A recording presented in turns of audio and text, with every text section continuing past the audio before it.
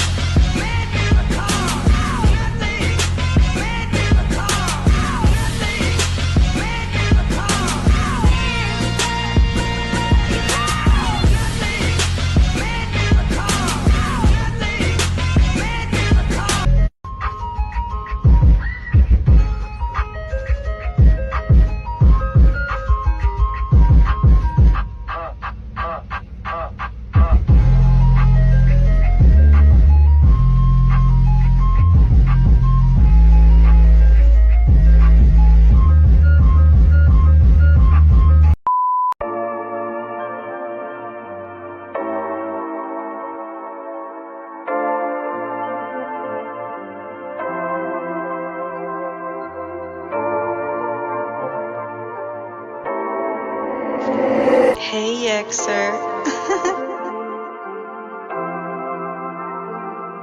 Ay, bolder than a lion, bolder than a lion. I ain't bowing down the bell, cause we bolder than some lions. Keeping the commandments that'll lead us back to Zion. I ain't bowing down the bell, cause I'm bolder than a lion. I don't care if you offended, yeah, I said what I intended. I said it in our minute, scripture cannot be amended. Don't care if I'm offended, yeah, I mean it and admit it. Doesn't matter really how you feel, the Bible will transcend it. The truth is unexpended and the truth should be commended. You ain't walking in the truth, the thing you choose to be demented. Yeah, following your who is not religion, it's decision. And we keeping the commandments, they not prone to abolition. Because we did not bow to Rome and give them our submission. Man, they killed so many Hebrews in the Roman Inquisition. Following the Torah is not religion, it's decision. And Yahushua kept the law, cause it's not prone to abolition. Bolder than a lion, bolder than a lion. I ain't bowing down to Baal, cause we bolder than some lions. Keeping the commandments that'll lead us back to Zion. I ain't bowing down to Baal, cause I'm bolder than a lion. Ay, bolder than a lion, bolder than a lion. I ain't bowing down to Baal, cause we bolder than some lions. Keeping the commandments that'll lead us back to Zion. I ain't bowing down to Baal, cause I'm bolder than a lion. Yeah. Chapter 48. The wicked flee when no man pursueth, but the righteous are bold as a lion. Hey, Yekcyr.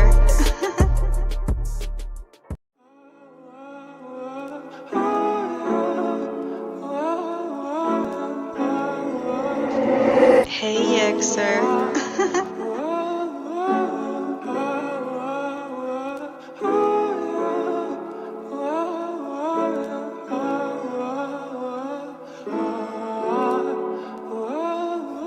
Wrote this letter to Yahuwah, it's entitled Dear Abba. Heard the cries of your people and you rain down manna. And your love knows no bounds in Abaritas called a Haba. Creator of all things, Yahuwah is my Abba. Sometimes I feel unworthy cause I'm really far from perfect. To serve you is my purpose and Yahusha made it worth it. Salvation through your son, no price and no purchase. You called us your people, we was taught that we was worthless. Yahuwah is eternal, holy one of Yasharel. Yahuwah Eloheinu, all them demons you repel. When I'm grieving, you relieve me, it is with me that you dwell. And your Melanin camp around me, you love me when I fail. Sometimes I make mistakes, I reverse and hit the brakes. But through faith, I see grace, and one day I'll see your face. Yahusha gave us life when he stood all in our place. Righteous king named Yahusha, he is worthy of my praise. Yahuwah and Yahusha, yeah, I say aloud their names. Their names are perpetual and no, they can't be changed. And we grow closer every day, we'll never be estranged. If you listen to this song, then let me hear you say, yeah, I am not alone. I am not alone. I'm walking in your ways, I'm not walking in my own. I can feel your spirit cause you make your presence known. At the sound of the trumpet, one day we all go home. Yeah, I am not alone. I am not alone. I'm walking in your ways, I'm not walking in my own. I can feel your spirit cause you make your presence known. At the sound of the trumpet, one day we all go home. Yeah. Wrote this letter to Yahuwah, it's entitled Dear Abba. Heard the cries of your people and you rain down manna. And your love knows no bounds in Abaritas called a Haba. Creator of all things, Yahuwah is my Abba. Wrote this letter to Yahuwah, it's entitled Dear Abba. Heard the cries of your people and you rain down manna. And your love knows no bounds in Abaritas called a Haba. Creator of all things, Yahuwah is my Abba.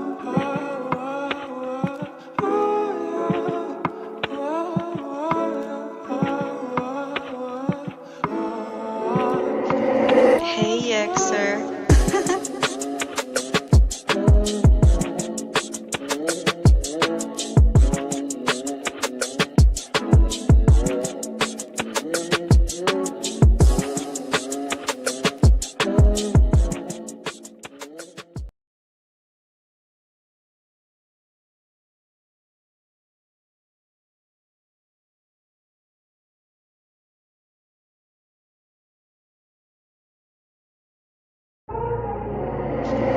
Hey, Yekcyr.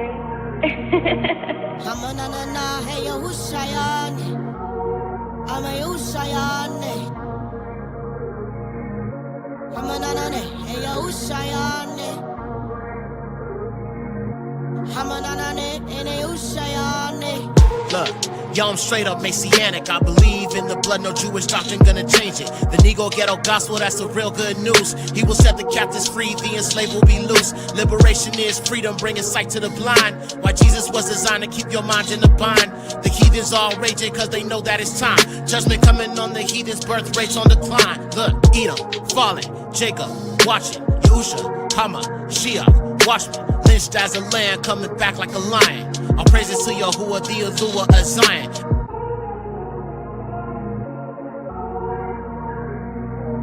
Hamanana, hey, Yahushayane.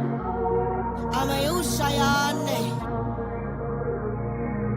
Hamanana, hey, Yahushayane. Hamanana. Hey, Yahusha is the way, truth, life. They want to hide the truth, so they paint it in white. And the devil coming to you as an angel of light. Yahusha coming with a vengeance like a thief in the night. Yeah, better let them know I'm Yahushayan. Messianic Yahudi, I'm a son of Zion. And Yahusha HaMashiach, both king and high priest. He will avenge all his people, all the slain and deceased. Whoever dwells in the secret place of the Most High shall abide under the shadow of Alua Shaddai. Yahusha HaMashiach, he was lynched, he was beaten. What makes it even worse, he was mocked as he was bleeding.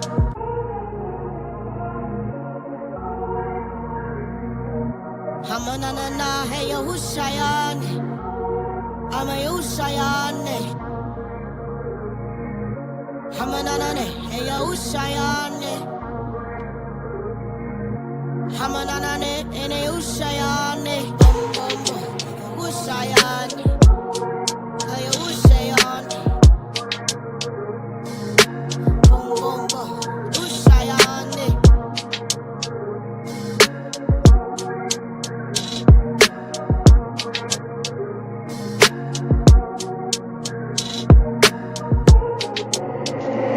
Hey, Yekcyr.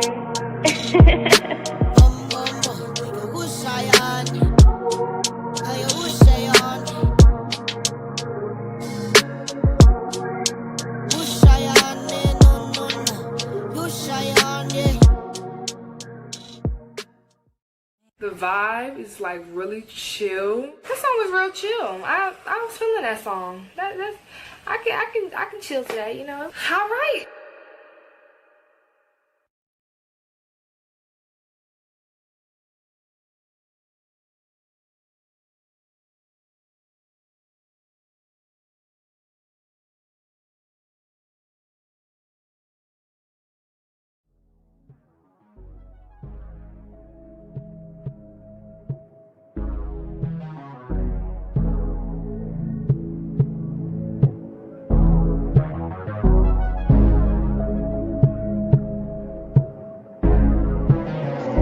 Hey, Yekcyr. Yeah, whoa, yeah, ay, look, yeah.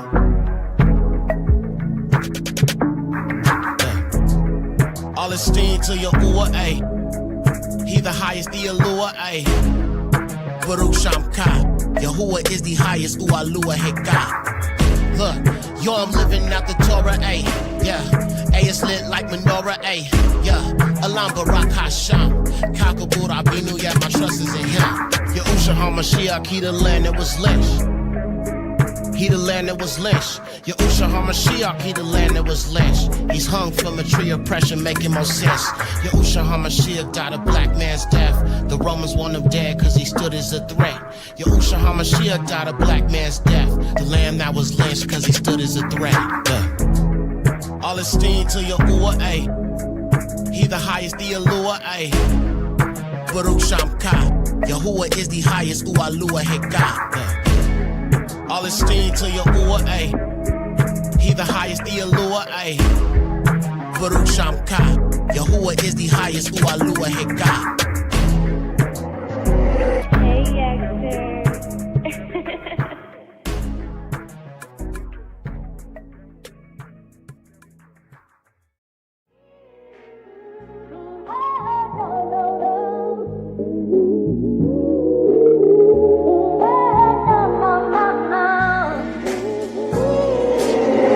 Hey, Yekcyr.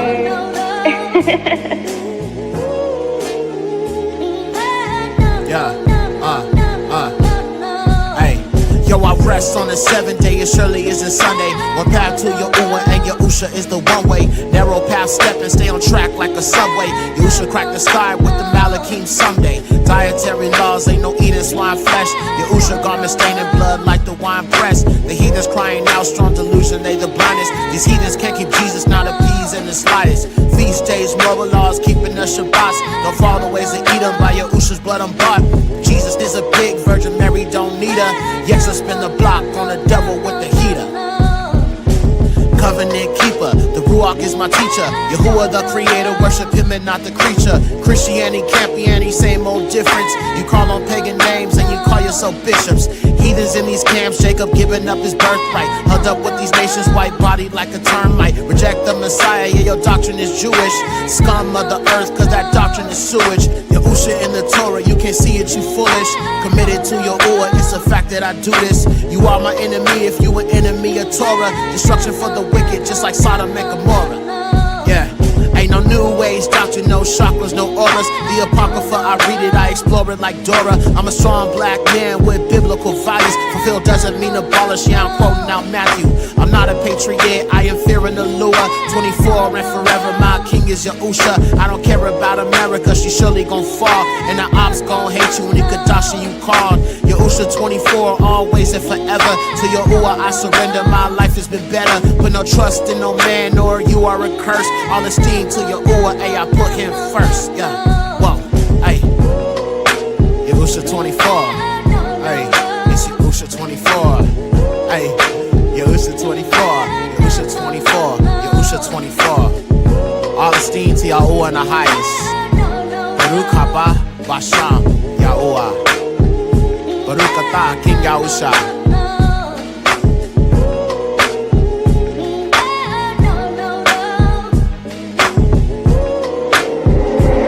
Hey, Yekcyr.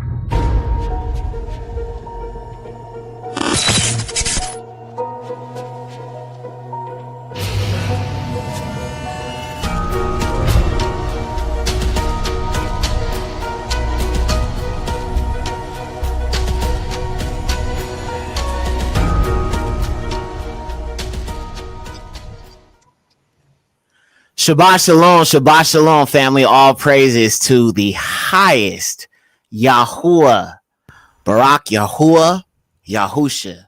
We are back again. Blessings to everybody in the chat. Shout out to the mods. Let me get my shouts out before we jump into this. Before we do, can I do a mic check 1 2 1 2? Mic check 1 2 1 2. Yeah. Mic check 1 2 1 2. Mic check 1 2 1 2. Give me one if I'm good. Yeah. Mic check 1 2 1 2. Mic 1 2 1 2. Yeah. Bang.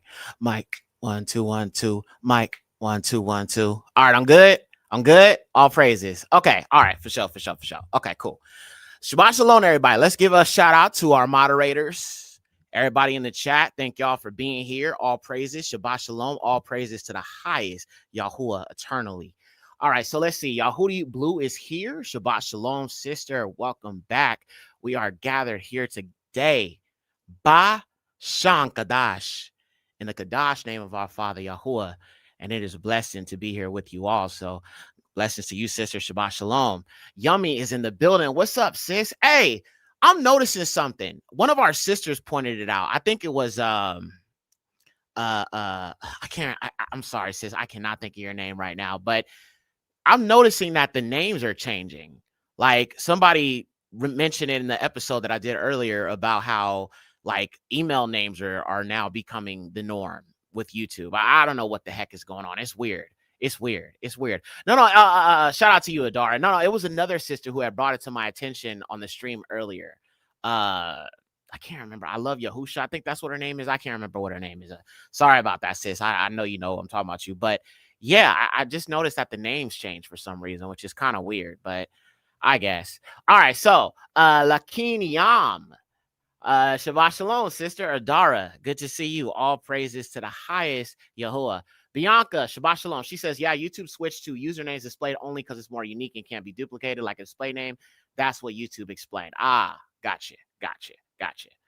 I mean, well, shoot, they could have let a nigga know. You know what I'm saying? It's like, you know, I'm glad I know some of y'all faces because it's like they don't let nobody know nothing. They ain't let me know that. I'm like, yo, what's going on? You feel me? I'm like, did everybody just, I didn't get the memo. Did like we all collectively agree to change our usernames? Like, what's going on? Right. So now I understand, but I'm just like, I didn't get the memo. I didn't get the invitation. Y'all didn't let Yek know.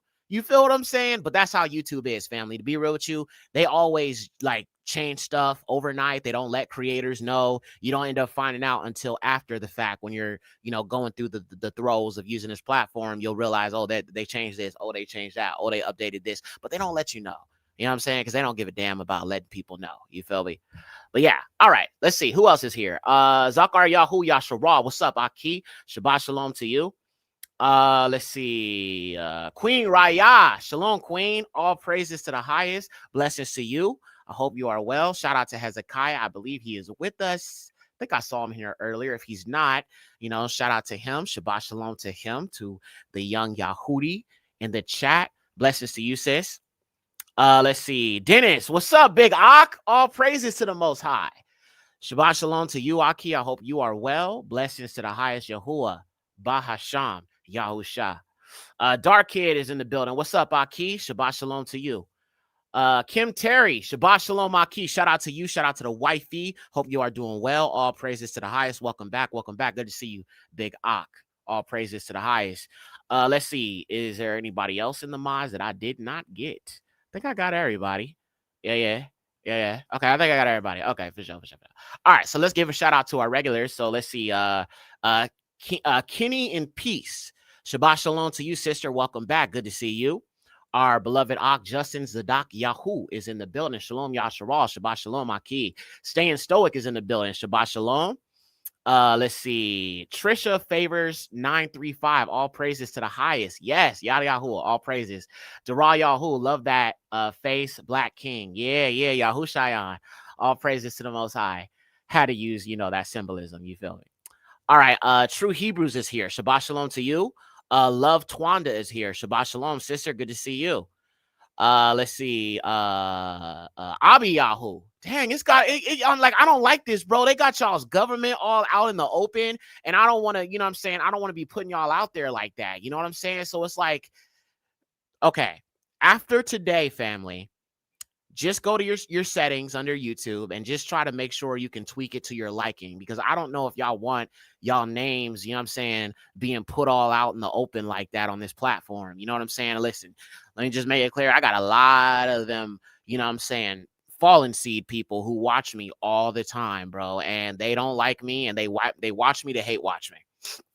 But I'm just saying, I don't want to have people's government names out here like that. So I would just say, family, please tweak it. So, you know, when I shout you out next time, it won't be an issue. You know what I'm saying? I changed mine once I seen it. Okay, good. I'm glad you did, sis. I'm glad you did, fam. Okay. Sunshine Vibes is in the building. Shabbat shalom, sister. All praises to the highest. Welcome back. Okay, let's see. And I'm not going to be able to get everybody, so y'all, Salaki if I don't. Natasha Gray, 1207. Welcome back, sis. All praises. Shabbat shalom. Let's see. And I think Miss Star Wars 74 is in the building. Shabbat Shalom, Queen. Good to see you. All praises to the Most High. Okay. DW, I saw him in there. Abigail, Shabbat Shalom, sister. DW, there he is. What's up, my Aki? All praises to the Most High. Shabbat Shalom. And shout out to the Ak, man. He just made an album playlist. Be sure to check him out. He does music, as some of y'all know. Some of y'all know his songs. Be sure to check him out. Check out what he's doing. And also, I want to shout out our Ak, man, our moderator, Zakar Yahu Yasharal. He also does music. So if y'all want to hear some more, Kadash music to Yahuwah, be sure to check out both these brothers. Zakar Yahu, he does it, and DW. They're both musicians. They both do music. So be sure to check them out if you're looking for more Kadash music. Yugo Kali or Koli. Salaki, my apologies, brother, if I got your name wrong. I know that is definitely an African name. All praises to Yahuwah, to our brethren in the continent. I'm actually glad you're here today, because today we're going to be talking about Africa.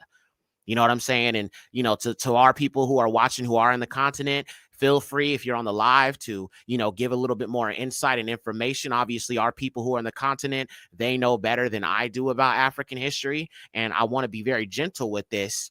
You know what I'm saying? When I'm talking about what our people have dealt with in the continent from the hand of the children of Lucifer. So we're going to be talking about that a little bit today. So to all my African brothers and sisters out there, if you are in Nigeria, if you are in Central Africa, East Africa, wherever you are, even if you're in North Africa, our people in North Africa too, you know what I'm saying? They got scattered due to Arab slave trade. But listen, if you are African, shout out to you. I love you. Just want to tell you that. Today, I'm going to be presenting some information about Africa that is very important for all Negroes, okay, to understand about our enemies and why I have such a disdain for the children of Lucifer. Some of what I'm going to be talking about today is very, very disturbing. Very, very disturbing. But it goes back to Elon. It goes back to these white oligarchs, this New World Order. So we're going to be getting into that today, but I just want to preface and let y'all know some of this stuff is going to be hard to hear about, hard to listen to, but it's important to understand that this agenda has worked against our people in the continent, outside the continent, here in America. You're going to understand how these curses have affected us in very similar ways, and they just gave them different names so we wouldn't be able to connect the dots. All right? We'll talk about that today. Let's see. Who else? All right. I think I got everybody. Okay, fam. So we're going to go ahead and jump into this, man. We have a lot to talk about today. And I apologize to everybody if I came on at 8:30. I usually come on at 7:45, but it just, you know what I'm saying? I had to make sure I took a little bit extra time to put this all together. Before we jump into this, give me a 1 in the chat if you guys had a chance to check out the new episode of You Are of Your Father, the Devil. I uploaded it earlier, but I just literally set it as a premiere right away. So I don't know if some of y'all got notifications. Give me a 1 if you got a notification. Give me a 2 if you did not get a notification. Because, when you just upload a video and then you set it to premiere immediately, it does not give the algorithm a chance to let people know that the video was out. So sometimes people might see something and then they may not know that I dropped the video because they're not being notified or whatever the case might be. Okay, a good chunk of y'all saw it already. Okay, all praises to the Most High. All right, cool. I just want to make sure. Nasi Yas hasn't seen it. Oh, wow. A good chunk of y'all did not see it. Okay, Patricia didn't see it. Shabbat Shalom, sis. Abiyahu didn't see it. Kim didn't see it. Queen Raya. Okay, so my regulars didn't see this. All right. Let me drop the link in the chat real quick for you guys who did not see it, in case you want to jump off of here and check it out. And by the way, what do y'all think of that series? I think it's so good. You know what I'm saying? All the truth that they won't talk about, they won't discuss about their people. Well, that's why I made this series. You know what I'm saying? To help our people see the behavior, the patterns, to be able to connect it to Isaiah 14, 20 through 22 and the children of Lucifer. All right, here, let me drop the link. This is episode 2. You are of your father, the devil. Okay. All right. I'm going to drop it in the link. Sorry, it's I have it all caps right now. I don't know why I had it in all caps right now, but that's how it be sometimes. You feel me? Okay. There we go. All right, so if you haven't had a chance to check out the episode, the link is right here. And like I said, it's basically just a series I'm doing where I'm using news clips, statistics, data, information, history to prove they are their father, the devil. John chapter 8, verse 44, as Yahusha said. All right. Okay. Somebody said I didn't get a notification. Yeah, that's why I have to like come on here and let people know I dropped the video. So if you go to my, matter of fact, real quick, let me just show you this real quick. Give me 1 second. I'm going to jump over here to my page and I'm going to just show y'all I moved some stuff around. So look, check this out. Let me share my screen real quick. I didn't really move too much or change too much, but I did make a few little changes. So look, if you go to my page, what I've been doing is like the MAGA FAFO, I've been turning that into a podcast. So I've been adding episodes there. And then Melanin and Transhumanism, I made a podcast for that. So, you know, you can easily just like look at these as a podcast kind of thing. And, you know, if you have trouble finding some of these like episodes I'm doing, I'm going to put them up here. Then also the Lying Pen of the Scribes, I'm going to add that as a podcast up here as well. That way, you know what I'm saying, all these episodic series. So when I get back to, you know, the Yahudim Scattered, I'm going to add that here. I'm going to add, you know, everything. Well, Everything is a Lie. That's not going to be on YouTube anymore. I have to take it down because they've been trying to come for these videos and the, you know, copyright and all that. So I do have to take down all the episodes. Everything is a Lie. I am currently in the process of uploading them up on Patreon. But if you go here, it says, check out my podcast. You Are of Your Father, the Devil. All the episodes will be right here. Melanin Transhumanism right here. MAGA FAFO. And maybe at some point tomorrow, I'll add the Lying Pen of the Scribe. So all of it will be here. So you can easily find like these episodic videos instead of having to go through all of this. You feel me? And then like, this is not even like the full, you know, like playlist that I have. Like if you look under playlist, look at all this. So I'm just trying to get y'all to understand. There might be videos that you have not seen that you probably missed. You feel me? Because look at all these playlists I have.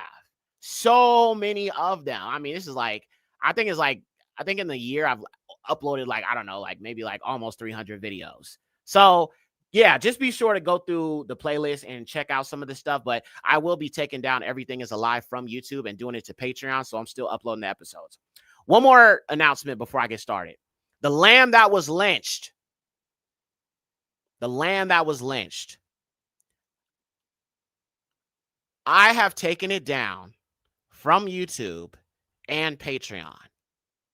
But there is a reason why, family.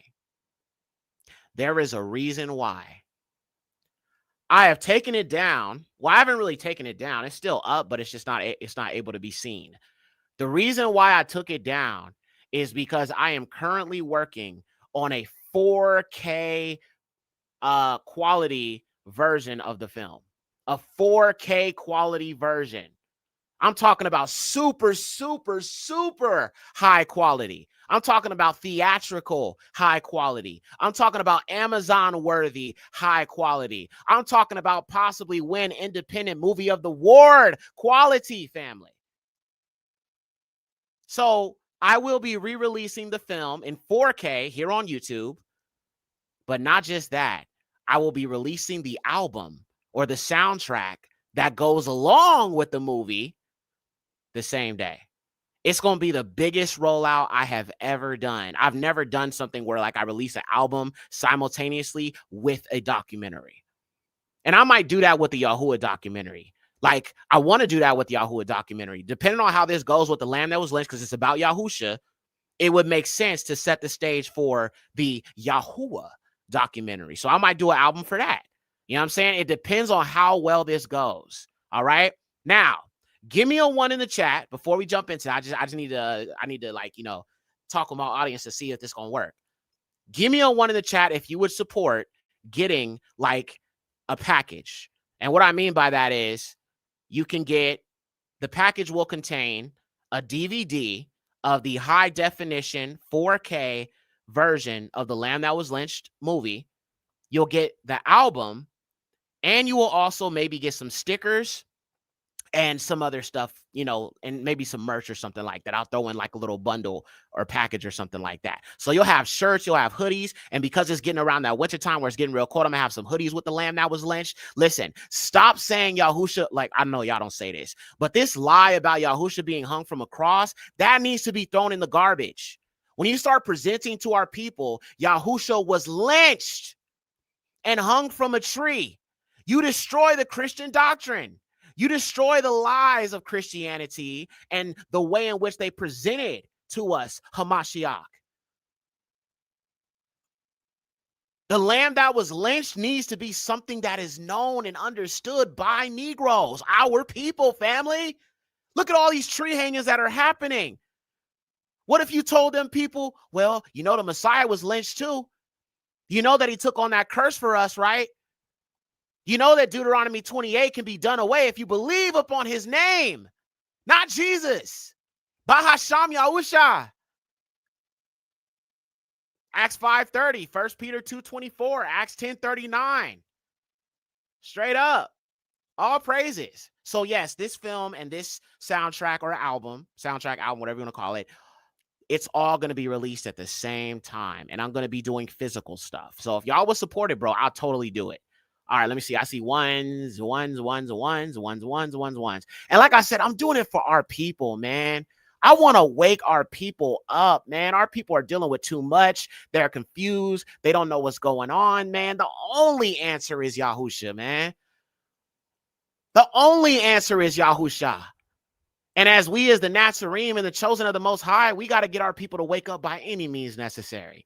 All right. Now, depending on what time we get done with this, I might show you how high quality it looks. If y'all would like a preview, give me a 100 in the chat. I'll do it after we do all of this, though. But I'm just going to show you how high quality it looks, because I'm trying to get it on Amazon, maybe go to one of these independent festivals and premiere the film, whatever I can do to wake our people up. And that's why it must be quality. That's why it must be not 1080, but 4K. I'm talking about movie theater experience, homie. You never know what Yahuwah could do. I'm just trying to shop this film around and wake our people up, homie. For our people. I ain't worried about everybody else. If they want to hear it, they can hear it. But I am trying to wake up our people by any means necessary. All right? All right, fam. So let's go ahead and jump in, all right? Y'all will support it. Okay, all praises. Somebody put 400, 100, whatever, 400, 100. If I see 2 zeros, I know you support it. Okay, all praises. So yes, I will do it, family. I'm working on it. It looks so, so good. And I will show you a little bit of how nice it looks, how great the quality is, all right? And you're going to see what we're doing over here, okay? All right, fam. Let's go ahead and let's jump into this teaching today, family. All right, so here we go. Melanin and Transhumanism, episode 9, the quest to become like God. As I always say in every episode, I do not refer to Ha'alyun, the highest, Yahuwah, as God. All right, the heathens who are building this system, who I'm going to reveal some of them today, they call their God, who is Satan, because Satan goes by many names. All right. Now, if you have not seen the previous episodes of this series, be sure to check out the description box and pin comment below for the links to the playlist. You will learn a lot on this series about melanin and why it is definitely connected to the creator, and why melanin is a gift from the highest Yahuwah. Link will be in the description. To my beloved mods, please be sure to remind our listeners to write their questions down and hold them until the end of this presentation, just so I can make sure that I get through everything in a timely manner. All right, fam? Moving on.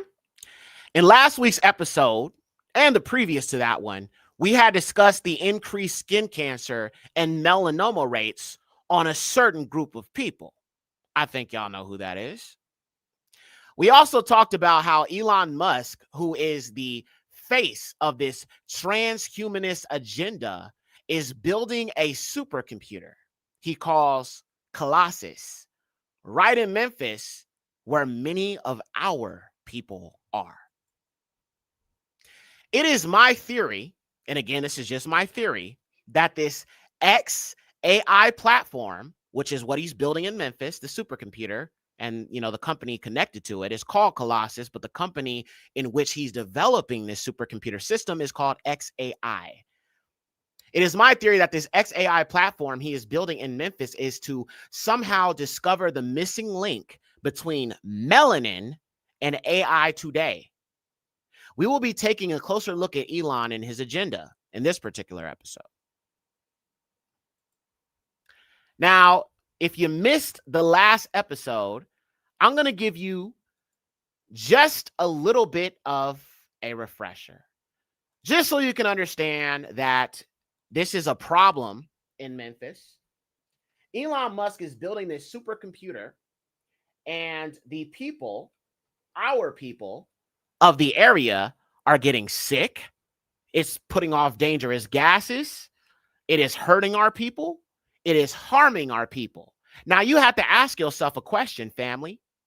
What purpose does this white man have to put this supercomputer around in an area that is inhabited by the Yahudim?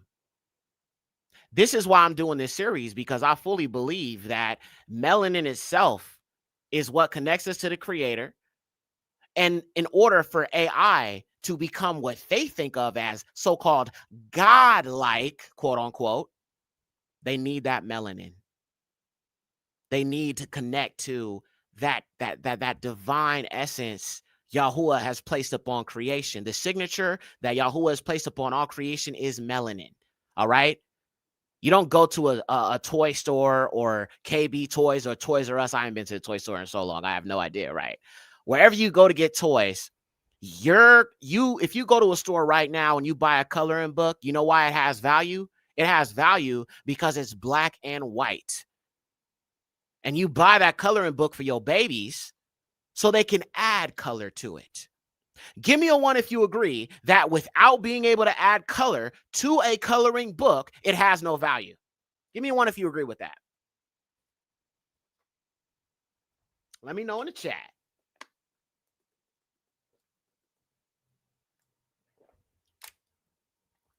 Okay, wonderful. So we all agree that the Most High, the earth, was his canvas. The Shamayim was his canvas. The angels, color. The earth, color. That's the beauty of creation. I look at some of the most, like we talked about the melanism animals and, these different examples of his creation and how everything is distinct. One of those distinctions is color.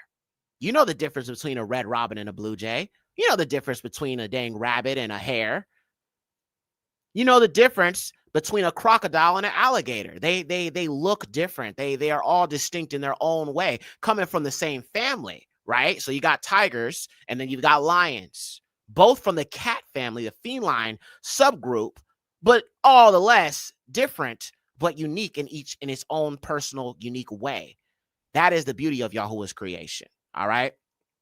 So let me go ahead and let me show y'all this video. This is just a quick little kind of summary of what the heck Elon is doing. All right. And how the people are reacting to it. All right. So let's go ahead and let's check this out, y'all. Make it full screen. All right. Here we go. Wind this.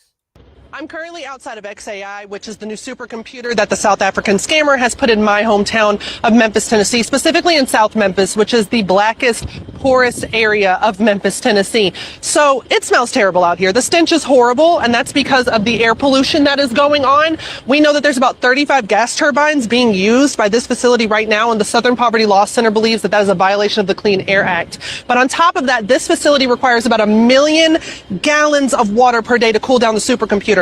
The problem is Memphis sits on top of a natural aquifer, deep groundwater, pure good water that comes out of our tap. And for decades, activists have tried to protect the water because there's constant threats to it, including this right here, okay? Now, they say they're going to build a gray water recycle facility in partnership with the TVA down the street. But the problem is that's only going to reduce the strain on the aquifer by about 9%. Family, I just want to be sure that the video is running good. Is everything good? Because I know like the last Melanin show, it was kind of laggy a little bit. Is everything running smooth, fam? Give me a thumbs up if everything is good. I just want to make sure that it's everything is clean. Yummy. Oh, sis, I forgot. You're in Memphis, aren't you? Oh, my Father in heaven. Oh, Father, help our people. Please, Father, help our people. Family, please keep our sister Yummy in prayer. And listen, there are other people on other Yahudim that watch this channel that have commented on the last video, and they said that, you know what I'm saying, they're being affected by this. They're in that area. This is an attack on our people, as I said in the last episode. Family, please, please be in prayer for our people out there. All right, even our people who don't know Yahuwah, even our people who don't know him. I pray that they will wake up to understand that name in the middle of the night. Bahasham Yahusha. Keep our sister Yummy in prayer. Keep our people in prayer out there, y'all, because this is an attack. And they're attacking us in many ways, as you know, we're going to talk about a little bit today. All right, but I'm glad everything, the video is looking good. But yeah, Yummy, we're going to keep you in prayer, sis. We love you. You know what I'm saying? And it's just, oh, these people, I can't stand them. All right, let's finish this up and we'll get on. We'll move on, fam. And they're still going to dump about 80% of that water into the Mississippi River, which who knows what that will do to the environment as they're dumping that in there, okay? They have purposely put this facility here in a black city in America, again, in one of the poorest, blackest neighborhoods in the city, because they want to get away with all of these clean air and clean water violations. And this isn't just going to impact the people around here, okay? If you live out in East Memphis, if you live out in Bartlett or Collierville or whatever, and you're not smelling the air because you're not right on top of it, baby, we drink the same water. The air moves around. This is going to make so many people sick. There's no need for this supercomputer. All it's doing is it's harming our environment. It's harming our water. It's going to make our children sick. It's going to make elderly people in the area sicker. This is not a solution. This is not anything that's going to be of use to anybody in this city. All it is a hindrance. And we need to make sure that the Memphis City Council, that the Shelby County Mayor, that the Memphis City Mayor understand that this is a problem. And we're looking at this nationally, okay? Don't think that the locals are the only ones paying attention to this nonsense. People all around the country and all around the world are watching Memphis right now. And so I'm looking at Memphis leadership and asking, what are you going to do? Because do you really want to have your name on something like this? Do you really want to attach your name to another failure by Elon Musk that is put out to harm people? And this is what we are dealing with these people. Man. All right, so there's your refresher. So let's talk a little bit about Elon Musk's background. Elon Musk grew up in South Africa. He was also born there and is a descendant of, now I'm not sure which particular colony, but he is a descendant of either the Dutch, the British, or the French colonies that benefited from the oppression of many of the Zulu, the Limba, and other Bantu Israelite tribes, as well as the San and the Josha people. Now, if you know about the San and the Josha people, those are the individuals that I showed you that are the melanated Asiatic-looking people, okay? They actually have some of the oldest DNA back to South Africa, all right? Personally, I believe that they could definitely either be a descendants of Shem or descendants of Canaanites, all right? But they have been there for a very, very, very, very long time. And Nelson Mandela himself, you see, he looks a little Asiatic. He is of these people. Okay? So if you want to think of Asians, you think of them as, you know, obviously our people here on this channel, we know about the San people and the Josha people, right? But you have, you know, the people who are not aware of these people, you know, who think of the Asian, the so-called Asian, as the pale-skinned, straight-haired Asians. All right? But they are actually mixed with the fallen seed. The original Asian or Asiatic people are these black, you know what I'm saying, melanated San people. As a matter of fact, let me just show you in case you're new to the channel, you don't know about it. I saw somebody just subscribed earlier. Shout out to you. So let's look up the San people real quick in Africa. You got to see what they look like so you can understand what I'm trying to get you to understand. These are the people these colonizers have oppressed, family. This is them there, okay? And you can see they are melanated people with the peppercorn, you know what I'm saying, hair. I mean, beautiful people, man. That is a beautiful child. Look at that hair. Oh, man, I love the melanin. Okay? But these are the people you're not told about. When they think of Asian, this is who you should be thinking about, because these people have a DNA that goes far beyond these pale-skinned Asians. All right? Let me show you some more images of them, okay? These are the San people. So these are the people who have been a victim of the colonizer. All right? The colonizers that came to Africa and cut it up and split it up. All right? These are people who have been unalived by these colonizers and targeted. And they're mostly hunter-gatherer people. So, you know, they're kind of to themselves. They speak a very unique clicking kind of language. It's very, you know, well known in South Africa that they have like a clicking type of language. So it's an indigenous language that is very, very unique to them and other tribes like the Bushmen and stuff like that. Here's another example of these San people. And these people, some of them migrated into what you call Asia. So you have some of those remnants of these people still there to this day, but they mostly are in South Africa, the Kalahari. All right. Now you can see their hair texture is a little different. It's more peppercorn type. All right. So when you think of Buddha, sometimes you see that black Buddha. Oh, whoa. Okay. This is showing some stuff I didn't want y'all to see. So we're going to keep on going. But peppercorn hair. Okay. So peppercorn hair, you kind of think of when you see even black images of Buddha with the peppercorn hair. All right. So it's not like the woolly haired Negro, but it is still a Afrocentric type of texture of hair. That's not like the straight hair that you see with these pale skinned Asians. Okay. So if you want to talk about these people coming from Asians, that's foolishness. Okay. These are people with dominant genes. Dominant genes cannot come from recessive genes. Recessive cannot produce dominant, but dominant can produce recessive. So if you want to sit here and tell me that the white man was here long before there was melanated people, that is foolishness.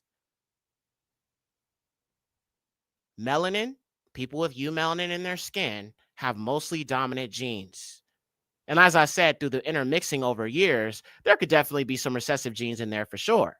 But dominant genes overpower recessive ones. If a person's recessive genes show up, it's really just a monopoly in the gene pool. The less mixing you have in your family bloodline, the less recessive features you'll see. But so like as I said, when it comes to genes, recessive genes can show up 3 or 4 generations later, even if you stick with only black people. You feel what I'm saying?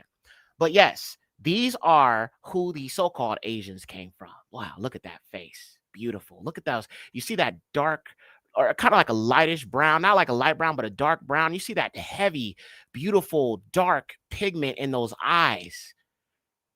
Healthy melanin production in her skin. Healthy eumelanin production in that skin. Look at those beautiful brown eyes. Wow. They're beautiful people, man. They really, really are. Here's another one. Okay. And you can see the more Asiatic features. All right.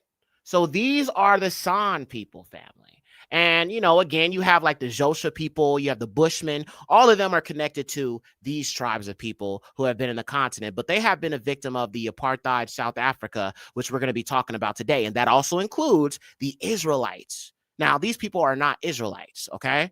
But when you think of the Zulu, the Limba, and you think about some of these Bantu tribes, they have definitely been a victim of this, all right? So let me go ahead and get back over to this. I just wanted to show you these San people because some people have no idea who these people are, don't understand who they are. And it's important to understand that when we're talking about melanin and Black history. All right, so let's keep going. So we know that Elon Musk was born in South Africa, and he is a descendant of these colonial European empires. What the South African people experienced is known by many as the South African apartheid. First off, what is apartheid? Let's pull up a definition real quick so I can just break it down for you. Now, whether you know it or not, we have experienced apartheid.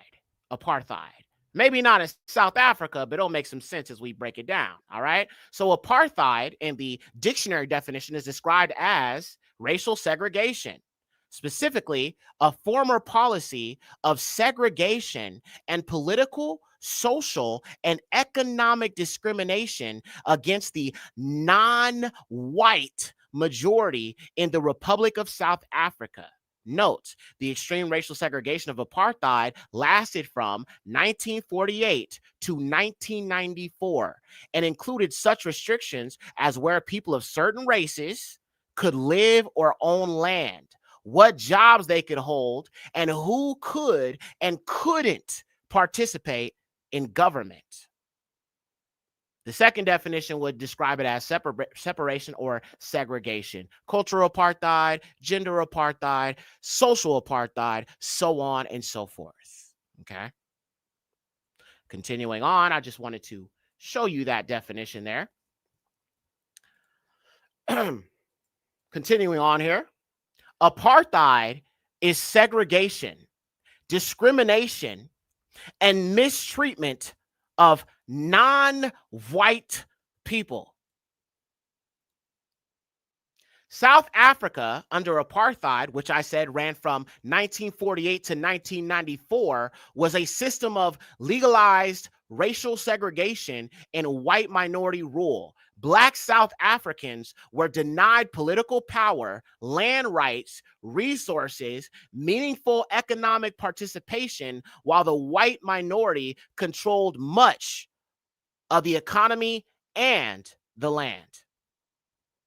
By 1913, for example, white people, about 10% of the population at the time, already owned more than 85% of the land under the 1913 Land Act. It is imperative, family.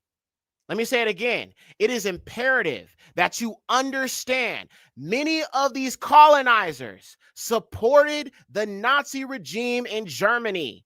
And after the Second World War, many fled into South Africa, carrying the same racist ideals from Germany into Africa.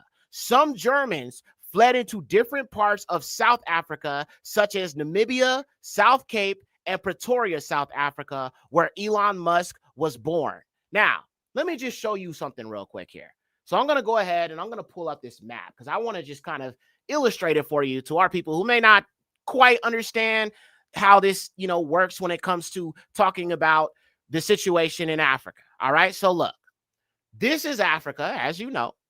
This area up here would be considered North Africa. Okay. This area up here. So like Egypt, Libya, Algeria, Morocco, Tunisia, you know what I'm saying?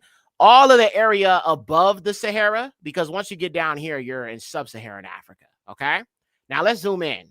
So this is where a lot of these colonizers came to. Some of them came into places like Zimbabwe, Mozambique, Namibia, Botswana, and of course, South Africa. So they were mostly interested in this area, this little, cut of the area. And as I said, they were all throughout South Africa. You find them in Namibia, and they're still there today. Botswana, Zimbabwe, and of course, as I said, South Africa. Now, I'm showing you this because really, really quick, I'm going to educate you a little bit here on the history of what has taken place. Now, you have to ask yourself, children of Yasharal and strangers who attach themselves, why are they so interested in South Africa? They could be anywhere. Egypt, you got these, pale-skinned Berbers in North Africa, but why are they so interested in South Africa? We're going to get to that in a second.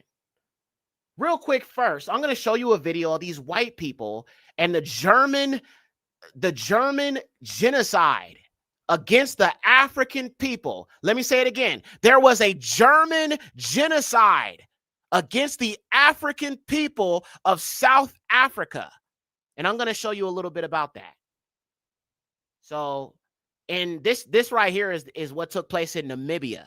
All right. And I just want y'all to, open your eyes up a little bit and kind of hear what I'm showing you about these people. All right, here we go.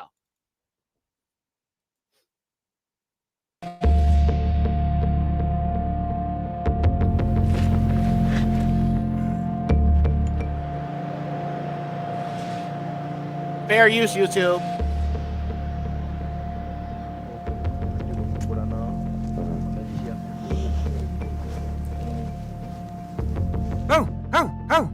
Ayo mama leo kire. Ako no bandu. Bandu yamba bebe kumutala rukwao. Mutu boyanga perawina.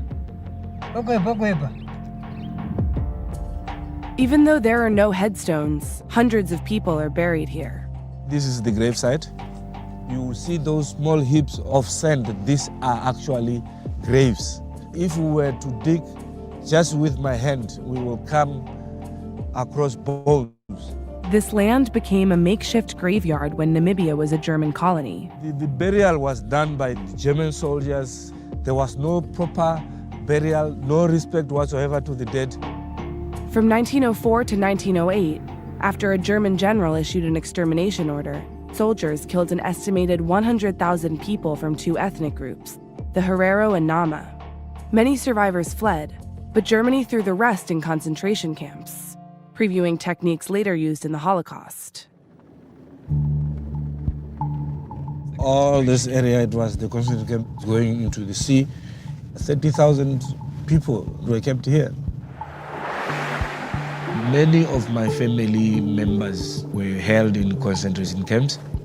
The killings shrunk the Herero and Nama from some of the biggest groups in Namibia to two of the smallest. Many historians consider it the first genocide of the 20th century. This one is Slachte Street. It's a street that says to slaughter, to kill. After the war, all those areas that we occupied, they were confiscated by Germans, and most of these areas, they are owned by white settlers, if I may put it. The Herero and Nama filed a class action lawsuit against Germany in New York last year, using an 18th century statute that allows non-Americans to sue in U.S. courts over human rights violations. Since then, they've been visiting their ancestors to pray for success.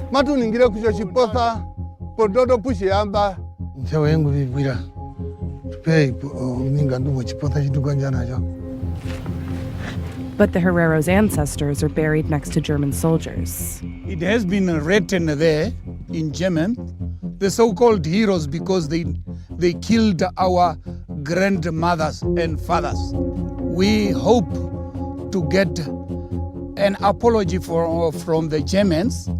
They also want reparations, money they could use to buy back land still held by Namibians of German descent.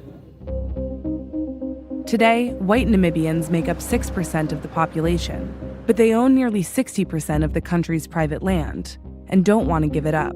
I'm from Namibia, born and raised. They want the land back? How? Sorry, but that's just, I mean, really? This is colonizers, family. Do you see their mindset? Oh, they want the land back? That's funny. These are people who are evil. This is why I have to bring these things out. What these people have done against our people, bro, all around the world. All around the world. And not just our people, other melanated people. They are evil, bro. They are so wicked and demonic. I can't stand them. And y'all see why. Y'all see why. All right, let's get back to it. Sheesh. Just evil, man. It's not even their land. If they wanted their land, then they should have done something 100 years ago. And who's to say that the land originally even belonged to them? For all we know, there were people before them there who they took the land from. So the German government declined. Satan is the accuser. Satan is the accuser. Do you see how the devil's children work? They're just like their father. I'm going to be doing a video, on the characteristics of Satan and how the children of Lucifer fit that. But listen, they deflect and they project and they start accusing, like their father, the devil, other people. Right? They keep calling us N-words. Okay, a cave monkey. That's racist. You're racist. They want to be able to say the N-word all day, but then if I turn it back and say, okay, you Caucasus cave monkey. Now they want to call me a racist and accuse me of racism. This is how they work, y'all. Once you understand their motives and how they move, then you know how to deal with them. But she said, well, how do I know that they didn't steal the land themselves and take it from somebody else that was there? What, you thought they was white? Yes, please hit the like button, family. You're going to learn a lot today. All praises to the highest. Please, please, please hit the like button, fam. Okay, I love y'all. I love y'all. All right. Let me just go back because I want y'all to hear that again. All right. All right, here we go. Don't want to give it up. I'm from Namibia, born and raised. They want the land back? How? Sorry, but that's just, I mean, really? It's not even their land. If they wanted their land, then they should have done something 100 years ago. And who's to say that the land originally even belonged to them? For all we know, there were people before them there who they took the land from. So The German government declined multiple requests for comment, but it's publicly refused to call what it did to the tribes a genocide. And in court filings, Germany argues the class action lawsuit is illegitimate because it was filed in the US. Other bygone colonial powers, like the UK and France, are watching. A Nama and Herero win could set a legal precedent, opening the floodgates for former colonies to sue over the historical record. It's over 100 years back. It's going to be very difficult for all the other European countries who had colonies in Africa. It will be very difficult if one country starts paying now and the rest also have to pay. Germany is giving Namibia so much money since independence, and they made it very clear that they are willing to donate much more money for the country and not for a certain tribe. Over the last 2 years, Berlin has sent $150 million in aid to Windhoek, and Germany's ambassador has touted the fact that it gives more money per capita to Namibia than to any other country.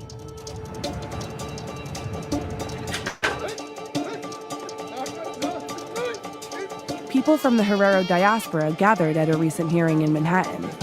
Until Germany faces us and addresses our legitimate complaint, any kind of agreement will not obliterate our lawful claims. The struggle will simply continue. Their lawyer helped American Jews get reparations from Germany after the Holocaust. I really don't buy the floodgates argument. The fact pattern is so clear-cut. You have a written extermination order.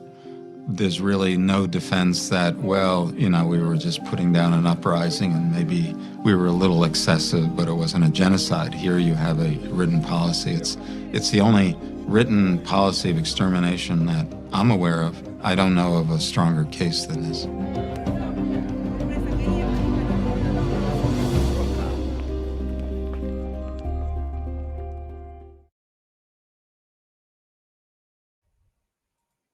Okay, so these Herero people, there was a genocide against them who are also Bantu people. Why is it that these colonizers constantly target Bantus and have nothing but negative things to say about sub-Saharan Africa, but they can't stay out of it? You see, when the highest Yahuwah promised us the land of Canaan, he said that it was a land flowing with milk and honey. When we think of milk and honey, that could be tantamount to resources, land wealth, food,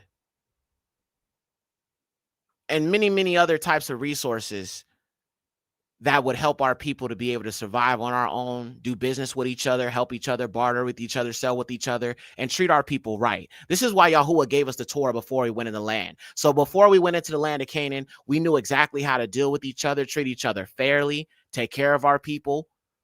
And he gave us a land that was filled with milk and honey, filled with natural resources where we had need of nothing. If we needed something, we went to Yahuwah and Yahuwah provided. But he made sure, he promised our forefathers a land that would be rich and good for food for our people. He loved us that much.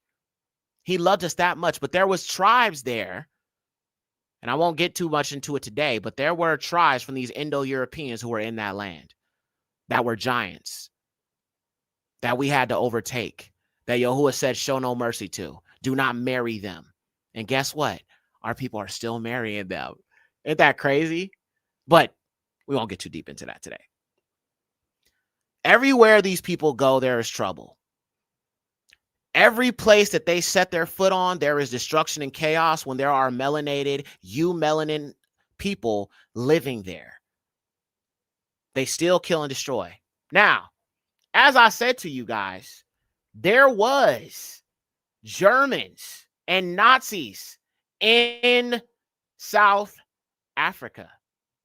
I'm going to show you some examples in case you don't believe me. Yes, there was a German Nazi party.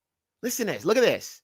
My God, my Volk, my land, Suid, Africa. Suid in German, Indo-European, that would be South Africa. Look at the eagle.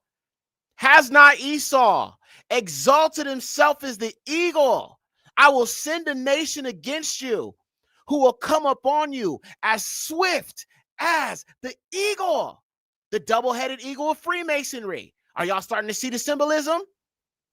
Even Egypt had an eagle. It's on the back of your dollar bill.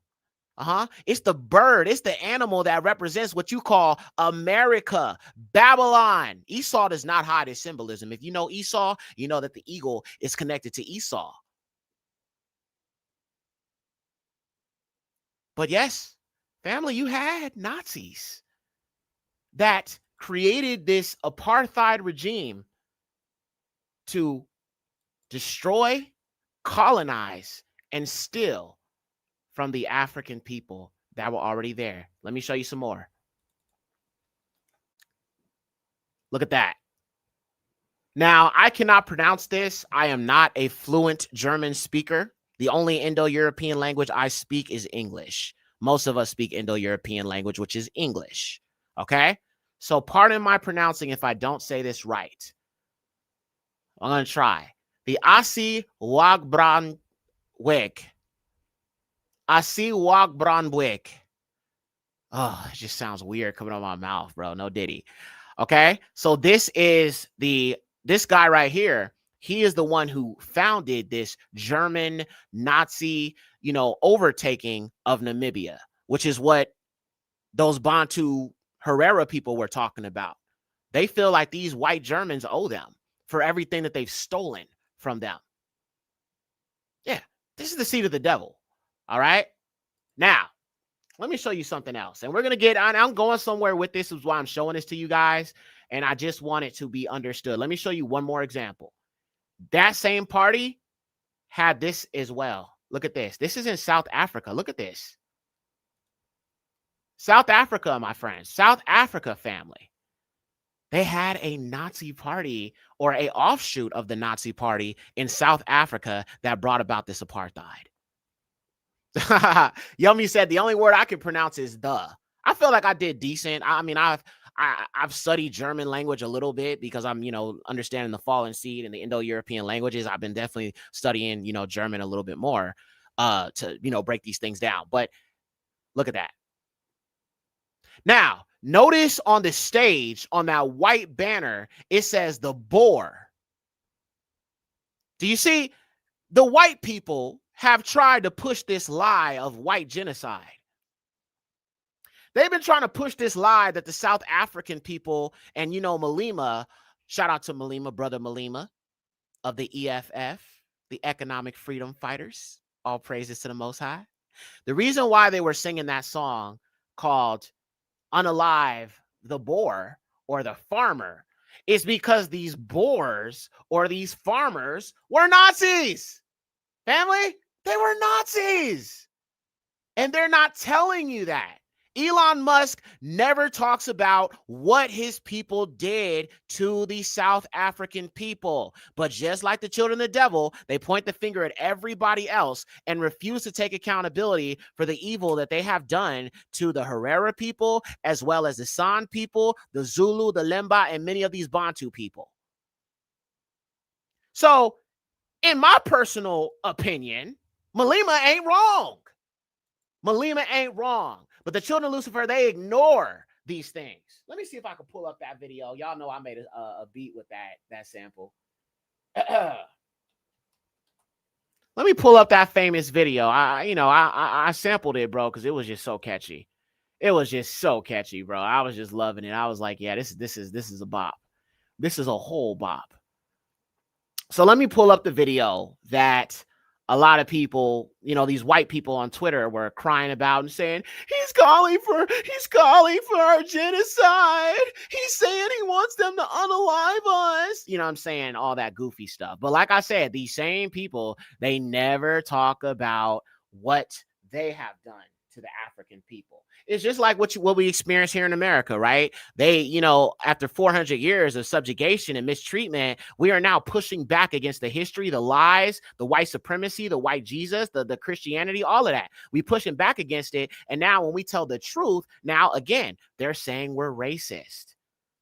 That's the game they play. And y'all just have to understand that. All right. Let me go ahead and show y'all this video. This is the video that Elon Musk has been sharing on social media to kind of paint South Africans as, wanting to unalive white people. The propaganda. Now, again, there's a reason why this brother is singing this song, as I just showed you, but take a look. Shoot to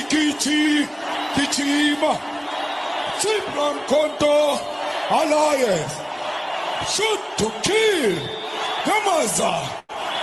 Kill the poor, the farmer. Kill the poor, the farmer. Brr, pa, pa, brr, pa, pa. Attention. Bro, that song is catchy. I don't care what nobody says. That is a bop. And this is what we do as black people, bro. We protect. Malema is for the people, man. Just like I'm for the people. If white people want to come to South Africa and spend money, Malema ain't got no problem with that. He ain't got no issue with that. He said that himself, bruh. All right? He said that himself. He ain't got no problem with white people want to come and spend money, but it's just they want to steal stuff and, go about their colonial way of business, so-called business. But we know it's not business. It's just steal, kill, destroy, essentially, right? But he had a reason why he was singing that song. And now you understand why. Because Elon Goofy Musk ain't going to tell you this is what he benefited from. He benefited from this. He is a child of apartheid. All right? That's the part of the story these whites ain't going to tell you. Now, let's look at some images here of this apartheid situation. I'm going to play one more video, but before I do, I'm going to just show you some stuff. Now, give me a 1 if you remember Jim Crow. You may not have lived through it, but you know about it, though, with our people, right? Give me a 1 if you remember that, family. Bati Abba Yaya Saral. Hey, sis. Shabbat Shalom. Good to see you. All praises to the highest. Okay. Bati Abba Yaya Saral. And I know some of our people who are a little bit more, got more seniority over me. They definitely have lived through it.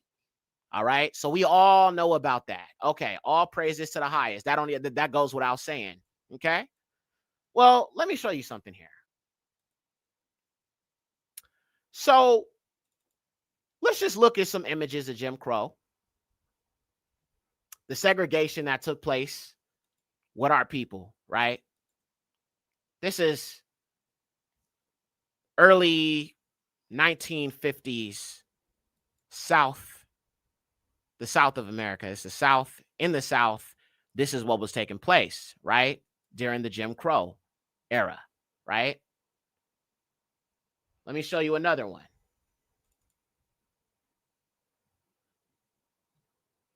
We want private schools. White, white, white, white, white. And of course, you have the children of Lucifer here. Okay?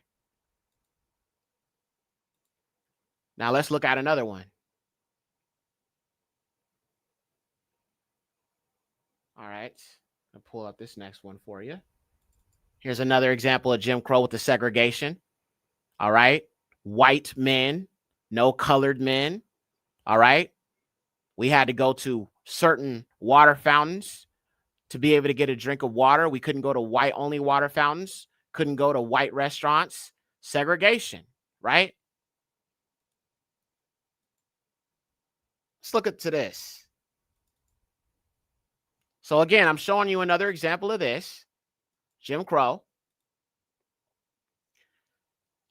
Now, look at this image. America, right? This America? No. This is South Africa. Apartheid, family. You see, our people on the continent have been under the same curses as us, experiencing the same oppression as us by the children of Lucifer. It looks very similar to Jim Crow. If I would have just showed you this image and said this is Jim Crow, you would have believed me. But it's not, family. This is South Africa. Here's another example of the apartheid. Look at this. South Africa. Same thing. Being beat by the police, dogs sicked on them, segregated, not allowed to get into certain positions of power and authority or politics. Having to sit in certain areas of the bus and not around white people. Same thing. Look at this. Here's another example. Let me pull up some more images. Hold on. But I just want you to see it's the same oppression, y'all. It is the exact same oppression, fam. Let's look at another one. All right. This is also South Africa. Europeans only. Now, in America, they had it as white or black. And if they didn't have it as black, they had it as colored, or obviously the hard ER. They'll just go straight out with it. In South Africa, they didn't refer to themselves as whites. They refer to themselves as Europeans. But it's the same thing. Give me a 1 if you agree. This is the same oppression. It's the same oppression, y'all. Look, South Africa, police chasing a black man, about to, hurt him, hit him with the stick. It's the same thing. Terrible. Absolutely terrible. Here's another one. Europeans or blanques, meaning white. Wow. Oh, Father, help us all, man. Here's another. Apartheid, South Africa. Let me remove some of these other ones. All right, here, let me clear these out real quick. Please hit the like button if you haven't, fam. I appreciate y'all. I love y'all so much. Shabbat shalom, everybody that's joining. Hope y'all learning some stuff today. All right, let's get some more of these up, yeah? All right, so the next one I'm going to show you is another example of this. South Africa. Look at that. Our people during Jim Crow were out there protesting and holding signs. Same thing in South Africa. Same exact things.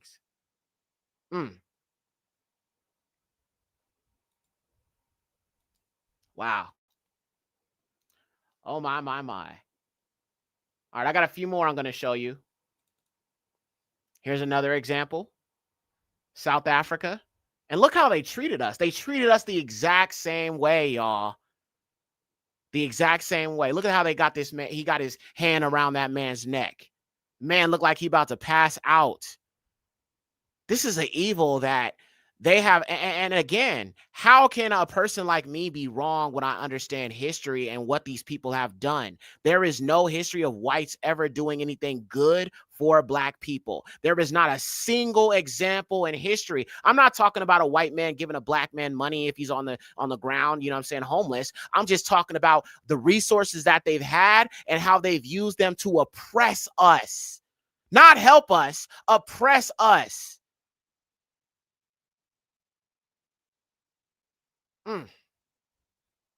Just disgusting. It just reminds me of like the boldness on these white men's faces, taking pictures, doing this to black people.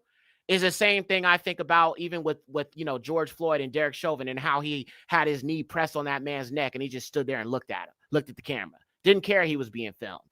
Here's another example. Look at this. South Africa, apartheid, the police doing what they do best, beating black folk, beating Negroes, beating Bantus, beating Israelites. Yes, I care deeply about our people on the continent because they're our people, man. They've experienced the same thing. So I want y'all to understand that when you see some of our people attacking Africans and say that they don't know what the experience is in America, granted, it is different. In many ways, it is different. But also in many ways, it is very similar. It is very similar. It is very, very similar. All right, y'all. I got one more I'm going to show y'all, and we'll move on. A few more I'm going to show y'all, we'll move on. I know some of y'all like, I can't take this. I'm sorry. I'm just trying to show our people the truth. And like I said, I did warn y'all it was going to be kind of hard to see some of this stuff that's happening, that has happened to our people. But this is why Yekcyr is coming to wake up the children, to be a voice to the oppressed. Our people have been through too much, cuz. Too much. Too much. And after all this history, homie, I am not being nice to the children of Lucifer anymore. Now that Yahuwah has revealed who they are, I will see them as the devil's children.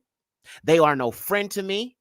I'm praying for all of their destruction. Every one of them, Yahuwah, wipe them out expeditiously. Leave not a seed of them, a remnant of them, not even a remnant of the children of Lucifer. Because, see, we cannot go back into the land right now. You know why? Yahuwah has to wipe out the people who will come to take once the Negroes are back in the land again. There must be a wiping out, family, of these people. They don't want it. Listen, if you need any proof, look how hard they fight against what we call reparations. Look how they have such a problem with that. The Jewish people got reparations. The Chinese people got reparations. The Japanese got reparations. The Irish got reparations. Every dang person who experienced some type of oppression, even by the hand of other whites, they got their reparations. As a matter of fact, the damn slave owner got the reparations. Abraham Lincoln, let me make this clear real quick. I gotta pull this out. We are owed reparations, not just because of what has happened to us, but the slave master. When Abraham Lincoln signed the Emancipation Proclamation, each one of these slave masters was given money for each slave freed. They were giving money for each slave freed. Abraham Lincoln said, that I would not, if I didn't have to free the slaves, then I would not have freed the slaves. He didn't give a damn about us. As I said, I can even attest personally as a black man who has family that goes back from the Mississippi Delta. One of my great relatives was still picking cotton. After they abolished slavery, after they freed the slaves, he didn't know anything else. He had no skill. They didn't teach him anything. All this brother knew how to do was pick cotton. My great relative, all he knew how to do was pick cotton. He continued to pick cotton even after slavery was abolished, just to try to make some money to get the hell up out of the South. So they released the slaves, but the slaves had no skills. The slaves were not taught any skills to help them become self-sufficient, self-determinate people. They couldn't allow that. They couldn't have us on the same playing field as them. If America is not racist,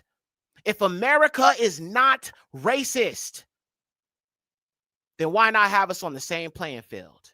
Why burn down Tulsa, Oklahoma? Why fight reparations so much? It's because the white man does not want our people to ascend above him because we can. We're talented enough to ascend above him. If we were on the same economic playing field, we would destroy everything that's white. Not physically, just what people would gravitate towards us. We are the culture. We are the blueprint. We are the salt of the earth. Everything, as I said, about so-called American culture, people ain't thinking about white. What is white culture? You're thinking black music, black entertainment. The greatest artist to ever walk this earth was a black man, Michael Jackson. Well, I mean, you know, it's debatable if he was one of the greatest, but he was definitely up there. Prince, he was definitely up there. Diana Ross, definitely up there. D'Angelo, RIP to him, definitely up there. A lot of these people influenced me as a musician. Stevie Wonder, we can go down the list. It's a whole list we could go down. We defined the sound and everything you think of when it comes to being black and what we create. White people don't create anything. They copy everything we do. Let's not play with ourselves here. All right, now, one more thing I want to show you. As I said, family, this is the environment that Elon Musk grew up in. He was not affected by this, but he definitely benefited from the system that was built for white men to be able to prosper in South Africa. His wealth came from apartheid. You know how I know that? This is going to mess y'all up. Y'all know Elon's car, the Cybertruck, right? Y'all are familiar with this vehicle. I'm sure y'all have seen it out there. I'm sure y'all have, you know, probably, maybe, possibly even know somebody who has one or has driven one. Give me a 1 if y'all are familiar with this. Are y'all familiar with the Cybertruck? Trash truck. I didn't mean to say trash truck. Yeah, definitely. I hate those things. They're ugly. Okay, there's a reason why I'm asking this question, because I want to show you something. It's an ugly car. Yeah, I totally agree. I always thought it was an ugly Ock. Okay, we all know. Okay. Well, did you know that the inspiration for this vehicle here came from apartheid? As a matter of fact, the inspiration for the Cybertruck came from a vehicle that was used to kill, destroy, and wipe out South African people. This right here, this vehicle, this is what the Cybertruck was based upon, family. The design itself is rooted in Black genocide, African genocide. These people are the freaking devil. Oh, my. I just had to give y'all a second to marinate on that. Elon Musk's idea for this Cybertruck was this vehicle that was used to hunt down and unalive African people.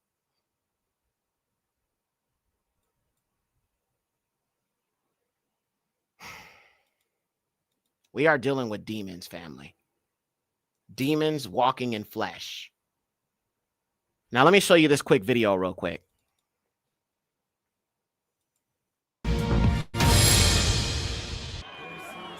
Apartheid in South Africa crumbled after Nelson Mandela walked to freedom. But black people suffered decades of government-backed injustice before it did. Apartheid really began in 1948, but separating black Africans from the white minority had long been a policy aim. Laws made white people officially superior, and the large black majority faced discrimination in every aspect of their lives. Living, doing business or owning land in white areas was banned. There were separate public facilities, transport and schools. Interracial marriage was banned. Many had no right to citizenship and were regarded as aliens in major cities. Instead, they were made citizens of Bantustans, homelands scattered throughout South Africa. But resistance grew. In 1960, a huge peaceful protest against past laws ended in a massacre at Sharpeville. 69 people were killed. The deaths galvanized opposition, radicalizing liberation movements like the ANC. There are many people who feel that it is useless and futile for us to continue talking peace and non-violence. Open conflict erupted in the 1980s, with anti-apartheid activists frequently shot at, beaten or arrested. Mass protests were firmly put down. But little by little, the apartheid establishment crumbled. After gradual reform, Nelson Mandela, imprisoned since not long after Sharpeville, was set free in 1990. 4 years later, he was elected as South Africa's first black president. Apartheid had ended. Okay, so you guys can see that is what has been going on in South Africa for quite some time. As I said, it definitely prevailed for a good chunk of time. And a lot of Africans lost their lives. Our people were scattered, kicked out of their land. Land was stolen by these white folks. All right. So let's continue on. So we talked about apartheid and it being a form of segregation and, you know, an attack on anyone who is not considered what they call white. All right. So moving on, as you can see, the plight of the South African people is no different than what our forefathers experienced here in America during Jim Crow. It is the same thing with a different name. The truth is, these heathens are aware of the many natural resources found in Africa, especially sub-Saharan Africa. And this is why they want to claim Africa as their own. And they have been pushing a lie of white genocide to garner sympathy from the pushback of the South African government. All right.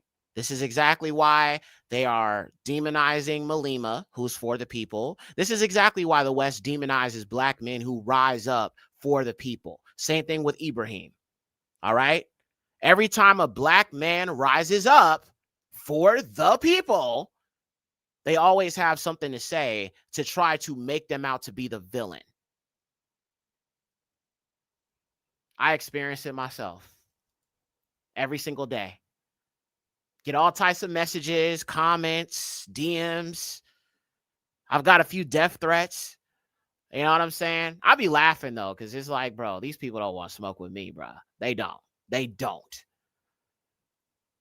But every time a black man rises up and is for the people, this is what black men will experience, which is why I say we as black men, as leaders, especially of this nation, to help lead our people back to Yahusha and help shepherd those sheep to the shepherd, the great shepherd, which is Yahusha.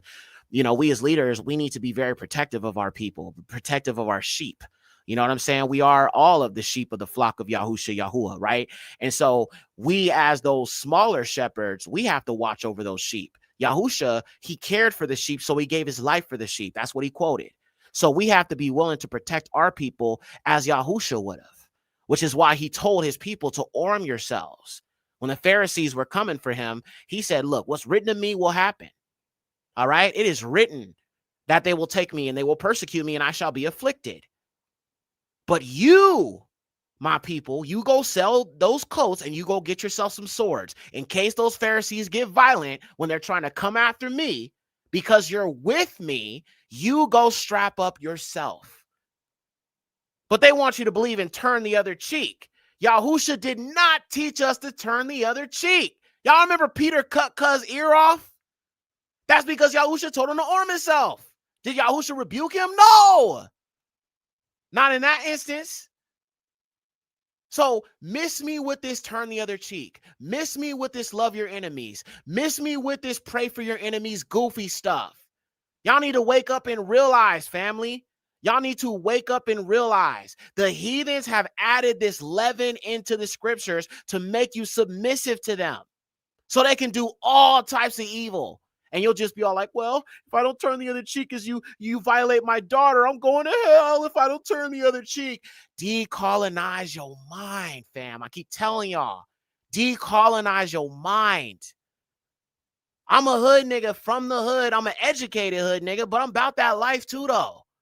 When it comes to protecting my family, comes to protecting my people.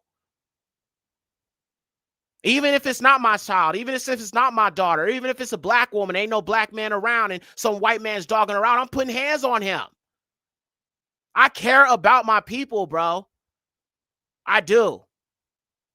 And we got to be for our people. We need to learn to organize. We need to learn to come together, put aside our differences, and stop playing around and act like there's not an attack on us. We are at war right now. And I don't know how much longer I could keep telling y'all, you know what I'm saying, to organize. Put your minds together. Stop the diaspora wars. Stop it. Stop hating African people. Stop hating Haitians. I love my people, man. All my people scattered all over the world. And this channel is about the bringing together the dry bones.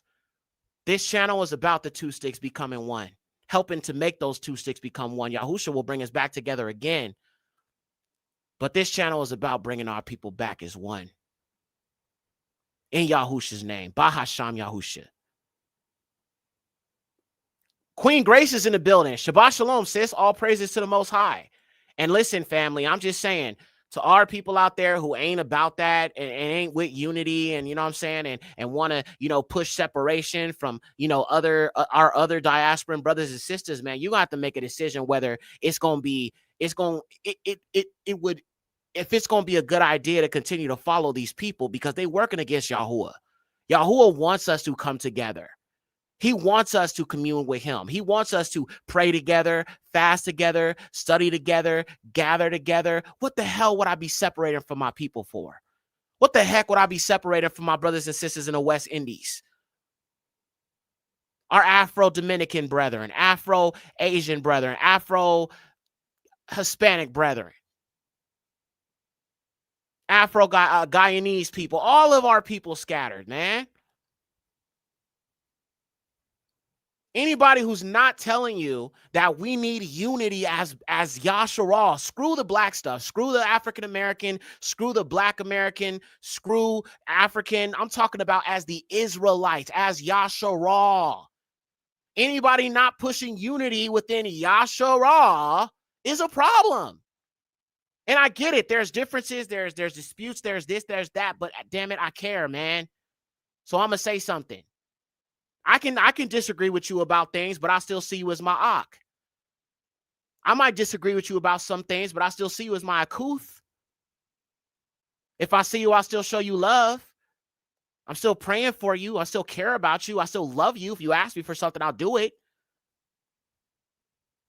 Despite disagreements. Because I know Yahuwah is going to make it all right when we go in the wilderness. We just got to hold on and be looking for unity amongst our people and stop the arguing and stop the debate and look at who your enemy is. Because your enemy ain't other black people. It is the people who look nothing like you, who have no melanin in their skin, who have no connection to the creator, who have all these billions and billions of dollars and play the perpetual victim while they go around killing and massacring our people and other people made in Yahuwah's image, man. That's your enemy. Do you see black people trying to push the digital ID on you? African leaders telling you, oh, you better get the digital ID. I mean, yeah, you got some African leaders who are sold out and all of that, but there's white people behind it. I don't see no black people, you know, behind developing a new world order. I don't see no black man rising up in power and all nations respect him. I don't see the mainstream media bowing down to no black man and watching what they say because they don't want to hurt the black man's feelings. I don't see none of that. I see a bunch of white people in positions, abusing their power and making everybody else's life worse. And in the rise of racist content creators. I'm going in today. Nick Fuentes, these dang right-wing Republicans, Andrew Tate, and even, what's his name, that Hamite? What's that Hamite's name? Myron Gaines, a Hamite, a Somalian. They really don't like us. Those melanated Somalians, they can't stand us. Yeah, they Hamites. They're not Israelites. You got some people, you know, some of our people in Somalia too, but they will enslave you. Some of those North Africans, they will enslave you in Tunisia and Morocco. And I'm not talking about just them pale Berbers. I'm talking about some of them darker skinned individuals or those Hamites who will enslave you. So the dang Berbers won't enslave them. So don't get it twisted. I'm not saying that there are not melanated nations working against us. I mean, in Ezekiel 38, it literally says that there's going to be Cush that's going to join with the descendants of Yaphath against us. So I know some of our enemies are melanated, and I don't trust every melanated person. You got house niggas out here, obviously. I know there's some melanated people with melanated skin who are our enemies working against us right now. Black Boule, Prince Halls. I'm knowing. I'm already knowing, bro. I'm already knowing. But they're always following behind the hand of the white man. because the white man can incentivize them to go after us. The white man said, I can improve your economic situation if you just go after the Negroes. So don't get it twisted. All right. Now, moving on here. Just had to say that. So you have the white genocide lie. Now, as I talked about Brother Malema, the guy that was singing the Kill the Boer, Brother Malema, founder of the political party in South Africa known as the EFF, which is a political party in South Africa, radical political party, and it stands for the Economic Freedom Fighters political party. And he knows all too well the intention of these colonizers, and he has actively fought for liberation of his people. Despite being 7% of the South African population, these colonizers in Africa own up to 70% of the farm resources. Now, give me a 1 if you think that these white people, these colonizers, if you think that they actually paid for this land and did fair trade. Give me a 2 if you believe that they did do it fairly. Give me a 1 if you believe that they actually fairly, you know what I'm saying, paid for this land. Give me a 2 if you believe they stole it. There we go. 2 if you think they stole it. 1 if you think that they didn't steal it and they actually paid for it. Sorry, I had to rephrase that question. My bad, y'all. 1 if they paid for it. 2 if they stole it. Because they want you to believe that they actually bought the land. Colonizers don't buy anything, family. Colonizers don't buy anything. Except, you know, they invest in all that other stuff. But when it comes to something that's not theirs, yeah, they take that. They take that, take that, take that, take that, take that. Why is this situation any different? 2? Okay, twos. F them folks. Yeah, I feel you. Facts. 2. Exactly. Yes. So we're all in agreement. Yes, they take what is not theirs. That is what has happened. And that is why there is pushback from Malema and the EFF. Now, you have some South Africans who've been brainwashed and by what these white people are talking about, and they kind of think that it's not as bad. And you know what I'm saying? That these white people are not that bad. You know, they can be trustworthy, but you know, they just been drinking the Kool-Aid. So South Africa is somewhat divided because some of them don't have an issue with the colonizers. Some of them do. And I think for those who don't have an issue with it, I think it's just a lack of understanding of history. Just like our people have a lack of understanding of history here in America, some of our people also on the continent have a lack of understanding of history in South Africa. Now, we're going to move on here. So 7%, these white colonizers in South Africa are 7% of the total population there and own 70% of the farm resources. How is that? Well, violence, weaponry, war, militarized police, kind of like what we're seeing emerge right now. Yeah. Apartheid has displaced, removed, brutalized, and killed thousands of innocent South Africans to allow whites to steal land. I fully believe that there is an agenda to return South Africa back into an authoritarian regime. The truth is, Elon Musk hates all melanated people, as do all colonizers. And these tech bros will use this technology to war against the seed of Adam, but more specifically, the children of Yekcyr, the Bantus. We also need to talk about Palantir and Peter Thiel. He funded J.D. Vance. J.D. Vance, as you guys know, is the vice president of the United States. He's really, really good friends with Peter Thiel. We're going to talk a little bit about that right now.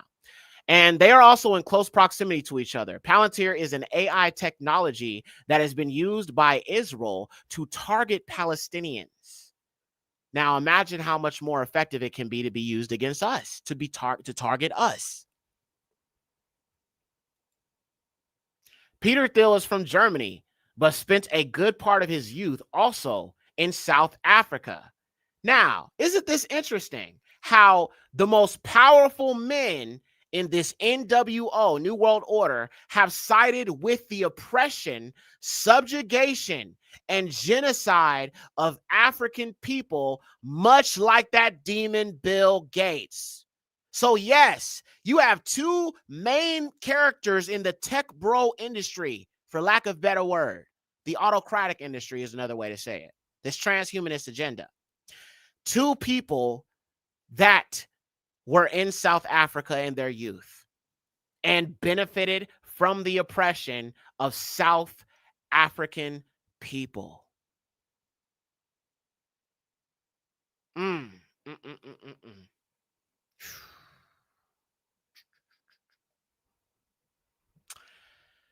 Let's look at some videos here. I have some videos here that I have prepared that I'm going to just show you guys. And I'm going to show you what's really, really going on with this technology that Elon Musk is so heavily invested in. And I think that today is just going to be a very, very mind-blowing kind of thing.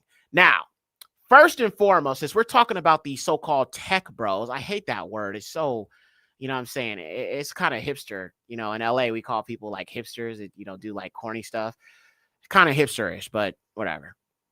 So let me show you this. Now, if you don't know who Peter Thiel is the co-founder of the Palantir, which is the AI technological integration technology that is being implemented as we speak. But Peter Thiel is also the co-founder of PayPal along with Elon Musk. Interesting. So one of the most known payment processors, both of these two white men, who are known as the most powerful tech bros in the modern day 2025 application, are also the co-founders of the world's most famous payment processing website. So I need you guys to understand, fam, that none of these people that Trump has appointed, none of this is a coincidence. These people, everything that these Luciferian children of the devil do is they plan stuff way ahead of time. Elon Musk is in his position for a reason. Peter Thiel is in his position for a reason. Donald Trump is in his position for a reason. J.D. Vance is in his position for a reason. Trump knew what he was doing. He appointed everyone who will help bring in this NWO.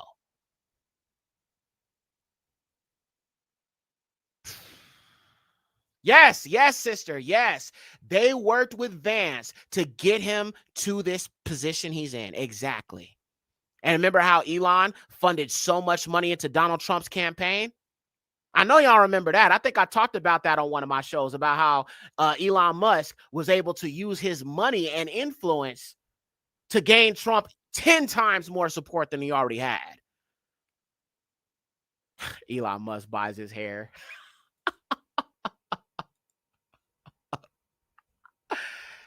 So you have these two tech bros here, fam.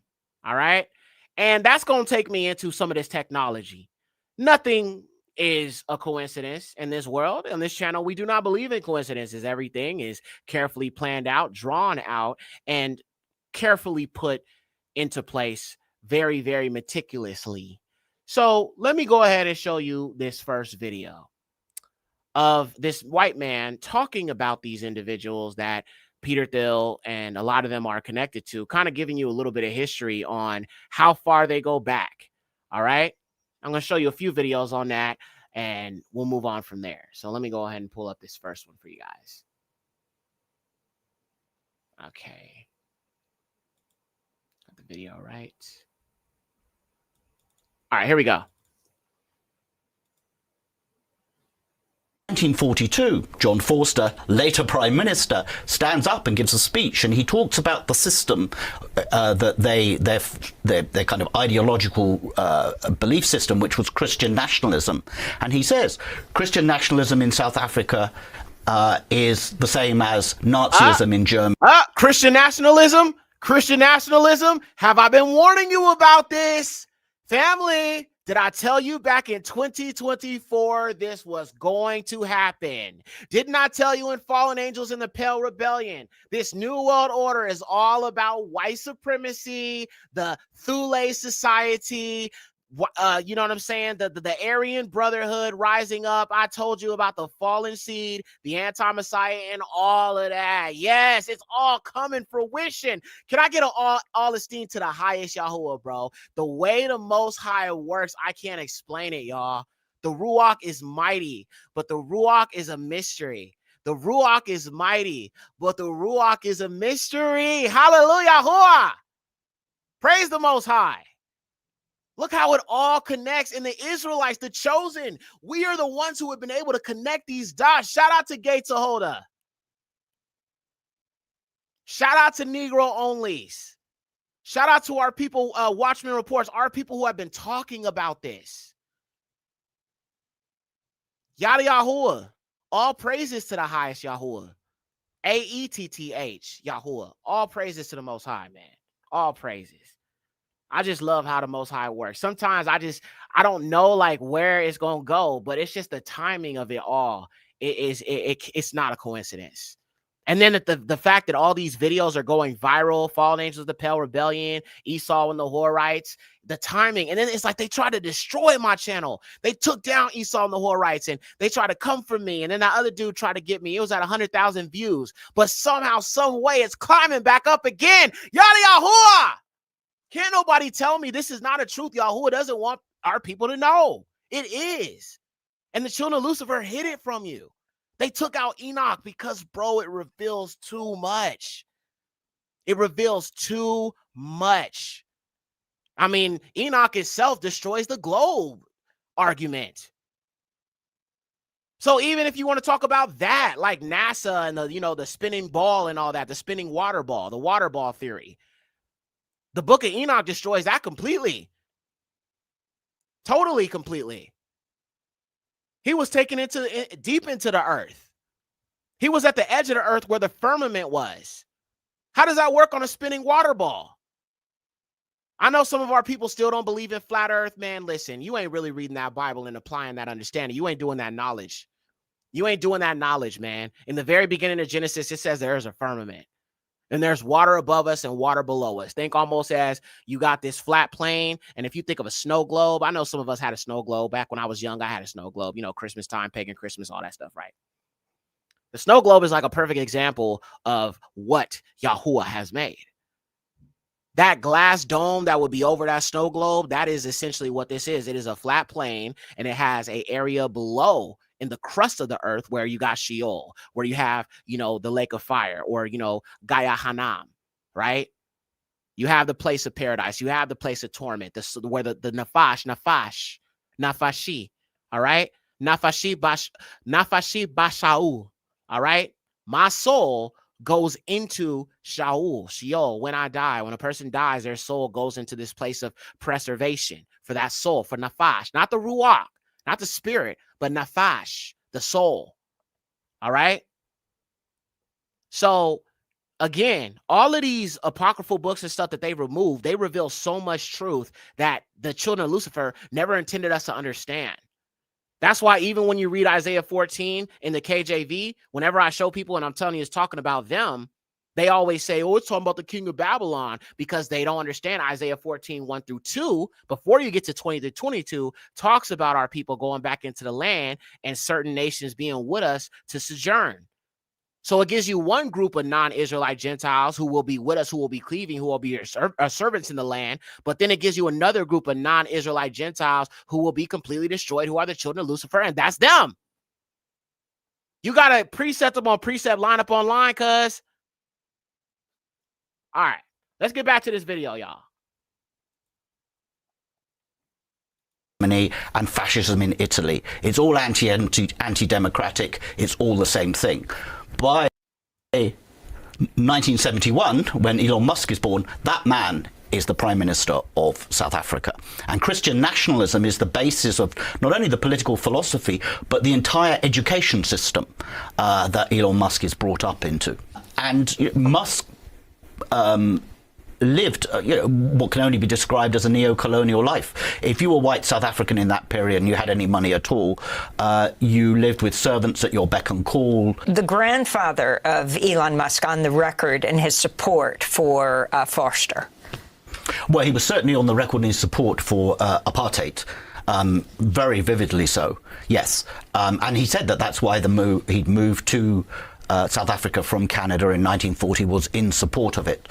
Now, the grandfather himself is killed a few years later in a plane crash, but is not known what Elon Musk's grandmother's personal views of Forster particularly were, but they were both avid supporters of the apartheid system. The grandfather, Joshua Haldeman, he's head of the Canadian branch of a US movement called Technocracy Incorporated. And Technocracy Incorporated is essentially a movement to overthrow democratic government in the United States and have technocrats, but big businessmen in many ways, come in and run the country. That's partly a reaction to FDR's election and New Deal and massive... Okay, so family, even back then, they were talking about a technocratic system. Look at that, a technocracy. Way back in the early mid-1900s, they were talking about a technocracy. And in present day 2025, you keep hearing the word technocracy. Everything is planned. Everything is planned, cuz. Everything is planned. It's all a stage scripted show. That's why I'm saying I don't get involved in politics and all this other dumb stuff, because it's all just a distraction from what the hell is really going on. It's a bread and circus show. And when I see people, coming for me, because I just be, I be like clowning Donald Trump, and I be clowning all these people on the right wing, and I be clowning Democrats. I clown all of them because only stupid people follow politics. Politics is for the sheep. Politics is for the easy manipulated.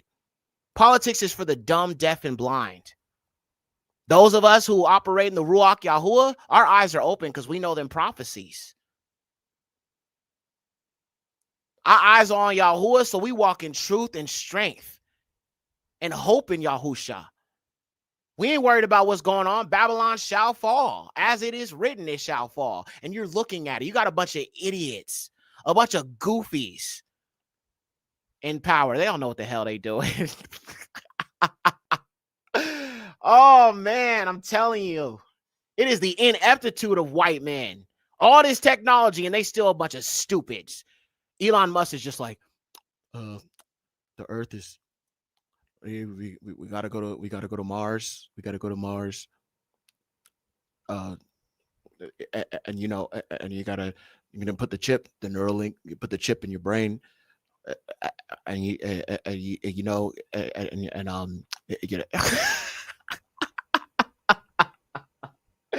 Then you got Donald Trump. AI, guys, listen, AI is going to be really good for the country. Really, really good for the country. We're going to build 15-minute cities. We are going to make America great again. And the tech bros, we are going to make this the golden age of America. We're going to make this the golden age of America.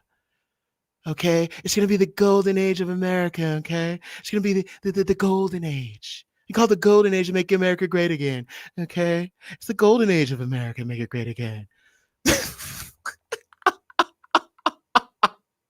I got to work on my Elon. I had to work on my Trump a little bit. I got the Trump down pat. You know what I'm saying? I got to work on the Elon. If I watch enough videos, I can get him too. I'm just good at, you know what I'm saying? If I watch people enough times, I can impersonate him really well. But it's going to be really good. It's going to be really good. Yummy. Listen to me. Listen to me, daughter of Zion. It's going to be really good. It's going to be so good. Oh, Queen Raya Yashara. Listen, darling. It's going to be really good. I love my family, bro. I love y'all, man. I love y'all. Okay, all praises. Okay. Your boy Yak, I wear many hats, bro. I used to act. I used to do voices and voiceovers and sing. And I've been doing a lot of different things. So all praise to the Most High. Yeah. Okay, so back to this, fam. The technocracy family. So even back in the mid-1900s, you had something about a technocracy. That is wild, family. That is insane. But let's keep watching. Technocracy Incorporated. And Technocracy Incorporated is essentially a movement to overthrow democratic government in the United States and have technocrats, but big businessmen in many ways, come in and run the country. That's partly a reaction to FDR's election and New Deal and massive reforms that he's introduced in the United States. So from Canada, they would help to launch a coup against FDR? No, Canada had its own branch of this movement to overthrow the government in Canada. Haldeman heads that branch. And through the 1930s, it takes on increasingly fascist overtones. They start wearing grey uniforms, modelled on the Nazi brown and black shirts. And so when Canada declares war on Germany in 1939 alongside Britain, the movement is banned because it's clearly sympathetic to Hitler. Then Haldeman is arrested. Elon Musk's grandfather is arrested. They find documents sympathetic to the Nazis and other subversive documents inside his house. He is sent to prison for a few months and then remains on essentially a subversion watch list for the rest of the war. Yeah, so he's basically regarded as a Nazi sympathizer, a fellow traveler. Fun fact, a little unrelated note, but I remember when I used to do acting, they had told me I needed to change my name because it sounded too ethnic and it wouldn't look good on screen. And my name wasn't very presentable. They said it was too, they said it like they didn't like it. You know what I'm saying? I guess it sounded too ethnic for them.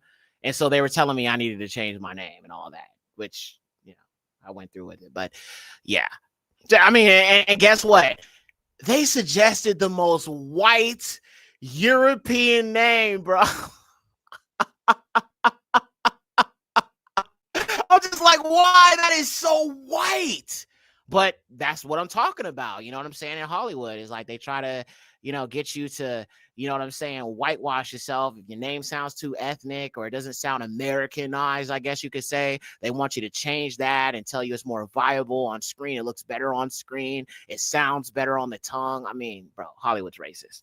But anyway, so we have this guy here and he's telling us about these tech bros. Okay. These tech bros. And these tech bros, they are essentially this group of individuals who want to build a technocracy.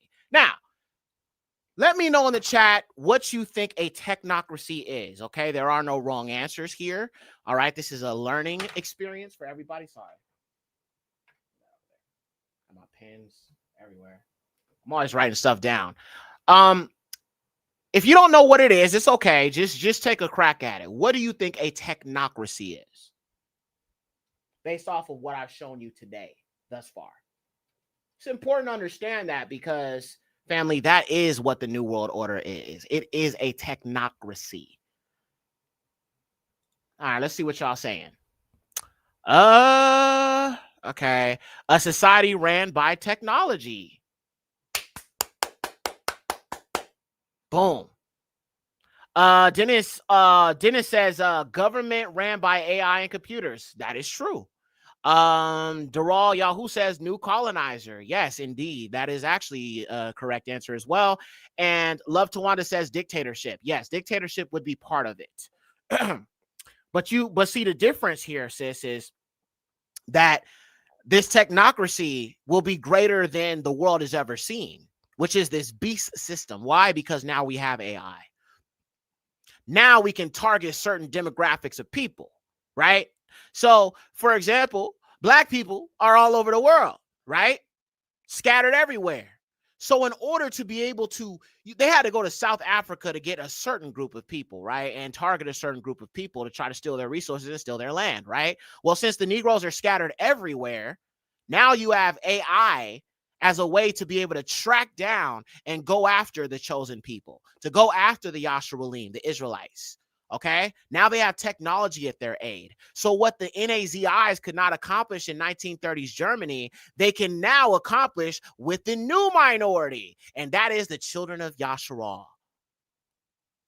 The Ish people, I mean, they want you to believe that that was actually, they were targeted, but they worked with these individuals. Because if you know anything about Project Paperclip, these same Nazis were brought to America. They were given new identities. They were given jobs. They were given careers, and everything about their NAZI past was completely wiped off the books. I can give you a perfect example. Klaus Schwab. That is a German Nazi. His father helped supply Hitler with the technology and the eugenics movement. As a matter of fact, the Nazis were inspired for their genetic experimentation on people through what was being done with the planned center. Y'all know what I'm talking about. The place where they unalive our children in the womb. Yeah, that place. They found their eugenics movement and their desire to unalive anybody that they deemed inferior, quote unquote, through eugenics. So the Nazi regime of 1930s Germany was based heavily upon what was being done to Negro children under Margaret Sanger and her push for getting rid of certain people that they deemed inferior. Those of us with melanin in our skin. So I want you to understand that when you really look at it, this New World Order, ultimately, if I'm being honest, is really about the war against the chosen seed. That's what this is all about. All right? The Gentiles and the other children of Lucifer who think it's just an attack on Christians is bull crap. Everything about this is Christian. Everything about it is Christian. If you want to be honest, shout out to Deral Yahoo. She said it. She said it's colonization. Sis, I think a better word for it is going to be a word of today is going to be digital colonization. AI colonization. Now they have the upper hand because a fallen angel technology will be implemented against the chosen seed. So now that you understand that they are the children of the fallen angels, it makes sense why the children of the fallen angels have access to the technology. Because let me make it clear, the fallen angels hate the children of Jacob. They're evil. All right? So their descendants do the will of who they came from. So this AI and all of this, it is all fallen angel technology, family. It is communication with the disembodied spirits of the Nephilim being applied in real time.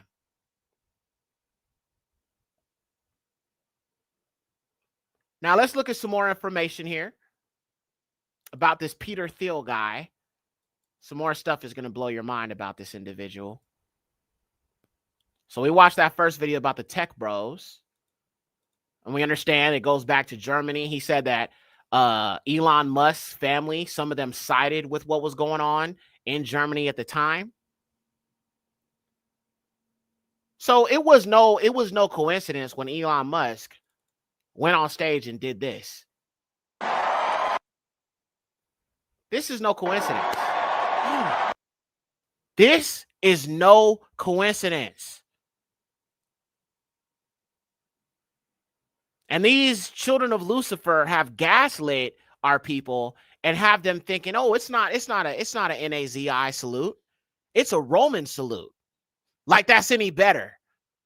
I mean, I think Germans, I think our enemies. I think Romans, I think our enemies. I think Indo-Europeans, I think our enemies. I don't care what branch of the Indo-Europeans you fall under. I see all Indo-Europeans as the enemy, all of them. I don't care if you Dutch, Slavic, Celtic. You know what I'm saying? I don't care if you're Scandinavian.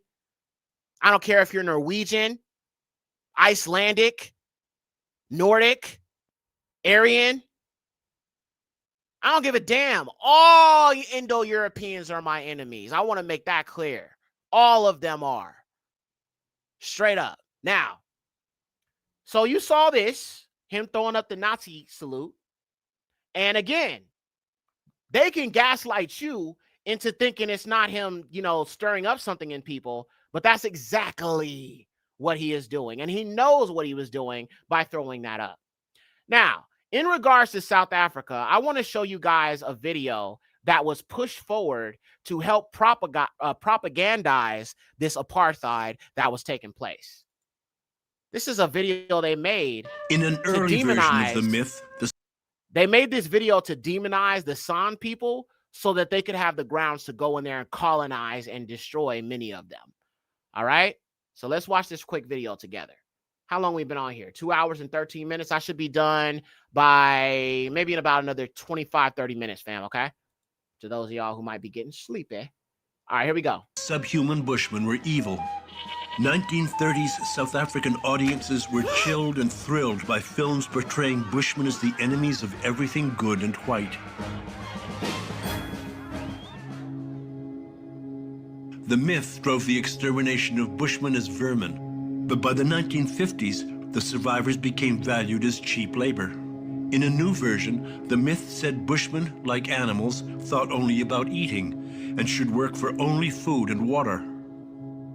Slowly, the myth evolved. In the 1970s, the government's Department of Nature Conservation proclaimed the uniqueness of the bushman as a part of nature. They proposed turning the last remnant of Nanai into a game reserve where Jutlasi could have no livestock or crops. We are going to allow them to hunt as much as they want to in this game reserve with bows and arrows. The plan was to display Jutlasi hunting and gathering at tourist camps. They would have starved. The game reserve was never established, but I knew the myth was far from dead. Too many people sought to exploit it. I remembered a safari operator I met. We have helped to, by putting people into certain areas where there was water. We kept the people there without cattle, and we told them what they should do, and there's people that can survive out there without cattle, without getting any other food, just by collecting as they have done for thousands. Bro, this is crazy. How do you go into somebody else's area and sit there and tell them what they can and can't do? And then they describe it so casually as if it's not a bad, evil, wicked, domineering, colonial type of venture. Their mindset is not of Yahuwah in any way, shape, or form. And they might be able to gaslight you and say, oh, I serve Yahuwah. No, you don't. You serve yourself. You serve yourself. Man. Of years. I mean, there's film companies which would pay a fortune just to have the right to be there. Yeah.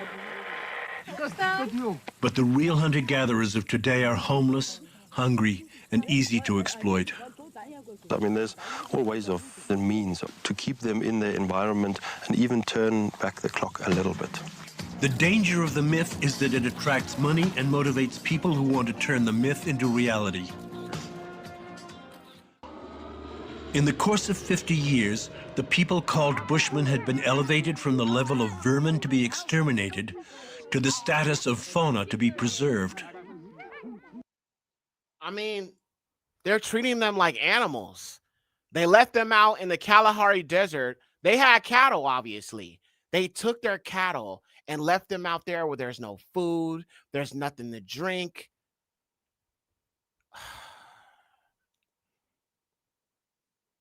Oh, Father, help us all, man. I just understanding even these San people, man. I know they're not Israelites, probably most likely Canaanites. But the fact that they're treated this way when they're a hunter-gatherer, and like I said, white people, the children of Lucifer, they always target hunter-gatherers, people who won't fight back, who don't have weaponry, who mostly have like bow and arrows and things of that nature. And if you look at that, you will see how these white people were like putting makeup on them. And they used these people who didn't know what was going on for this propaganda film to go in there and encourage other white people to take everything from these people. I need y'all to understand how demonic that is. They use these indigenous people for this propaganda film to dangle meat to a bunch of wolves and say, yeah, this is where you can get your fill at right here. Right here. Don't worry about them. Just, if you got to get rid of them, just get rid of them. They're not going to fight back. They're not advanced in technology. They can't destroy us. We'll just overtake them. We got guns. We'll just lynch them. We got swords. We got shields. We got armor. And they won't even see it coming. And they'll trust us. And we could take it all. We're here. It's ours. Screw the indigenous people. That's the mindset of the colonizer. That is the mindset of the children of Lucifer. They destroy everything Yahuwah created. They hate his creation. They hate you. They hate the other Adamic people. Everybody who's descended from Adam who may not be an Israelite, they hate you too. You're made in his image. They hate you if you have melanin in your skin. They hate you if you have woolly hair. They hate you if you're a darker skinned person.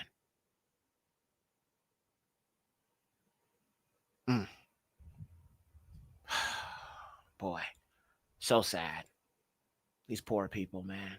That's what I'm saying. I'm praying for liberation for all people made by Yahuwah. We need it. Everybody does. Every Adamic person needs liberation. All right, let me show y'all this next thing.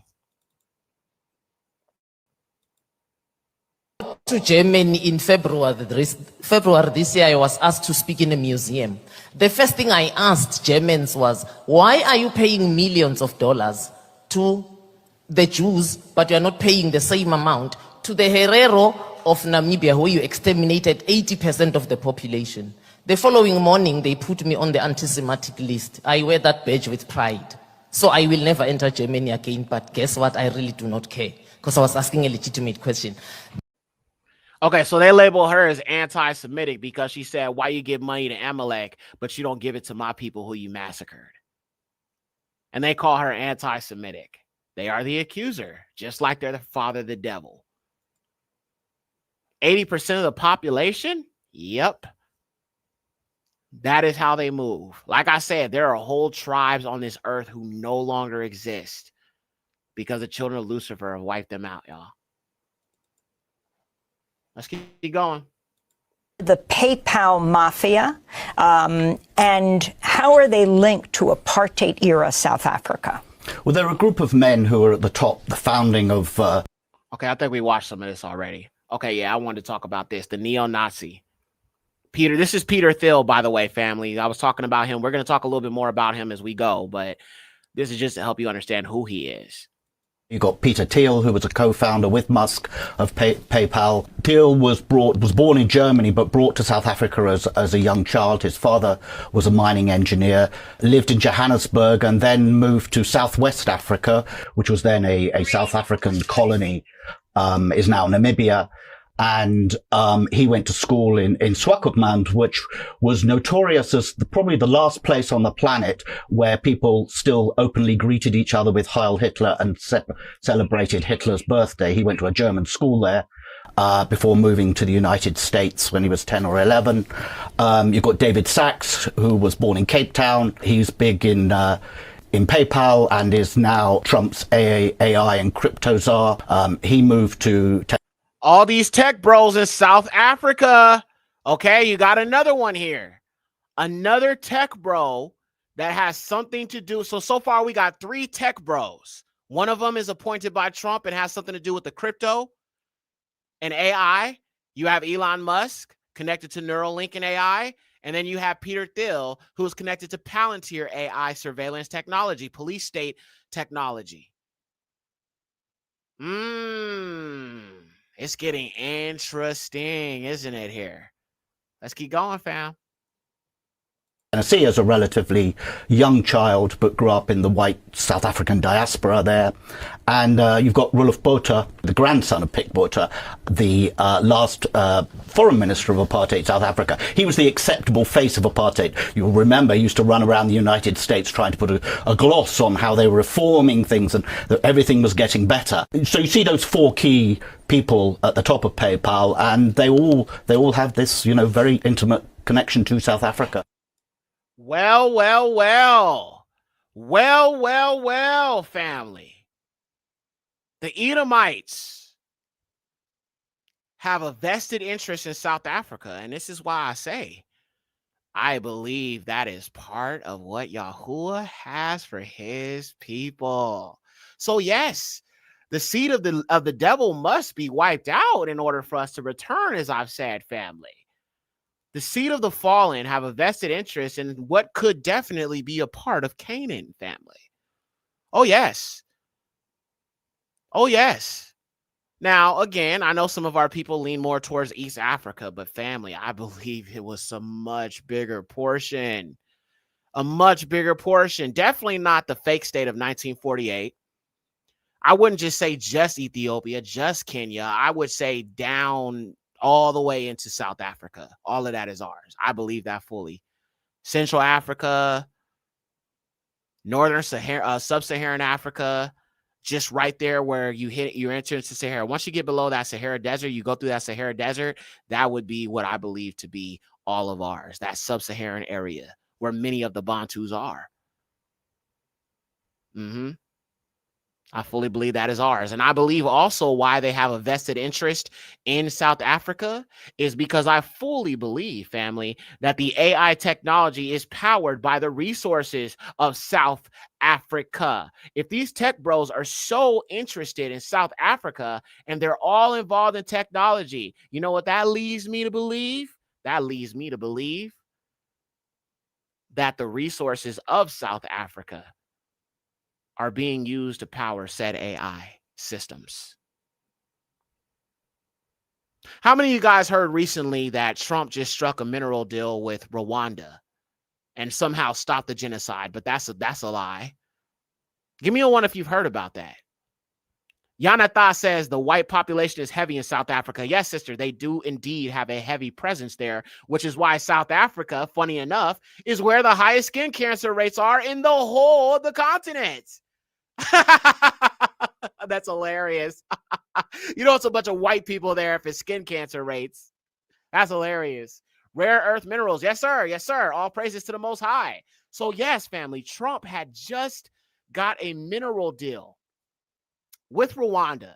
Now, they're saying he stopped the genocide out there because there was a war. There's a war going on in Congo. There's a war going on in Sudan. And there is also a war going on in Rwanda that has been going on for a while. So let's go ahead and let's look at this real quick here. Trump talking about the mineral deal.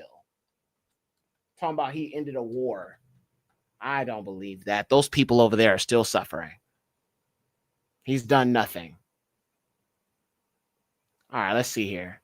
Yeah, he wanted to secure the mineral rights of Rwanda.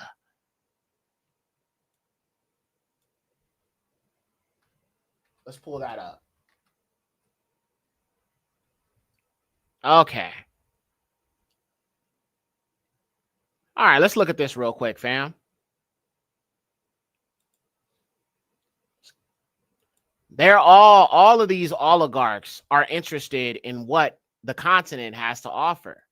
All of these white folks are all interested in that. The French, the British, all of these European nations are all interested in what Africa has, because Africa has just the resources to fund what they want their future to be. And of course, the people who are caught in the system in agreement with the system. So we're going to go ahead and look at this real quick. Share my screen. All right. So let's go ahead and look at this.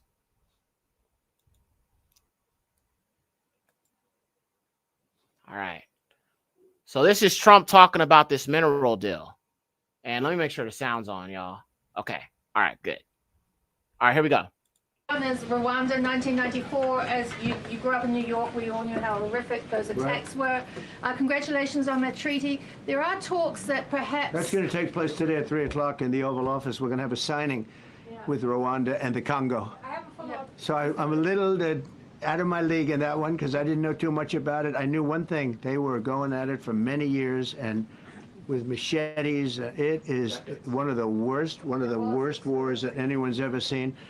And I just happened to have somebody that was able to get it settled. I mean, just a brilliant person who is very comfortable in that part of the world. It's a very dangerous part of the world. I said, are you uncomfortable there?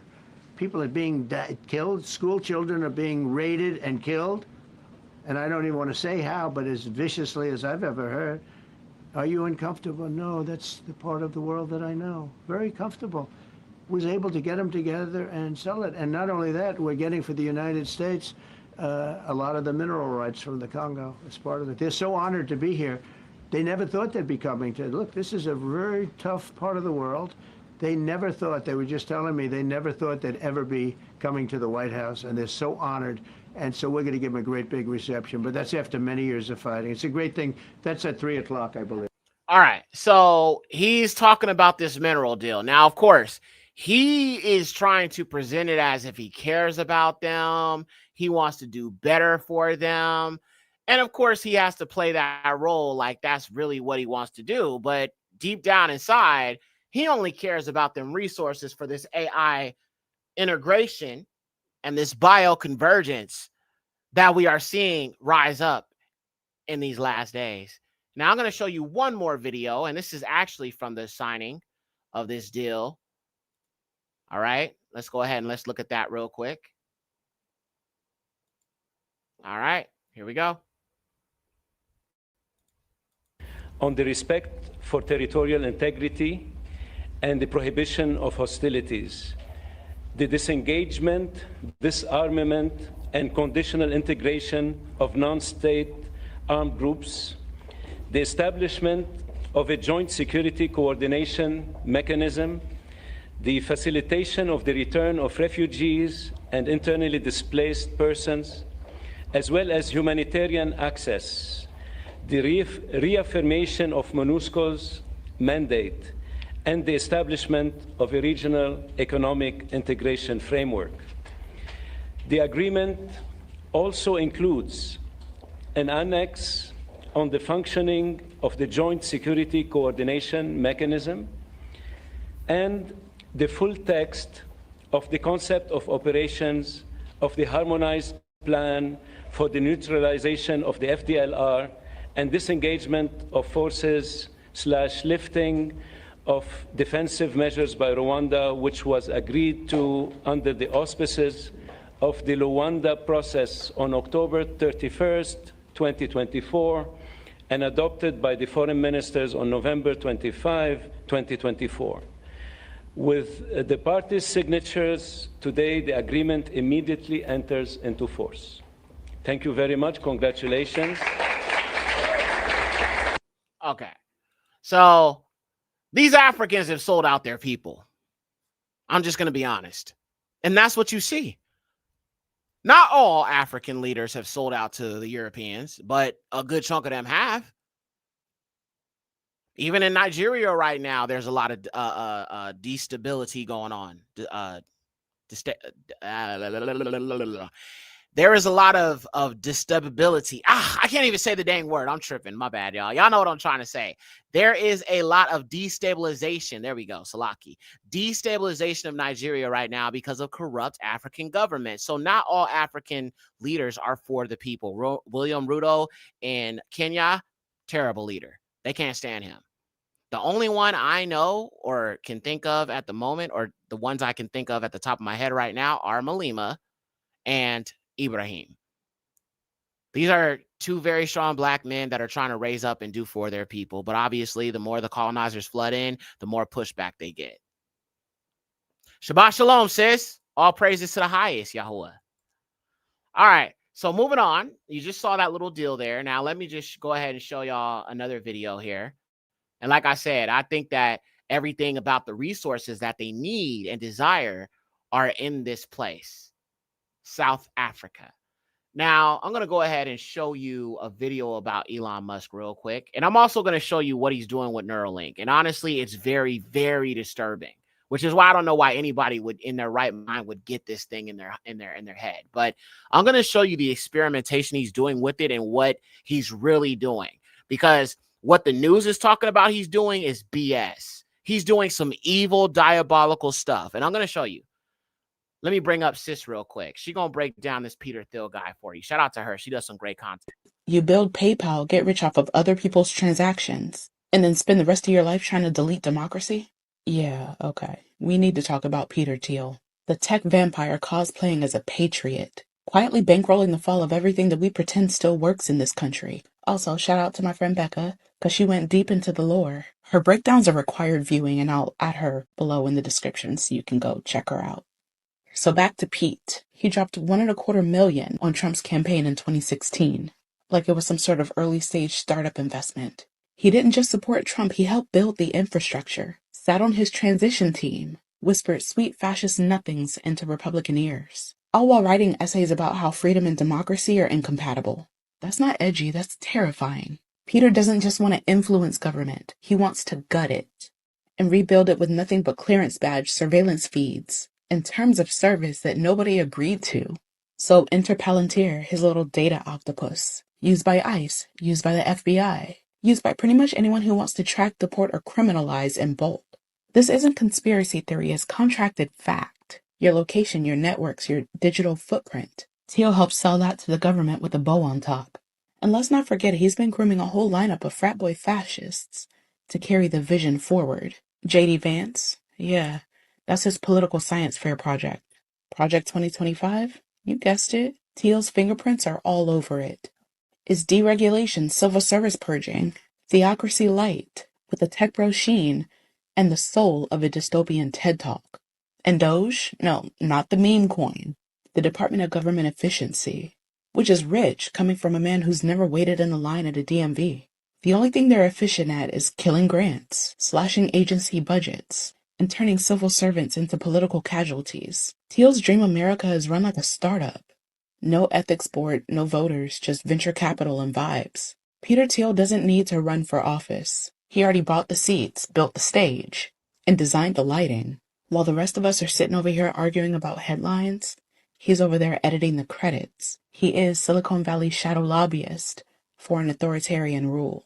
And the most dangerous thing about him, he doesn't want to be famous. He just wants to win. And if you're not watching, you won't know what's been taken until it's already gone. Shout out to her, man. She does some great videos about Black history. So if you haven't seen her videos, you need to check her out. If somebody knows her plug or her at on TikTok, please drop it in the chat. She does some amazing videos. All right, now let me go ahead and show y'all this next video about Elon Musk exposing what he's attached to. We're going to talk a little bit more about Palantir and all of that, but let's talk a little bit more about Elon Musk. Here we go. Next video.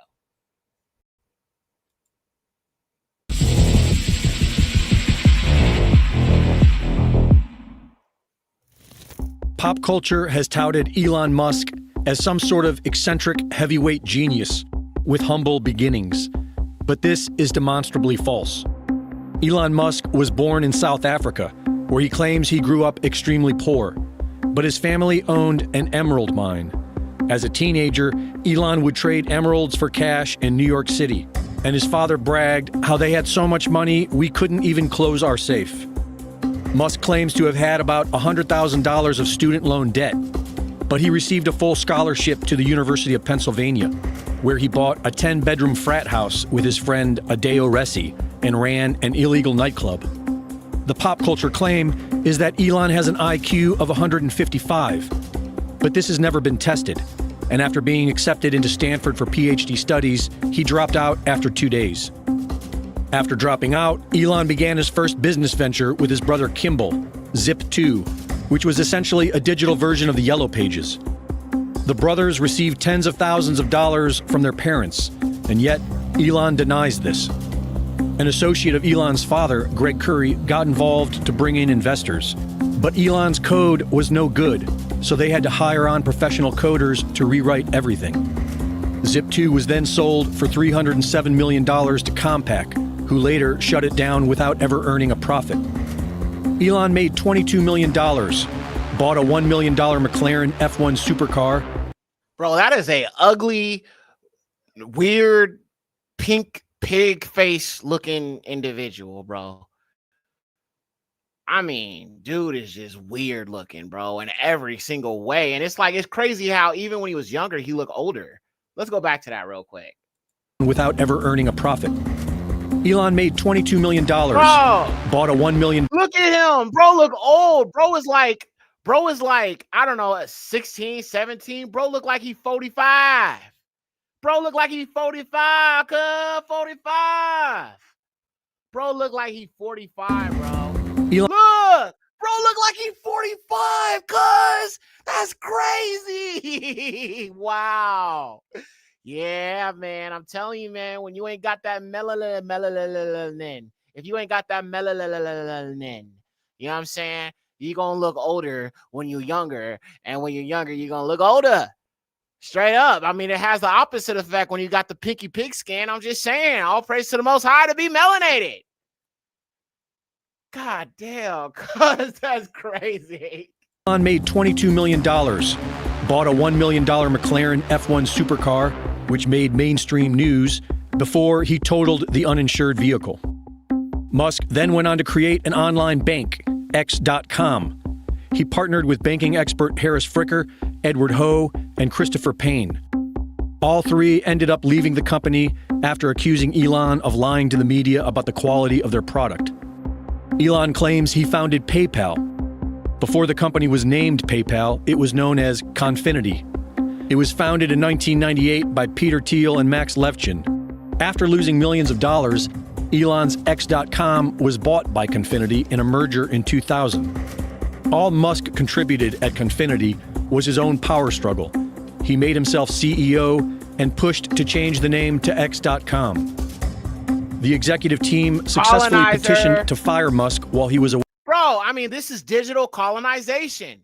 This is digital colonization. Now, one thing that they want to do, and this is what this transhumanist agenda is really about. It's about the study of melanin. With the study of melanin, they can finally actually permanently colonize your mind. Oh, I just got deep for a minute right there.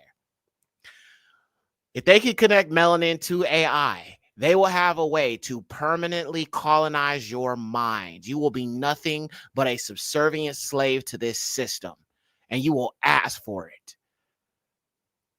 Stay away from wearable technology, eye watches, and all that stuff. Stay away from it. Stop using biometrics. Stop scanning your face, scanning your fingerprint. Stop feeding them private personal data in regards to your individual fingerprint, your individual face. Stop feeding the system. Yeah, digital colonization. I think that's definitely going to be a term we're going to be using throughout this series, beloved sister. For real, for real. Away on vacation. Part of Musk's resignation agreement stipulated that all references to founders of the company will be removed from their website, allowing Elon to claim credit, which so far is all he has ever achieved. Peter Thiel then rebranded the company as PayPal, went public, and sold to eBay for $1.5 billion. Elon made $180 million from the deal, which he then invested into Tesla, SpaceX, and failed company SolarCity. Elon falsely claims to be the founder of Tesla. Tesla was founded in 2003 by Mark Tarpenning and Martin Eberhard, who developed the Tesla Roadster. Yes, he stole Tesla. That's another thing about Elon. He stole Tesla. He did not found Tesla. Okay? These two white men right here actually founded it and came up with a concept for it. He used his influence and power to write himself as the face of it. So he colonized that from two white men.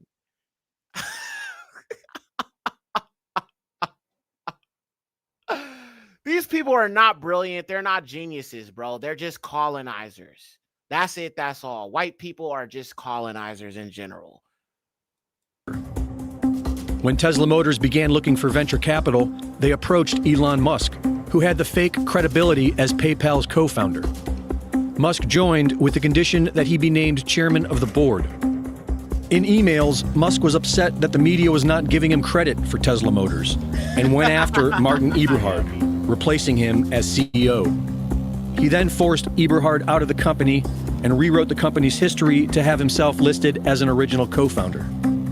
Martin Eberhard, the man behind the Tesla Roadster, was promised the first Roadster off the assembly line, but Musk screwed him over on that as well and sent that car into space. You can tell it's real because it looks so fake, honestly. So who is Elon Musk? Elon describes his father as being an evil, abusive man. His father, Errol Musk, has been accused of being a pedophile and fathered a child with his stepdaughter, who is 42 years younger than him. This spoiled, narcissistic failure, son of accused pedophile, wants to put computer chips in everyone's brain. Did y'all hear that? His father, his dad, all right, had a child with his stepdaughter.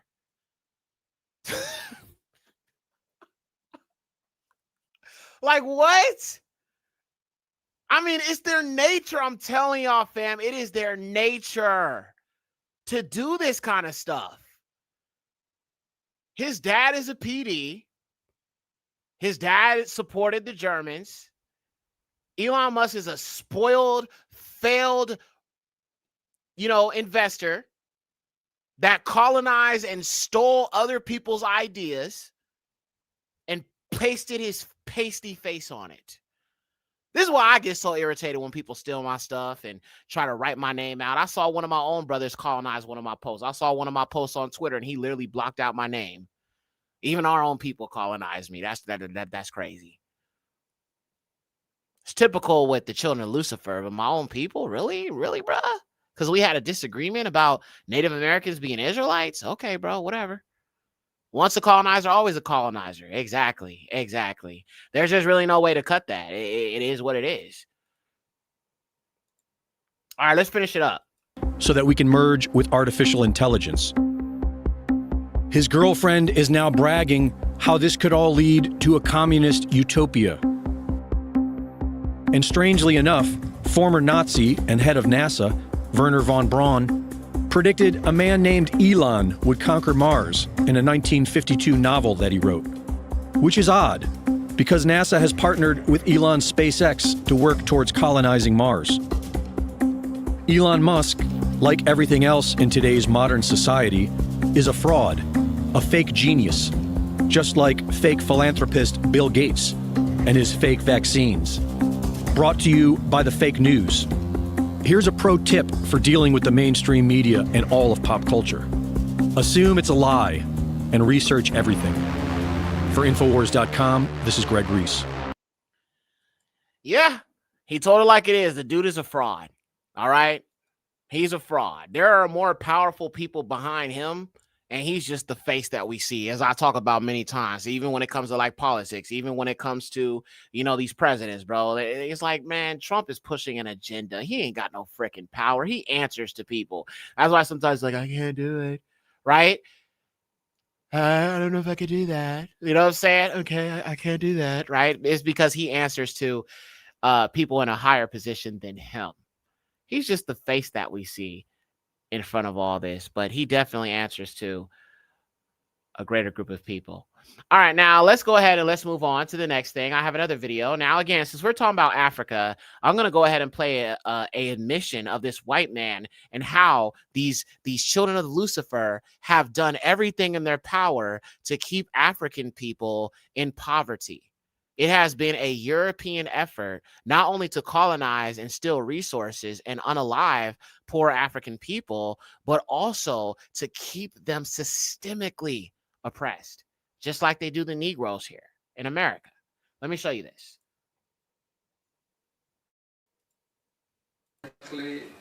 Sub-Saharan Africa has been fundamental to the global prosperity of the advanced countries, okay? And Africa had a role to play. It has a role as a raw material producer. We will not allow Sub-Saharan Africa to escape that. Okay, we do everything to keep Sub-Saharan Africa where it is, also impoverished. It's absolutely vital for the prosperity. Somebody said, yeah, he's named after a Hittite.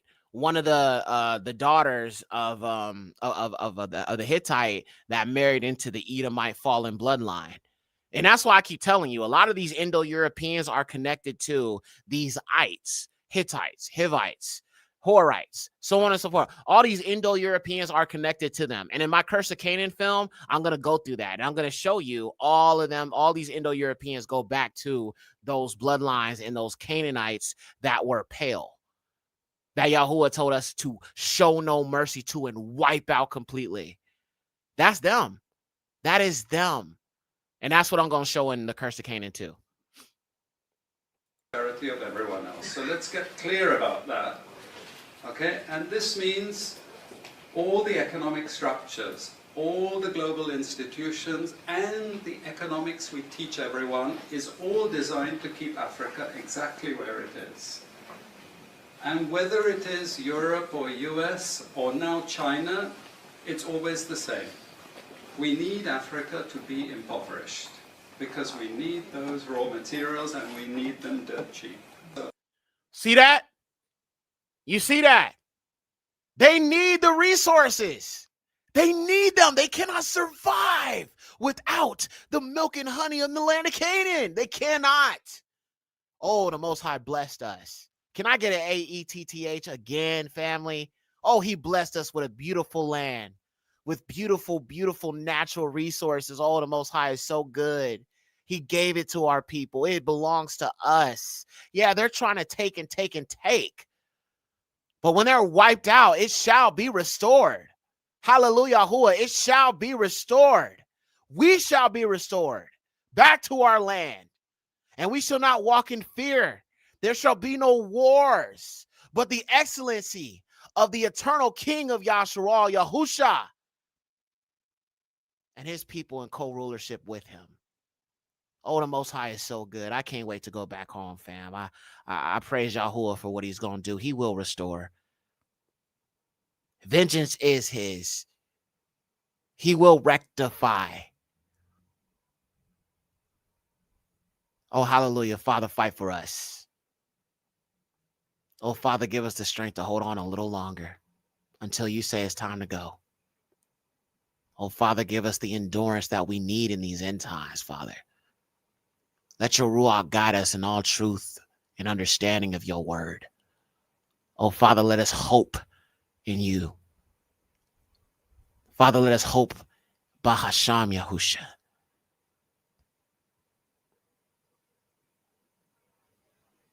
Praise the Most High. All right, so you see, now that's what I'm talking about. If America is the promised land, why are Europeans not going and carving up the gold mines in California right now? I'm just saying, why are not all these other Western countries trying to invest in America? Why? If America is so great, I'm trying to understand, family, why are they going to the continent and not America? Why is there not a gold rush right now in the California gold mines if America is so great? If this is the promised land and the land of milk and honey, Yahuwah has promised our forefathers, why is there not a vested interest in the resources of America? There are none. Not like the continent. Let me show y'all something real quick. Hopefully this visual will help you understand a little bit better. Give me one sec. Let me pull this up for you. Because this is so important to understand, fam, that if Africa, if America is really that amazing and the greatest country and all this other stuff, then why does it not have any resources? No investors, no billionaires are interested in. Why are they not interested in America like that financially and to build wealth? If that's true, as a matter of fact, they are leaving America to come to the continent, family. They are leaving America to come to the continent. They taking their little 100,000, 500,000 they got in savings, and they flooding over to the continent. So if America's so great, everybody, it's the greatest country. You ain't got no resources. How can you be? How can America be so great if it ain't got no freaking natural resources? If it wasn't promised to our forefathers, then it ain't nothing to me. It ain't nothing to me. It might be to you, but you don't know the word. You don't know history. Let's look at this real quick. Hopefully this visual will kind of help you guys understand this. So let's look at the beautiful continent of Alkebulan, Africa. So if you look here, you can see oil, uranium, cotton, crude oil, petroleum, diamonds, aluminum, platinum, copper, an abundance of livestock in East Africa, iron, clothing and textiles, petroleum and natural gas. See, don't pray for the continent. Don't pray for the continent, family. Don't pray for the continent. The continent is already blessed, is already Baruch by Yahuwah. The continent is already blessed by Yahuwah. Pray for our people and the people on the continent who seek him. Pray for the people of the continent as well, for their liberation from our enemies, that we can all come together and serve the highest, Yahuwah. And the nations who cleave can join us in Jerusalem. Keep the feast days. Experience a fully restored Africa. No colonizers around anymore. See the beauty of the Sahara turn green again. The Most High blessed us immensely.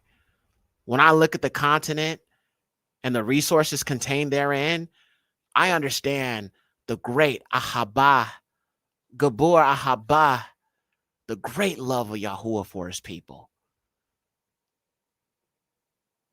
Oh, he loves us so much. When I look at this map and I see all that he had, the area he gave to his children, he loved us so much. He loves us so much, family. He really, truly does. This is the evidence.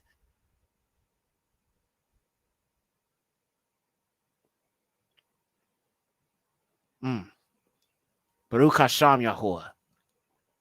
All right, I just wanted to show y'all that real quick so you can understand why these European nations are so interested in South Africa specifically, but really more so the continent, because notice he said we need to keep Africa poor. He didn't say South Africa, because all throughout this beautiful continent called the motherland, or Alkebulan, is filled with beautiful, beautiful, beautiful resources that Western society needs to survive.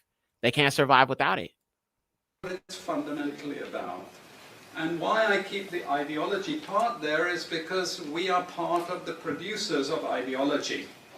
At universities and academic institutions, we are complicit in this whole enterprise. Okay, so the job of many Western academics is to convince Africans they have to keep doing what they're doing.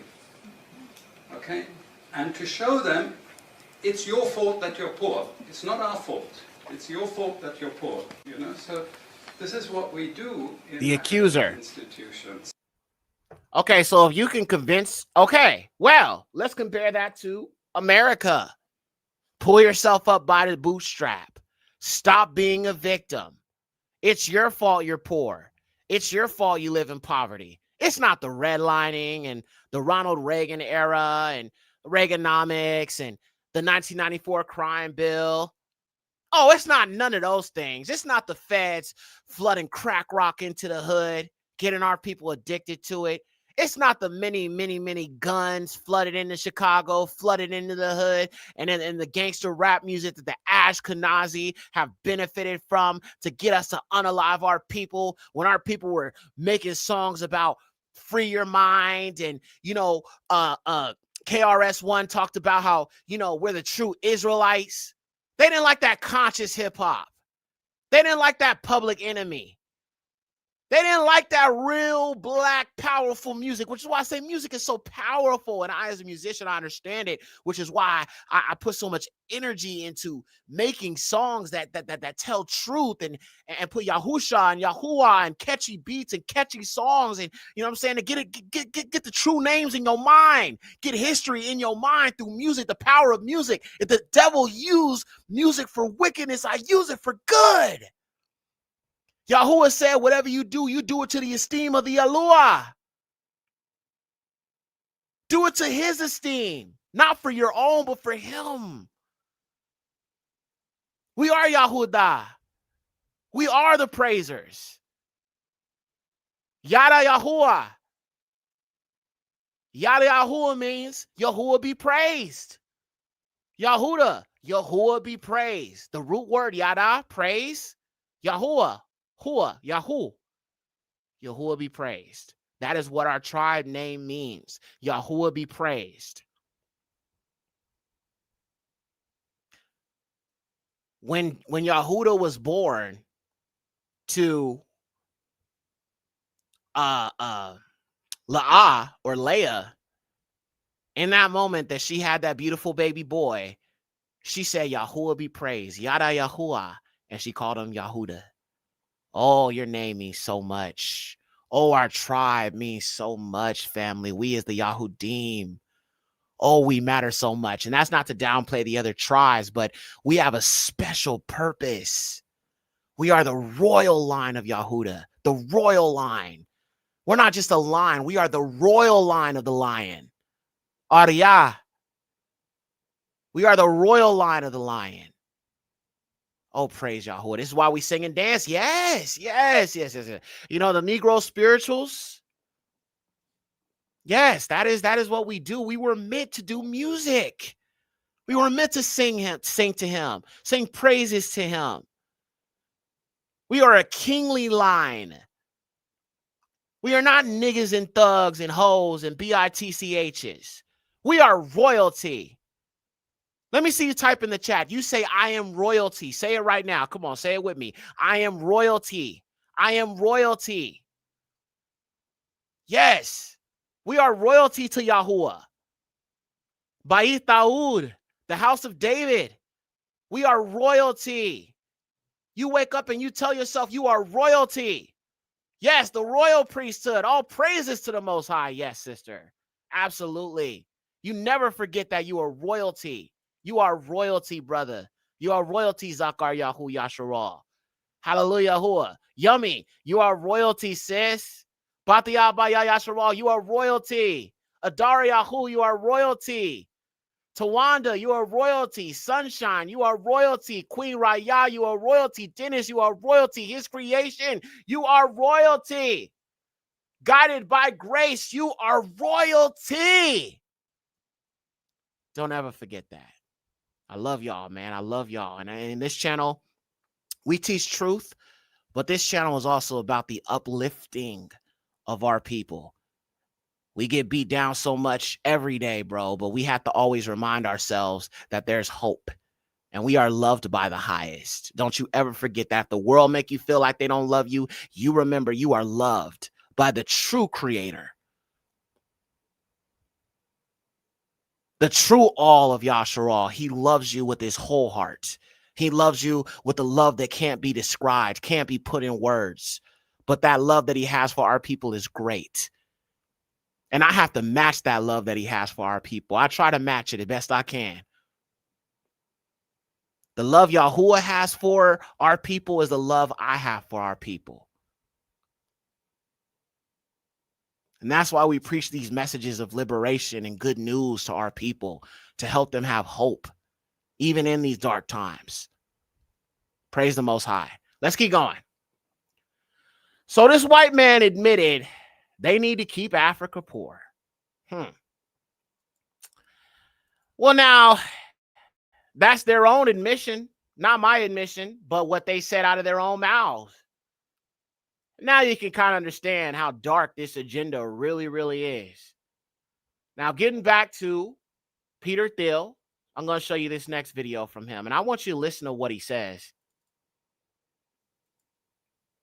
Doer, right? You're hesitating. Yeah, well, yes? I don't know. I would. Wait a minute.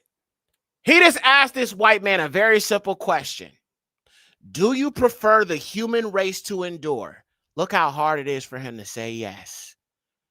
These people have nothing but wickedness and evil on their mind. Yes, Aki, I agree. I am royalty. Praise the Most High. Yada Yahuwah. I try not to make it about me. You know, I be trying to be humble. Sometimes it's hard for me to even speak good on myself. Not that I don't, but it's just I don't want people to take it as me being like full of myself or nothing. You feel what I'm saying? But yes, I know I am royalty in Yahuwah, and I give all esteem to the highest for choosing me to help be a light to our people in these times. To remind our people of the light of Hamashiach Yahusha. That's a beautiful thing, and I don't take that for granted at all. So he asked him, do you value human life or preservation of human life? And this man couldn't even give a damn answer. And I'm going to show you another video where he does the same stuttering stuff. A bunch of stupid white people with power, basically. That's what it looked like to me. You would prefer the human race to endure, right? You're hesitating. Yeah, well, yes? I don't know. I would This is a long hesitation. This is a long hesitation. There's so many questions implicit in this. That is wild. The hesitation is crazy. I mean, he's basically telling you without saying a whole lot. I mean, just in his response, he basically said no. That's basically what he said, y'all. Here's another video. Data privacy, you need to watch this and be ready to be really alarmed. I just read a 42-page report by the Senate Committee on Homeland Security and Governmental Affairs. And this report made my jaw drop. And I want to tell you about it because, first of all, it came out 3 weeks ago, and not a single major press outlet that I could find has covered it. Second of all, because the revelations that are in it are explosive, and they affect literally every single American right now. Now, some of this I've talked about in other videos, but this report goes way more into depth and tells us way more new and alarming things. Basically, the gist is that our social security numbers might already be compromised and we just don't know it yet. And yes, once again, it goes back to DOGE, Elon Musk's Department of Government Efficiency. So they've been all over the news, as we know, for firing federal workers and cutting budgets. But the investigators in this investigation have revealed in this report what else they've been doing, and it is just so much worse than anyone thought. So in May and June, the staff on this committee visited 3 federal agencies: the Social Security Administration, the General Services Administration, and the Office of Personnel Management. And what they found was basically a horror movie for anyone who cares about privacy. Here's sort of the gist. DOGE employees got access to a database called Numident. This database contains the social security numbers, birth dates, parents' names, and work history of every single American. We're talking hundreds of millions of people, including you, me, former presidents, Supreme Court justices, movie stars, everyone. And they didn't just get read-only access, they moved all of this data to a new cloud environment that regular agency officials can't even monitor. The Social Security Administration's own internal risk assessment said there's a 35 to 65% chance of a, quote, catastrophic adverse effect from a data breach. And that's not me being dramatic. Again, that's the government's own evaluation. In fact, they wrote some of the potential events that could be expected from such a breach include widespread personally identifiable information disclosure or loss of data, and again, this is a quote, catastrophic damage to or loss of agency facilities and infrastructure with fatalities to individuals. Again, nobody's talking about this. Now here's where it gets even more insane. One of the people who has this unrestricted access is a 19-year-old named Edward Korestein, or you may know him as Big Balls. This kid was previously fired from a cybersecurity company for leaking proprietary information to competitors. His family also has a lot of ties to Russia, and now he has access to every American social security number in an environment where nobody's watching what he does with it. Whistleblowers told Congress that if this database gets breached, the Social Security Administration might have to reissue social security numbers to everyone in America. Setting aside the expense, do you understand how catastrophic that would be? Our social security numbers are how we get a driver's license, go to the doctor, open bank accounts, everything. The entire financial system could be ground to a halt if that happened. But it gets way weirder. So when Senate investigators visited these agencies to figure out what was going on, they were met with armed guards. Offices with windows covered in black trash bags and tape, entire floors and rooms they weren't allowed to enter. I mean, you have to read this to believe it. Officials they spoke to couldn't or wouldn't answer basic questions like who's in charge here or what are these people doing? At one agency, they literally denied that DOGE employees even existed there, despite the fact that federal court documents explicitly named them. And again, this wasn't just at one agency. At GSA headquarters, the DOGE team had converted executive offices into bedrooms, like actual bedrooms with beds, TVs, and armed security guards protecting them, because that's totally normal. They installed Starlink satellite internet to potentially bypass normal IT security monitoring. The actual administrator's office had been taken over by Doge staff with stacks and stacks of laptops everywhere, and officials couldn't even confirm if those laptops were government issued because no one would answer any of their questions. This is not just about government efficiency or cutting waste. This is about our most sensitive personal information being handled by people with conflicts of interest, minimal training, and a track record of not protecting data. And because of how secretive everything is, we might never know if our data has already been accessed, copied, or sold. The Senate report recommends immediately shutting down this cloud environment and revoking Doge's access to all personally identifiable information until proper safeguards are in place. But as of right now, that hasn't happened. I'm putting the link to the report in the first comment. Please read it, please share it, ask the press why they're not covering it, and ask your lawmakers why they are doing nothing to protect our data from this completely insane situation. Thank you for listening. Yeah. And I totally agree with our sister, y'all, who was awakened. I guarantee a lot of this information they got is on Yasharal. Yes. Those of us who know who we are, they are moving very fast, sister. Absolutely. And that's why there is this output of AI slop. A lot of AI videos and stuff like that. That's why I try to stay away from making AI. I present my own commentary. I come on here live. I speak to you guys directly because at the end of the day, I've been saying this for a while. People are already starting to get extremely desensitized to AI and starting not to like it that much anymore. In the beginning, people liked it, but now they're just realizing it's all the same. And of course, AI does lie. AI does manipulate people's understanding of what is true and what is not true. And they keep doing these updates, it becomes more and more compromised.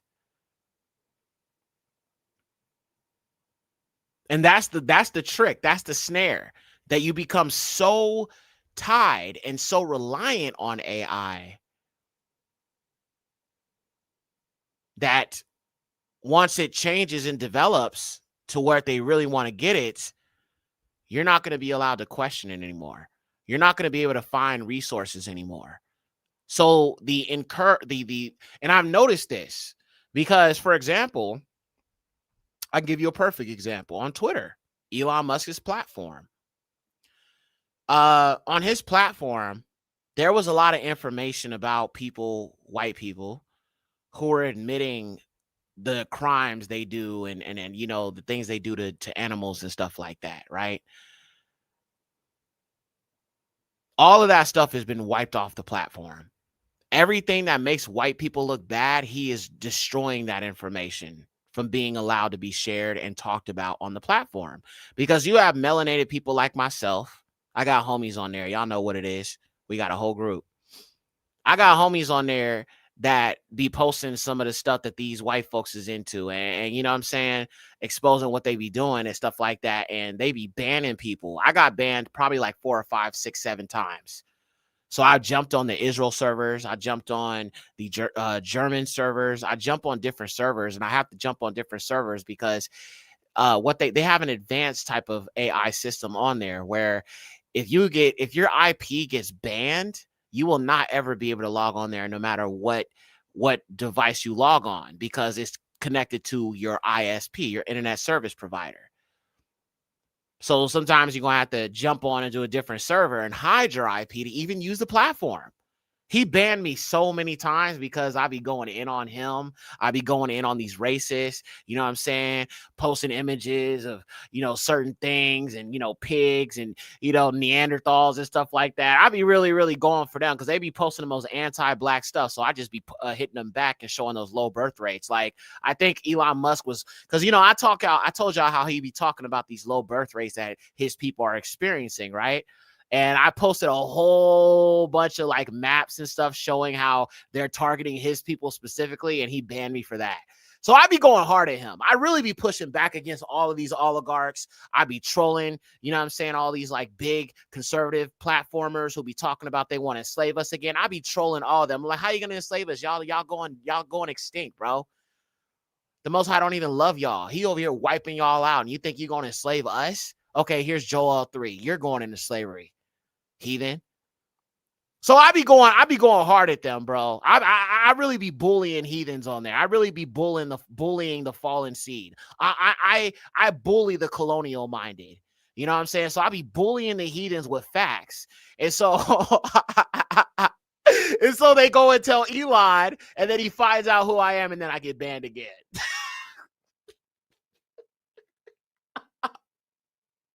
So, you know, I mean, I'm really a rebel to the system. I'm really, really, you know, radical with it. I'm a black radical Nazarene, you know what I'm saying? Nazarene party, you know what I'm saying? We rep Yahusha's party. We the Nazarene, you know what I'm saying? We push back against the system. I'm not quite a zealot, but I think in a way I am a zealot because I feel like this information is violent.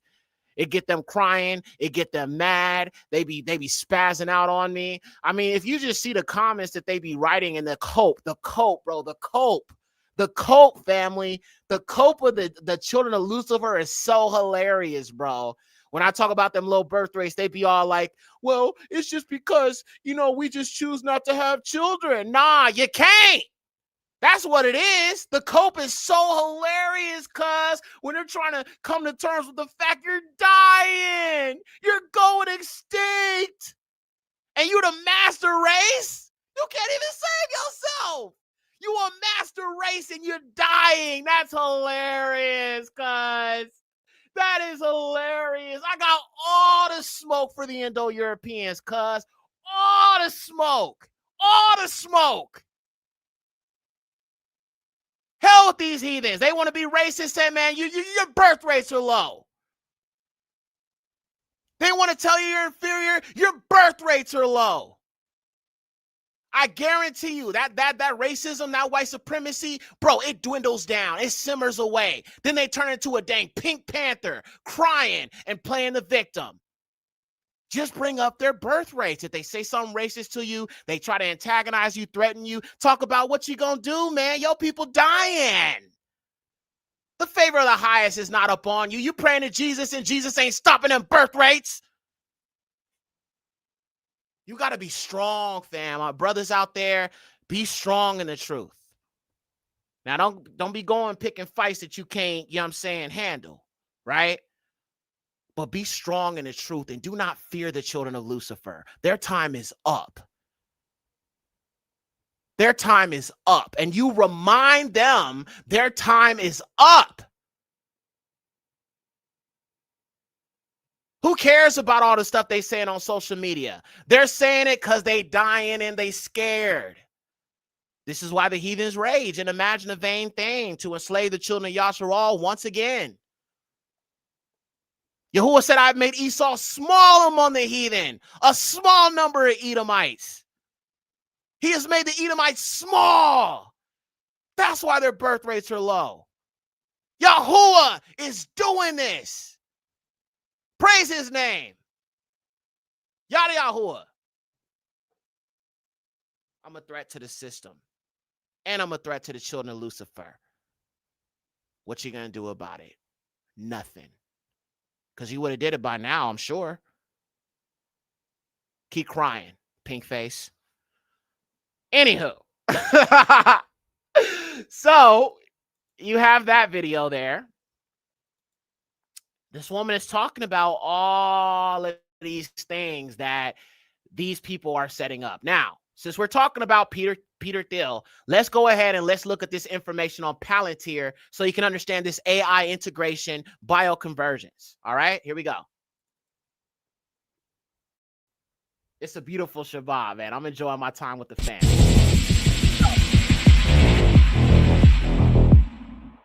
In 2024, Palantir made a deal with Israel to harness Palantir's advanced technology in support of war-related missions.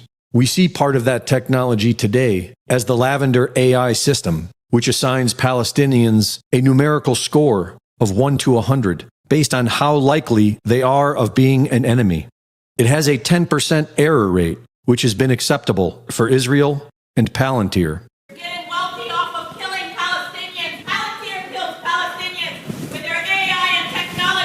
Oh. You're killing my family in Palestine. Yeah. And you know. How do you sleep at night? Well, if you do, you want to hear my answer? So the primary source of death in Palestine is the fact. Now, let me just preface this a little bit so y'all can understand. Now, that guy right there, his name is Alex Karp, and he is also one of the co-founders of this Palantir technology, this AI technology, bioconvergence, surveillance, police state system. He's one of the co-founders along with Peter Thiel. And they have something called Lavender, which is a AI tech. I knew Yummy was going to say something about Cuz hair. Yeah, it's just all over the place. But so basically, y'all, if I can kind of simplify it for you, they're using this Lavender technology to be able to target Palestinians. Israel, Amalek, is using this Palantir technology to target the people of Palestine. This is how they have accomplished such a massive side. Okay, using technology that automatically locks on to people who are of a darker hue, have some type of melanin in the skin, melanin in the skin. So those Palestinians, some of them are white, yes, but then you have the more, browner melanated ones, and then of course you have the darker Palestinians, right? So they are using this technology to be able to target a demographic of people.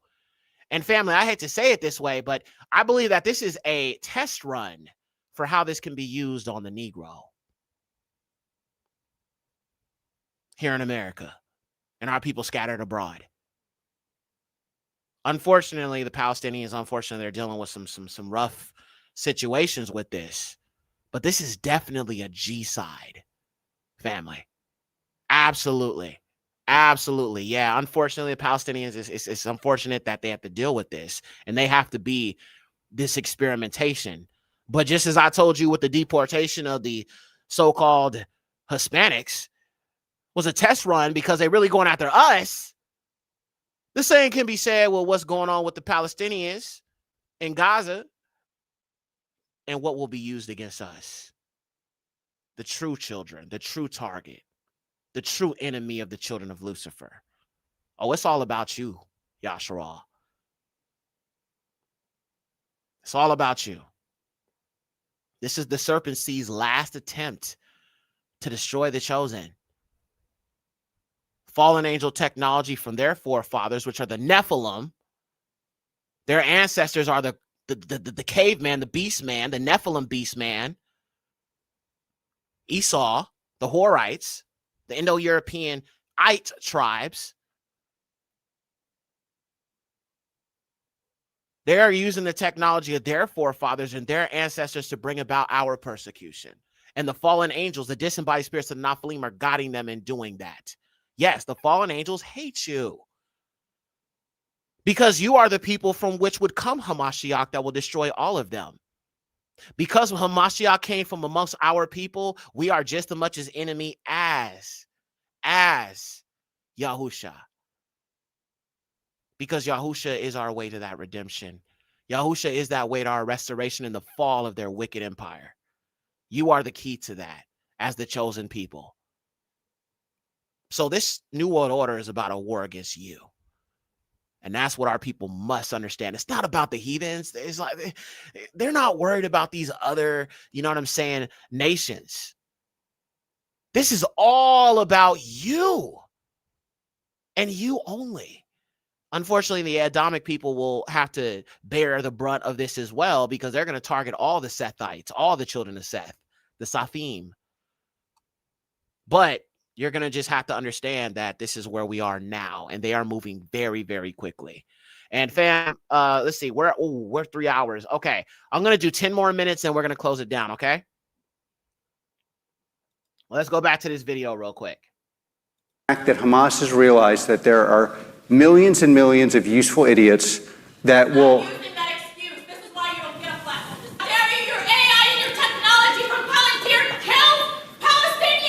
Mostly terrorists. So what do you think about the use of artificial intelligence or lavender by the IDF in identifying Hamas targets? Look, I'm not,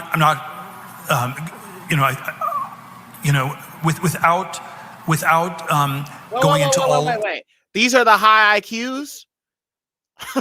Hey, family. These are the high IQs. This is the master race. I'm having a seizure. Hold on. This is the master race. These are the geniuses. See, the children of Lucifer are actually stupid, just like their father, the devil.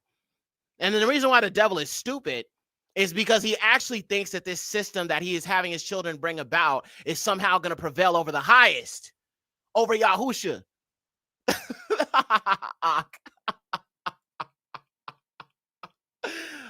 Loading circle. He glitching. Facts, sis. He's straight glitching, right? But the devil is stupid because he actually thinks that his children that are help bringing about his kingdom are going to actually prevail against the Most High and against the chosen people. The created being who calls himself Ban HaShakar, the son of the morning, actually believes and has taught his children they're going to win. That's what's so funny to me. So they're stupid. They're actually stupid, dumb people who can't even actually answer a simple question and just sitting there stuttering because the devil ain't gave them their lines fast enough. Their father, the devil, has not given them their lie quick enough. So now without their father, they just like, I'm scrambling to find the answers. Where is it? So we're dealing with stupid Luciferians. All right? Stupid Luciferians. Just understand we are dealing with some stupid Edomites. All right? So they're really not a threat.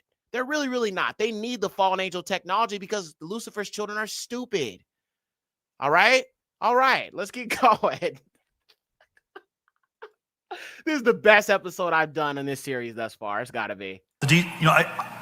I'm not on top of all the details of what's going on in Israel because my bias is to defer to Israel. It's not for us to second guess everything, and I believe that broadly the IDF gets to decide what it wants to do, and that they're broadly in the right. And along with the Lavender system, there is the Habsora AI system, which means the gospel, which is an AI tool created to address the human issue of running out of targets. Habsora generates up to 100 targets per day. Both these AI Blasphemy. systems... Straight up blasphemy. This campaign to wipe out and ethnically cleanse people is called the gospel, much like the colonization, wiping out and ethnically cleansing black, melanated, aboriginal, indigenous people in the name of white Jesus. These are the family. Do you see the truth now? Maybe you might have watched some of my videos and you were still on the fence about it. Yak, I don't know if they're the children of Lucifer, but look at this. Elon, Ayun. And we're going to get to that in the next episode. I talked about it in the last, but we're going to get deeper into it. I'm going to break down the Abari in the next episode, going back to Elon. But look at this. They hate our Father. They hate Yahusha HaMashiach, family. They hate him with their whole chest. And they mock liberation. Listen, family, the gospel is liberation. But they're using it to oppress. Who else would do something to this other than the children of Lucifer, who would take the good news of liberation and use it for oppression? Oh, my. Oh, my. Oh, Father. Oh, my. You see, the devil, he takes the things of Yahuwah and he inverts it. And he uses his children to push it up on the people. Oh, my. Oh, my. Speechless. All right, fam, let's keep it going. We're almost done, okay? Use Palantir's advanced surveillance technology to track every person's phone records, social media, and movement patterns. Palantir's tech is used by the U.S. military and local police departments. It is the premier tool for mass surveillance. When running for his first term, Trump was saying he would implement a biometric tracking system. We will finally complete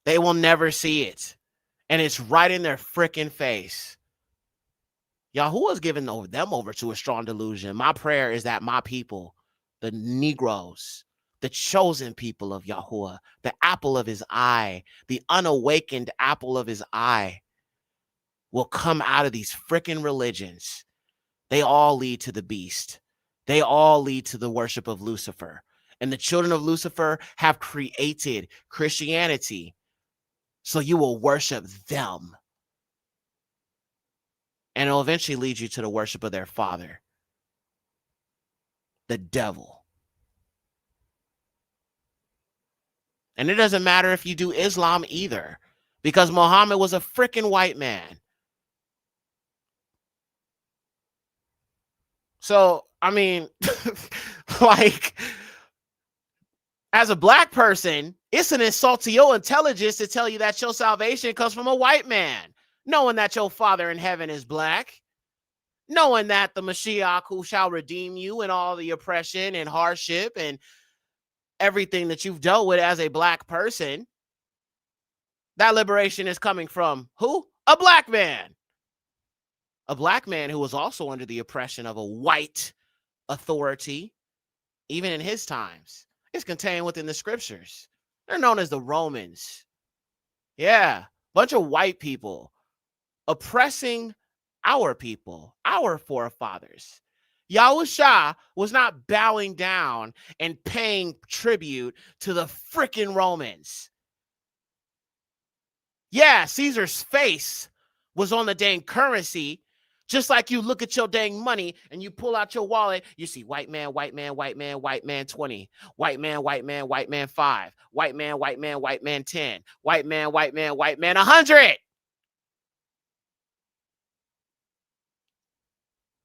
The white man's face was on the currency.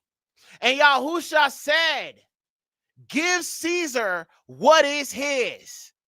I'm not paying no tax to the oppressor. Yahusha was a threat because he stood actively as an unapologetic, strong black man. They said this man is a problem. And it wasn't just what he said that was dangerous. Oh, praise Yahuwah. It wasn't just the things Yahusha said that was dangerous, family. It was even his silence. Hold on, let me say it again. It was even his silence. Because when a man speaks, a man is able to deduce or can try to deduce what the plan is. This is why you have COINTELPRO. This is why you have undercover agents, right? You get familiar, you get comfortable. That's why you got informants in the hood. Negroes who's looking at 15, 20 years in the pen, yeah, they're going to become informants. Every hood got an active informant. And that's actually a fact. I saw that on the Boondocks episode. So look, fam, we're going to stop there. We'll have a little bit of a talk, and I'm going to show y'all a little bit of this land that was lynched footage. So let's go ahead and close it out, okay? All praises. So Peter Thiel, as I said, from Germany, but spent a good part of his youth also in South Africa. So a tech bro connected to South Africa. Interesting how most powerful men in this NWI have sided with the oppression, subjugation, and genocide of African people, much like the demon Bill Gates. This will conclude our episode for today. There is still so much to explore on this topic. And with that said, that is going to be episode 9. All praises to the Most High.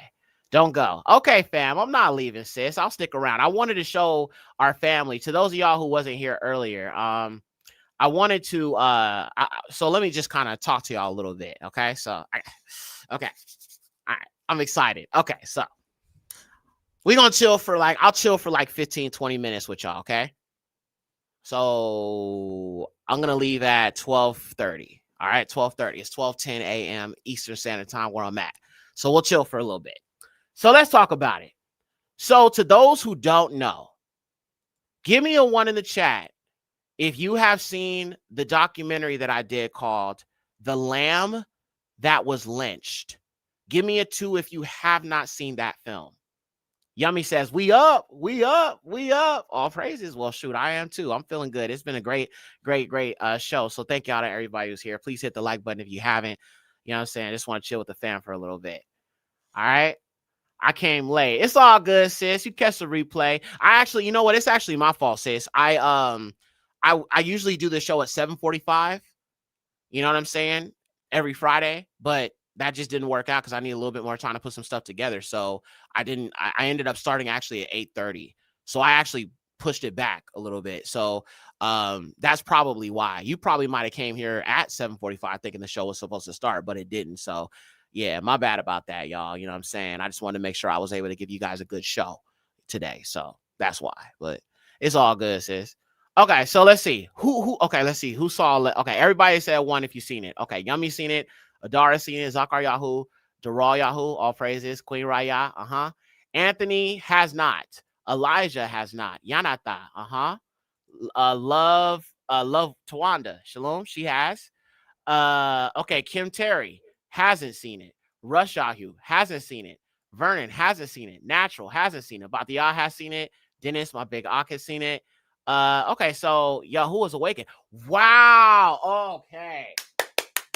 Praise Yahuwah. Okay, so let me show y'all something here. So basically, I did a film called The Land That Was Lynched. Now, it was up and it did really, really well. It did great. The reception to it was amazing. And a lot of people liked the film. You know what I'm saying? However, I took it down. I didn't take it down, but I put it on private. The reason why is because it was very, very good, very well put together, and an amazing documentary and film. But I said, you know what? This film, it needs, I want to put it out there for real. Like independent film festivals, whatever I can do to shop this out and get it out there, I'm going to do it. Even if I have to go to a DJ and tell him to just mention it. And if I got to pay $100, $150, $200, whatever, you know what I'm saying? Just to get them to mention it, I'll do it. I'll do anything. Listen, I love our people. Let me say it again. I love our people. Let me say it again. I love our people. I will do anything to wake our people up. Anything. All right. So I'm working on this. I took it down, so you won't be able to watch it. Sis says I'm watching it next. I took it down, sis. But the reason why I took it down is because I'm going to be doing a soundtrack for this documentary. So I'm dropping the soundtrack or the album the same day I drop the 4K high quality movie premiere version of The Land That Was Lynched. It is going to be a full-on album rollout and film premiere. It's going to be huge. And I'm going to try to get it on. I took it down from Patreon too, from Yahuwah's Awakened. I took it down from all the platforms because I had to take it down. So if you watched it like when it first came out, you'll enjoy what it is now. So I'm re-editing it. I'm definitely cleaning up it a little bit more. I heard some things in it that I didn't like not in as regards to the script, but there's like parts in the film where like I can hear my fan in the background and stuff like that.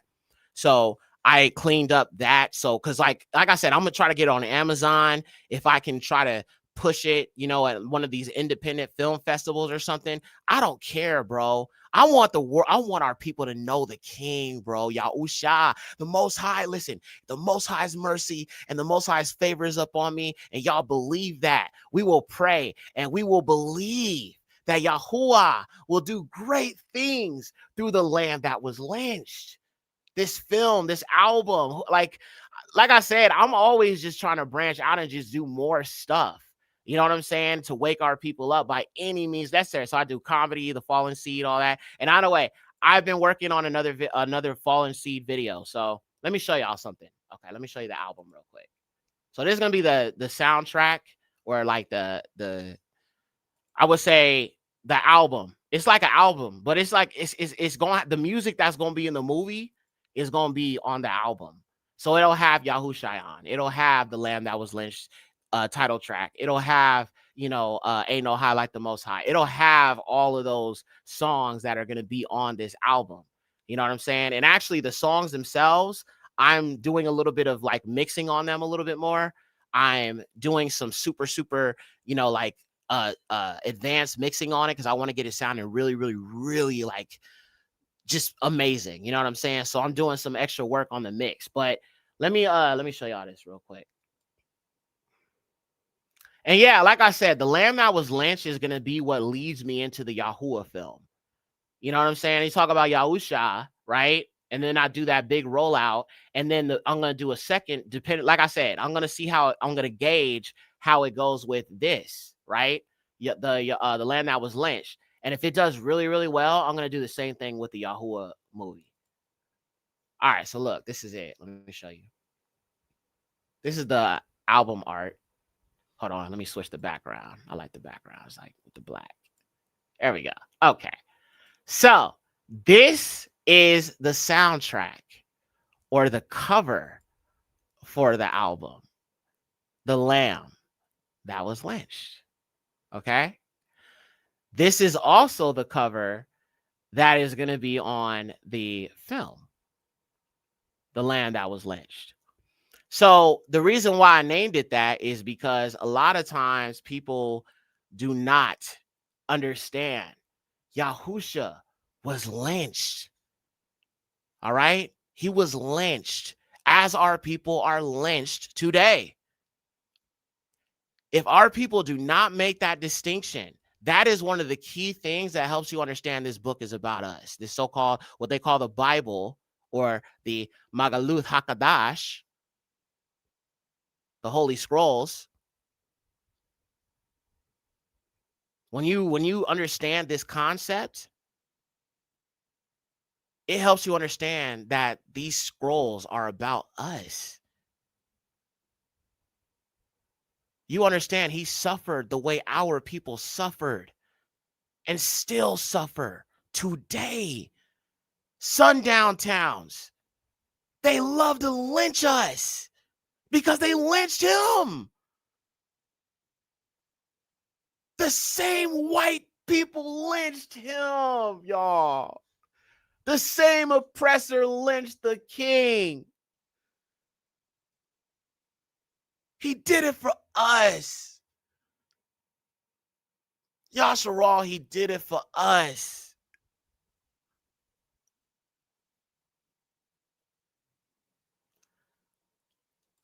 Now, I'm going to go ahead and show you guys a little bit of the film that I've been working on. And you're going to see the quality is amazing. If you haven't seen the film, it's going to be like first for you, but like to people who have seen the original film, it's going to look amazing. So let me show you. Which scene? Okay. All right. I don't know which scene I want to do. I guess we'll do the intro real quick. All right. So give me a 1 if y'all want the intro right now in this moment before y'all go bye-bye and y'all go sleepy sleep. You know what I'm saying? Let your boy know. Do y'all want to see the 4K? How it looks and the quality and the animation and all that. It looks so amazing, bro. I'm telling you.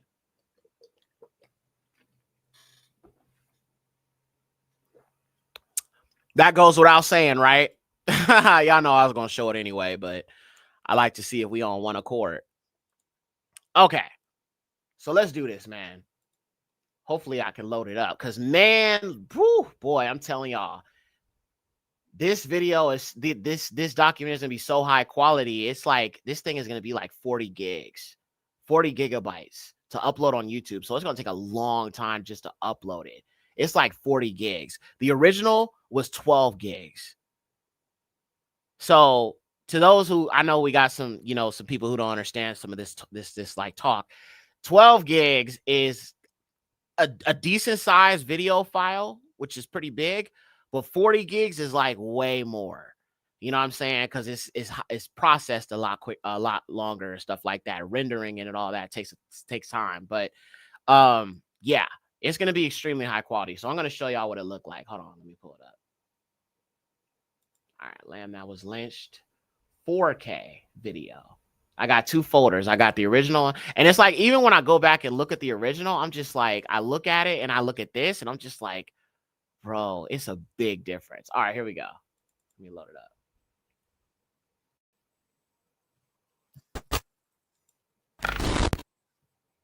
Bro, look at that quality.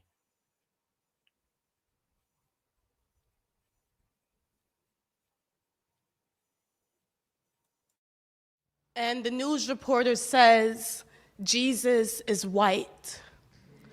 She says it with a smile on her face, like it's the most obvious thing in the world. So sure of herself, of her privilege, her ability to change history, rewrite bodies to make them look like her. She says it the same way politicians say racism no longer exists. The same way police officers call dead black boys thugs. The same way white gentrifiers call Brooklyn home. She says it with an American accent, her voice doing that American thing, crawling out of her throat, reaching to clasp onto something that does not belong to her. And I laugh to myself, what makes a black man a black man? Is it a white woman's confirmation? Is it her head nod? Is it the way she's allowed to go on national television and autocorrect the Bible and God himself tell him who his son really was? What makes a black man a black man? Is it the way reporters retell their deaths like fairy tales? Is it the way they cannot outrun a bullet? How can she say Jesus was a white man when he died the blackest way possible? With his hands up, with his mother watching, crying at his feet, her tears nothing more than gossip for the news reporters or prophets to document, with his body left to sour in the sun, with his human stripped from his black. Remember that? How the whole world was saved by a black man, by a man so loved by God he called him kin, called him black. Now ain't that suspicious? Ain't that newsworthy? Ain't that something worth being killed over?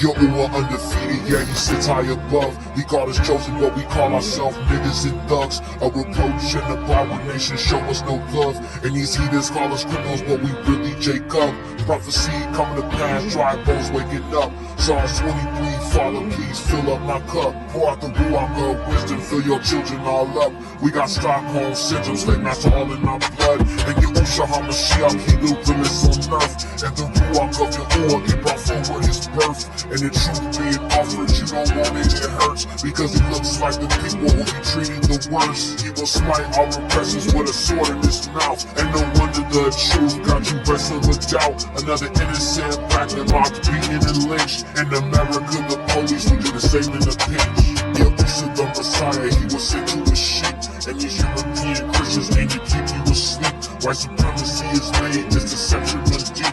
Yeah, they whitewash Messiah to keep you below and beneath. Black man, black woman, truly made in his image. Satan used the Caucasian just to make his own image. So he gave you white Jesus and presented his thesis. And it doesn't take a genius to see the lies that he teaches.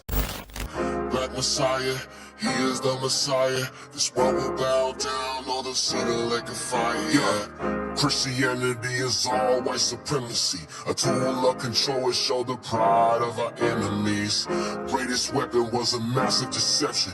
You can keep someone a slave if you combat their perception. We were all taught white Jesus is the image of perfection, and the curse on the Negro is a darker complexion. And this Bible that I'm reading, not a white man's book. And the Messiah, I believe it had no white man's look. Nah, Black Messiah, Yekcyr the Messiah. Hair like war, eyes like a flame of fire, yeah. Black Messiah, Hebrew Black Messiah. The world will bow down, or they'll see the lake of fire, yeah.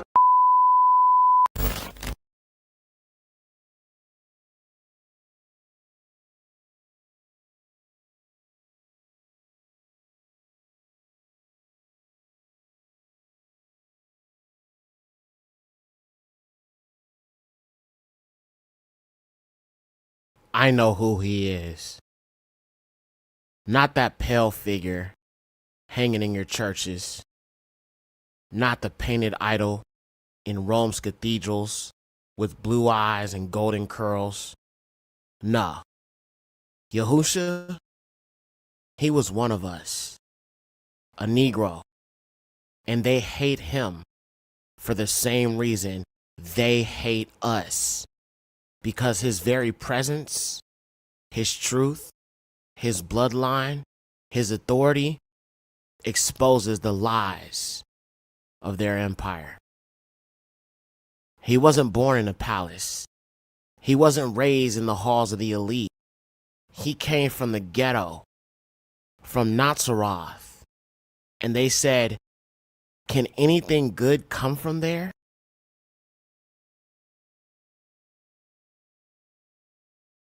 He was despised, rejected, targeted, framed, lynched, beaten, hung from a tree, and still he rose.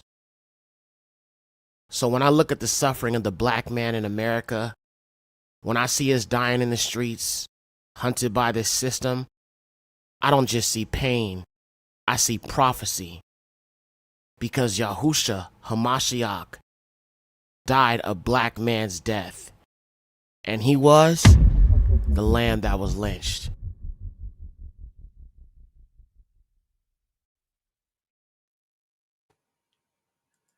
Yo! Yo! All praises to the highest. Yada Yahuwah. Yada Yahuwah. Shabbat Hayun. Yada Yahuwah. Praise the Most High. Yada Yahuwah. Praise the Most High, bro. Praise the highest forever. Barak Yahuwah Alam. Tura Rabba Atah. Av Yahuwah Elohinu.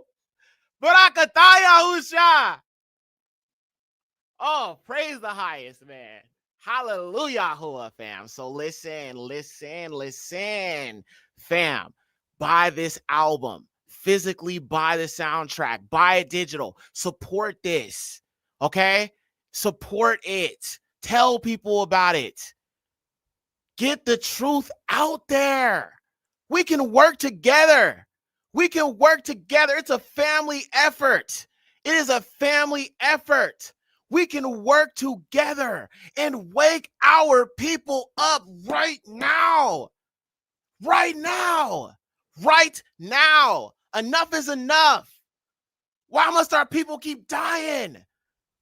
Why must our people keep putting trust in a system that doesn't care about them? Why must our people continue to be provoked to go out into the street and protest? Why? It's not working. We need Yahusha. He is the way, the truth, the life.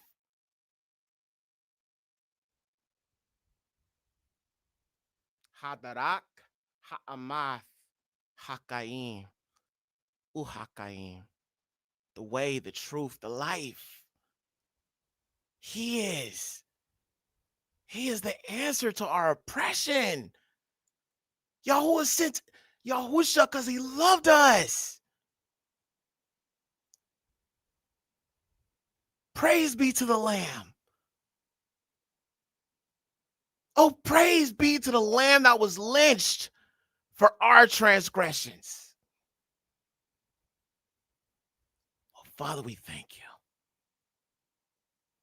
Oh, Father, even in these dark days, we believe upon the Lamb that was lynched. We believe upon the Lamb that was lynched. Oh, Father, you love us so much. Father, we trust in you. Though we see the darkness that surrounds us, Father, we trust you. Father, protect us. Lead us in strength. Help us to see the light. Father, call us out of darkness. Father, wake up our mothers, our cousins. Father, help our babies to follow you. Father, help our people to put their whole heart in living for you. Father, let the Torah be our testimony. Father, may the blood of Yahusha cleanse all of us. Father, let me be a good husband. Father, help me lead my wife to be in righteousness. Father, help me to be a good father. Father, strengthen my faith like Abraham. Father, let me hold to your covenant. Father, let me not lose sight of your promises. Father, let me be a strength to our people. Father, let me be a voice to our people. Father, help me to walk in humility and strength, not to fear, but to remain bold as a lion. Oh, Father, thank you for all the gifts you've given me, the abilities you've put in me. Oh, Father, I thank you for the fire, Ha'ash, Ruach, the fire of the Ruach that keeps me fearless and bold. Oh, Father, thank you for the power of wisdom and knowledge through the Ruach.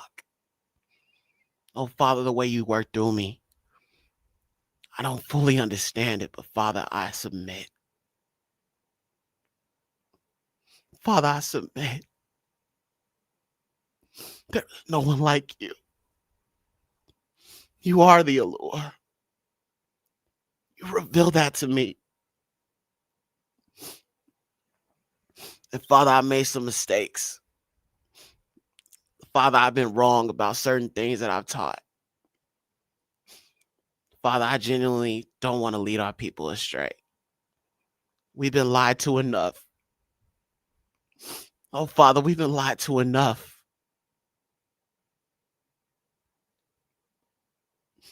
No more. Father, help us to trust in you. Be strengthened in you. Father, help my mother to know the truth. I know she hears the words of her son. Father, I know the words are penetrating.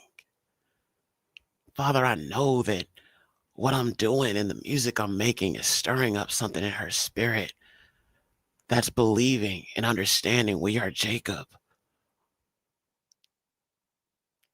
Father, she's questioning what she's seeing in the church. Oh, Father, she's seeking you so with her whole heart. Father, let her know that she is yours. Father, let her know she's not a Christian. She's a daughter of Zion. Father, help my mother see that our oppression is because of who we are to you. Father, help my family who are descendants of slaves understand what we experience in the South is because of who we are to you.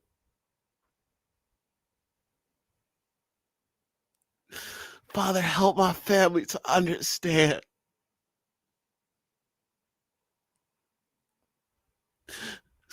Father, help my family to understand that the streets ain't for us.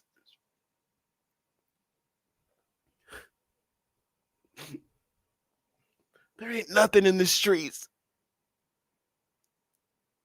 All these streets bring is pain.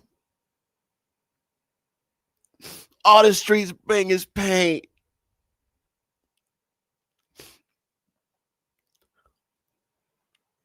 Father, we don't have to sell drugs. We ain't got to trap. We ain't got to go to the trap house.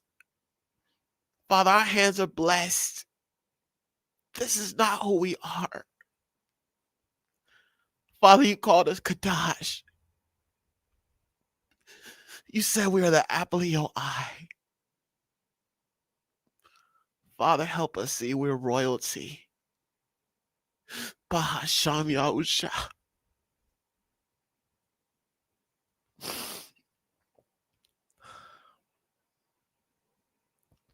Father, let me continue to walk in boldness and strength.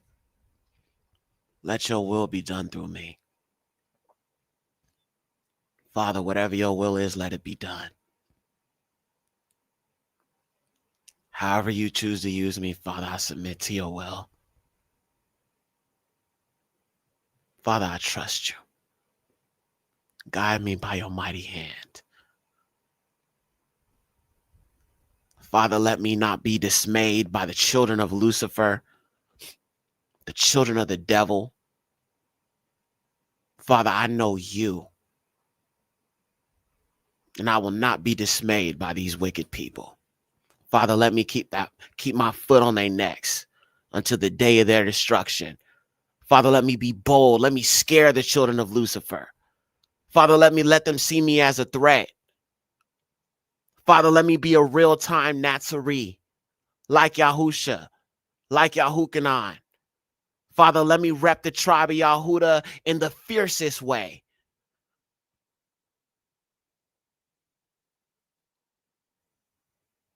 Bahasham Yahusha. I come against every wicked vial of the devil, the lies of the children of Lucifer. White supremacy will fall. This system is going to fall.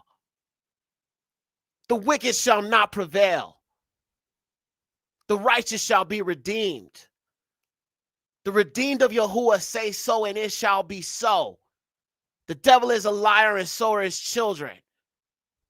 Elon Musk, Donald Trump, all y'all pale-skinned MAGAs. You are of your father, the devil. You blue-eyed, blonde-haired demons, you are of your father, the devil. You green-eyed children of the Nephilim, fallen knockoff Nephilim beast seed are of your father, the devil.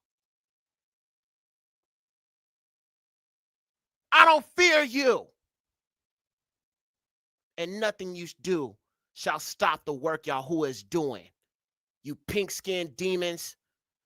May the Most High bring fire and judgment in the worst way upon you and your children and your children's children. Bahasham Yahusha. This system will fail. The New World Order will fail because the highest has not forsaken his people. The highest, Yahuwah, has not forsaken his people. Yahuwah ka'arata hashadim.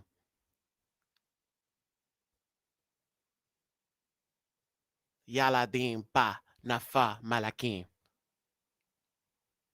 Children of the fallen angels. All right, y'all. That's it for me. I got a little fired up, man. I'm not going to lie, man. When I was watching that scene with that sister speaking about Yahusha, man, just stirred up a fire in me hearing that. And yes, I think this film is so important. Oh, Salaki. Bahasham Yahusha Manuakan. Okay, I'm sorry. I did not end that. I started in a prayer and I didn't, do that. So Salaki for that. But yeah, I think I just got fired up when I saw her say that. And every time I watch that scene, I've seen that scene so many times, but just watching it, it always just hits. I just felt the fire in her spirit. You know what I'm saying? And it's a beautiful thing. We are a powerful people. We really, truly are. When we speak, people listen, even if they don't like it. You know how many people hate watch me? You know how many people are actual white supremacists who actually follow me? I'm serious. It's true. It is a fact. It is a fact, family. There are actual white supremacist Nazis who follow me. And they jump in my comment section and be, posting images of like baboons and stuff like that. And I literally just be mocking them, you know what I'm saying? Like laughing at them. But I really trigger the children of the Lucifer, and I love it, bro. I love it. I love it, bro. I love that I trigger the children of Lucifer. I love that I can rip apart this little fake ideal of sour cream supremacy and see these little pink-skinned monkeys that are really so fragile and so weak and just so, you know what I'm saying, just impish. Just they're like little imps, little pink imps. Y'all remember that game? I don't know if y'all remember this game. I used to play this game when I was a child, bro. It was called the Noid or something like that. And you were like a pizza man, and you had to run away from like these little pink bunnies that would try to steal the pizza from you.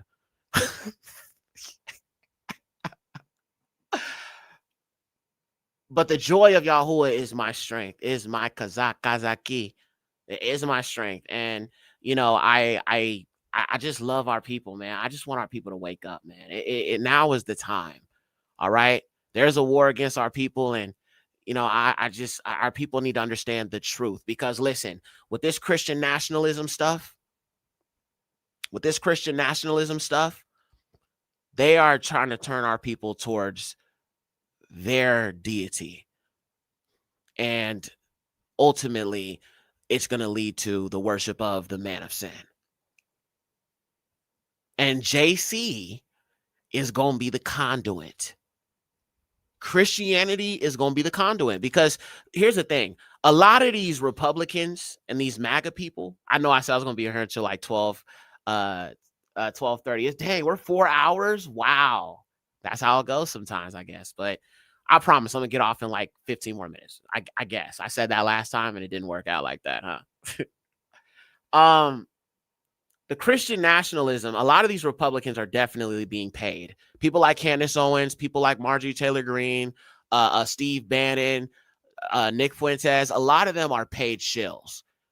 Tucker Carlson, all of them are paid shills because they were all promoting this Christian nationalism stuff. And now, because people are so kind of like, lost in the sauce with Christianity, they think that Christian nationalism is what they think of as traditional Christianity. And it is, because it's still sour cream supremacy, but it's a totalitarian, authoritarian, fascist, extreme version of Christianity, where it's, it's about really more so persecution of everyone who's not white, which is essentially what Jim Crow and segregation and all that was really based upon, is racial superiority. So that's what we're walking back into right now. And if our people don't wake up and realize that, Yahuwah forbid, man, something bad happened to our people out here, man. At least if they know Yahusha, man, that can just be that, you know what I'm saying, that strength that they need, that salvation. Because I just think it's going to get bad out here, y'all. I just do. And we know it is. They're not hiding what they're about. They're not hiding what they want to do. Here, let me show you this. Shout out to Kim. I keep posting this on Facebook. But this dude was talking about stoning black people. And trying to again, the children of Lucifer, they pervert everything about the scriptures. He was basically saying like they should stone us as they did in Torah, black people specifically. Let me see if I can find that. Stoning black people. And then I showed in the episode, You Are of Your Father the Devil, these this white man turning around saying that slavery is not bad and it's not inherently bad, and trying to use the Bible to justify it. And I'm just like, these people really are evil. Like, you know what I'm saying? They really are. Let me see. I'm trying to find it.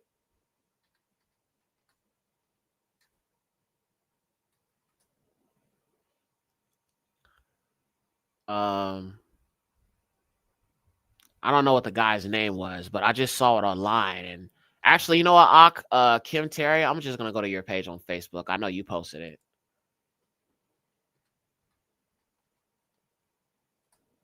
Good looking out on posting that, because our people, bro, I don't think our people are really seeing what's going on for real. I think they do to a certain extent, but they really don't see it. Big Ock. Shout out to you. You posted it though, but let me go ahead and pull that up.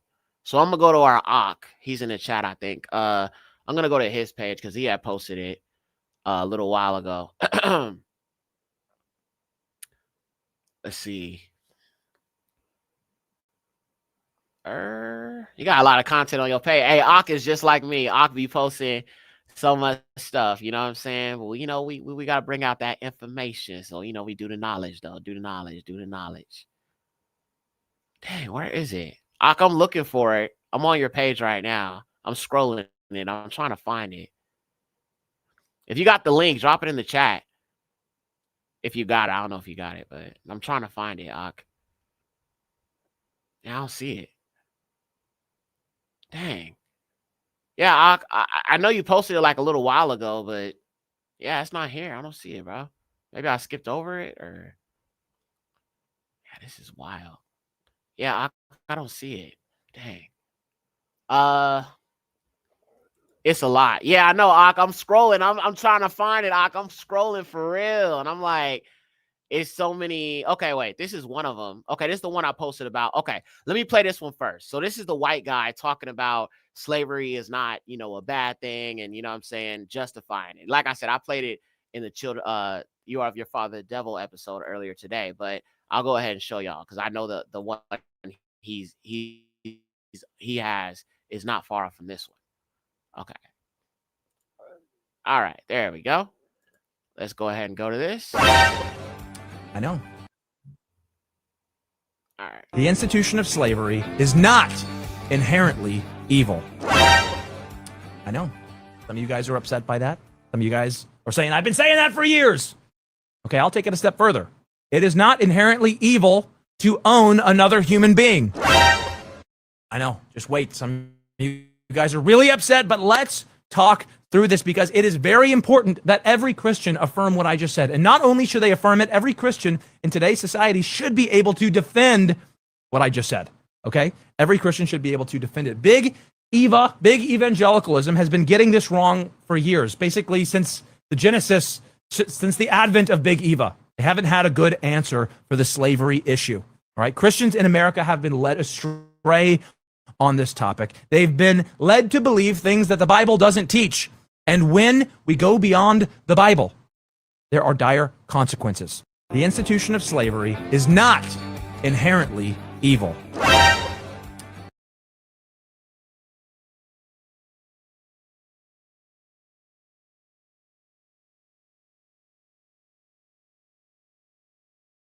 Let's go over here to Salaki. I muted myself. Let's go over here to Exodus 21:16. Actually, in the Septuagint, it's going to be 21:17. All right. And it says, whosoever shall steal one of the children of Israel and prevail over him and sell him, and he be found with him, let him certainly die. Now, this cave monkey is sitting over here talking about, oh, it's not inherently bad. It's not a bad thing. And it literally says in the Torah.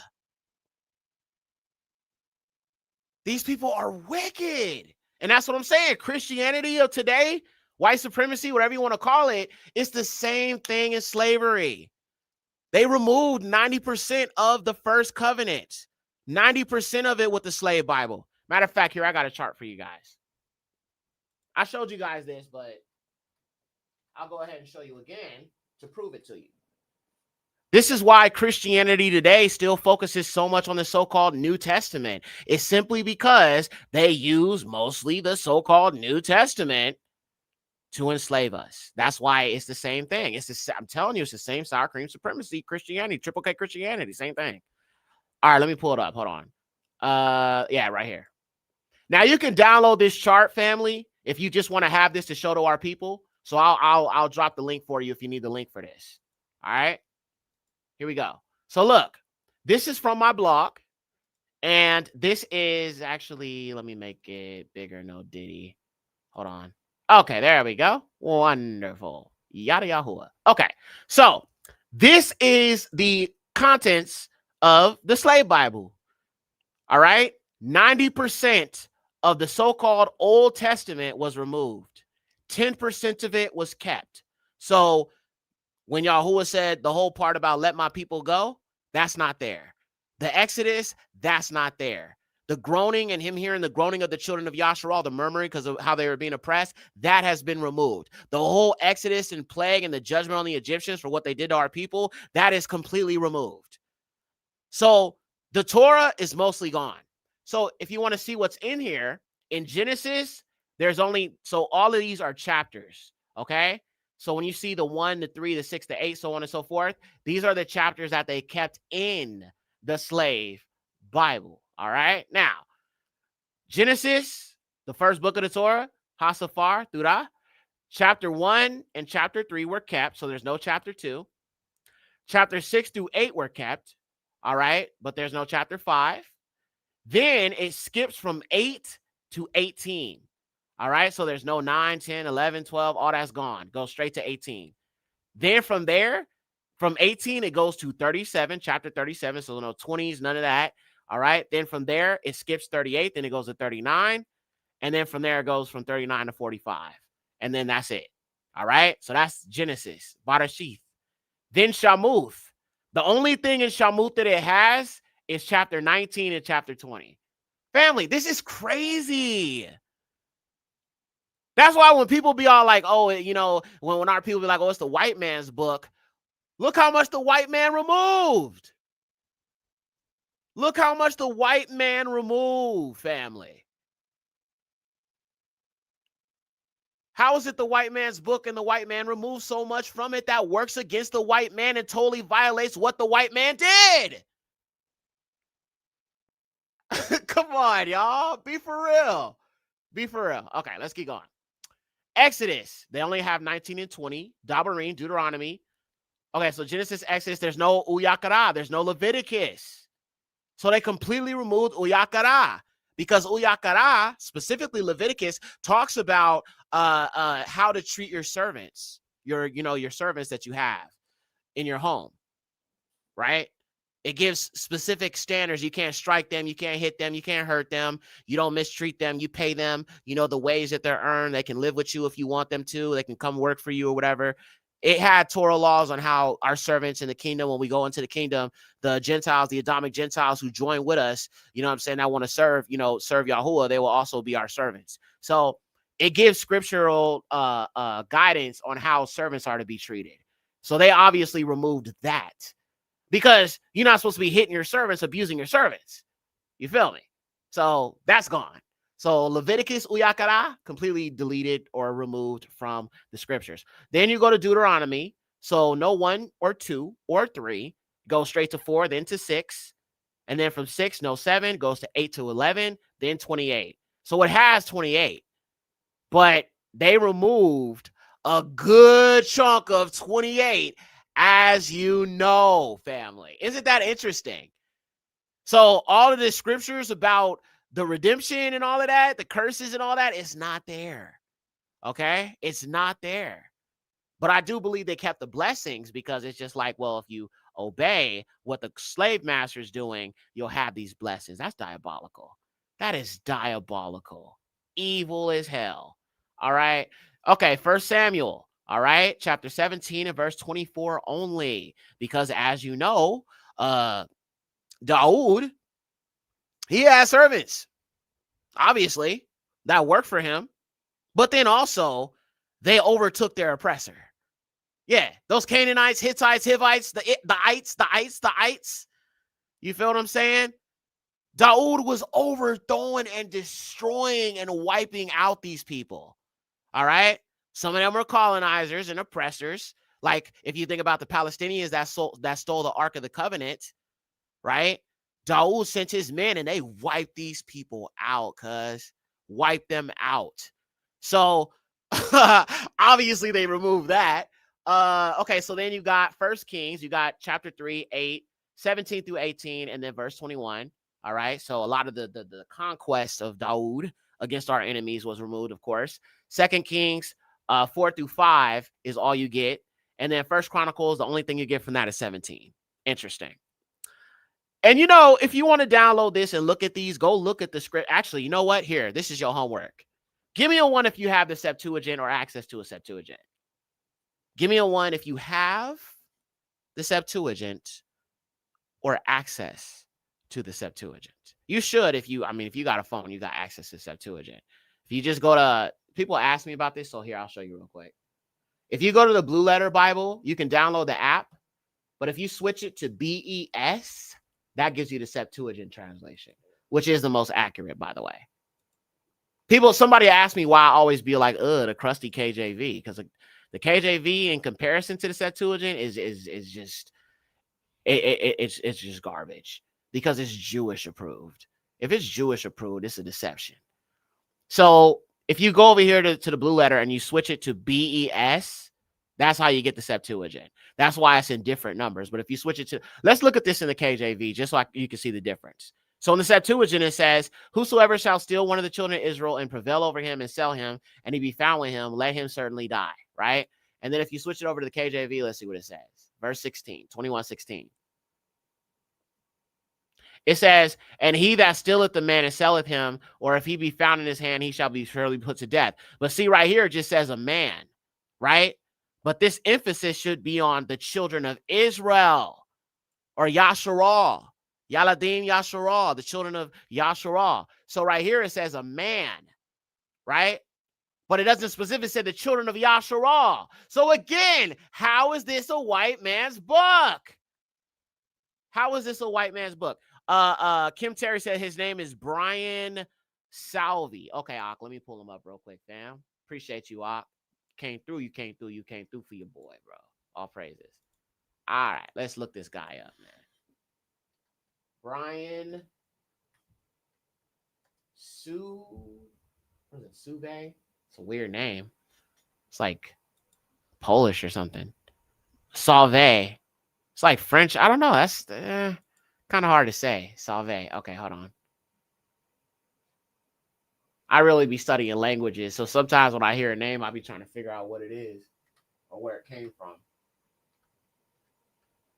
It's crazy how I started studying languages more and like understanding like different groups of people and stuff like that. All right, let's see. Where is it? Black people. Like I said, sometimes they be removing stuff, you know, and you try to find it, you won't find it.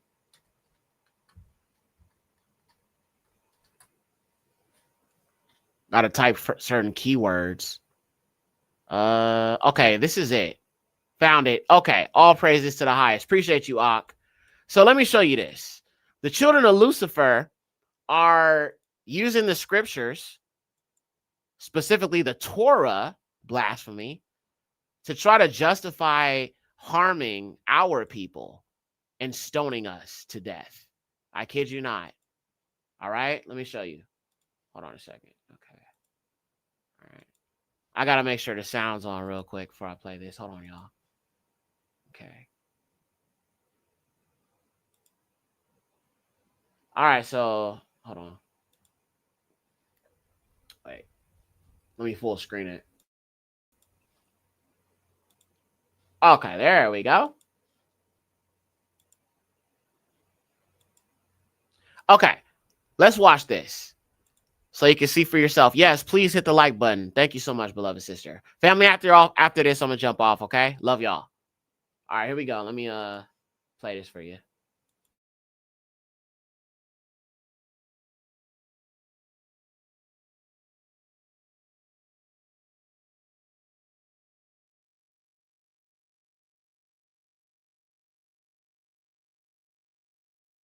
Let's say that somebody was coming into our church and they're black, and would they be eligible for membership in our church? Yes, they of course they would. They'd be eligible for membership in our church. But would they be permitted to participate in, embody, and practice what I would call black culture generally in our church? The answer is absolutely not. Why? Because the characteristics that mark black culture as a generalization, in the same way Paul's talking about Cretans on Crete, they are evil, murderous, violent, bestial people. They steal, they kill, they destroy. They look like Satan in how they act. They are sinful to the core. They have... Do you imagine the children of Lucifer talking about people are savages and bestial and murderers? Are you kidding me? They are the accuser. Are you guys starting to understand now, like what I've been trying to get y'all to see? How they just deflect and they're the accuser. They point the finger at everybody else, specifically us. The accuser. They're just like their father, the devil. They are just like their dad. Satan is your daddy, Esau. Satan is your daddy. That is your dad. Wow. Wow, wow, wow, wow, wow. These are evil people, family. There is an evil in the white man that you won't find in any other nation. Don't get me wrong. Don't get me wrong. There are evil other nations too, but their nature is on another level. Their nature, their evil is on a whole nother level. It is not of this world. The evil that they think of in their minds is really, really just of some fallen angel, otherworldly, demonic influence. Absolute demonic influence. Wow. Wow. Yeah, he's describing himself exactly, sister. That's exactly what he is doing. No kind of self-reflection or accountability. Exactly. Because the devil deflects. It's never the devil's fault. It's never his children's fault, though they do his bidding.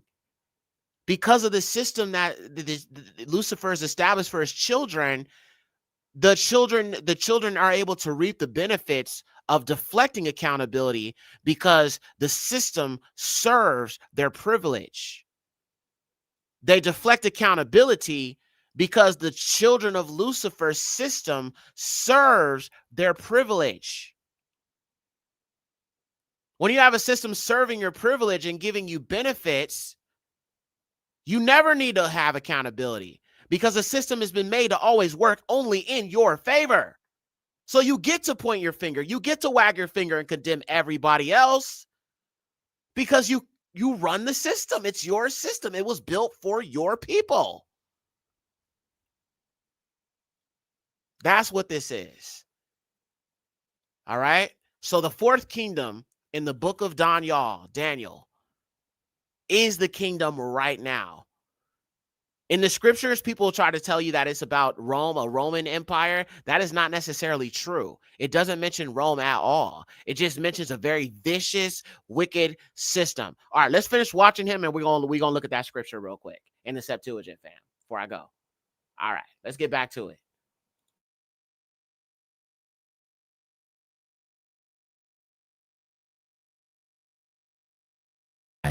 Because the characteristics that mark black culture as a generalization, in the same way Paul's talking about Cretans on Crete, they are evil, murderous, violent, bestial people.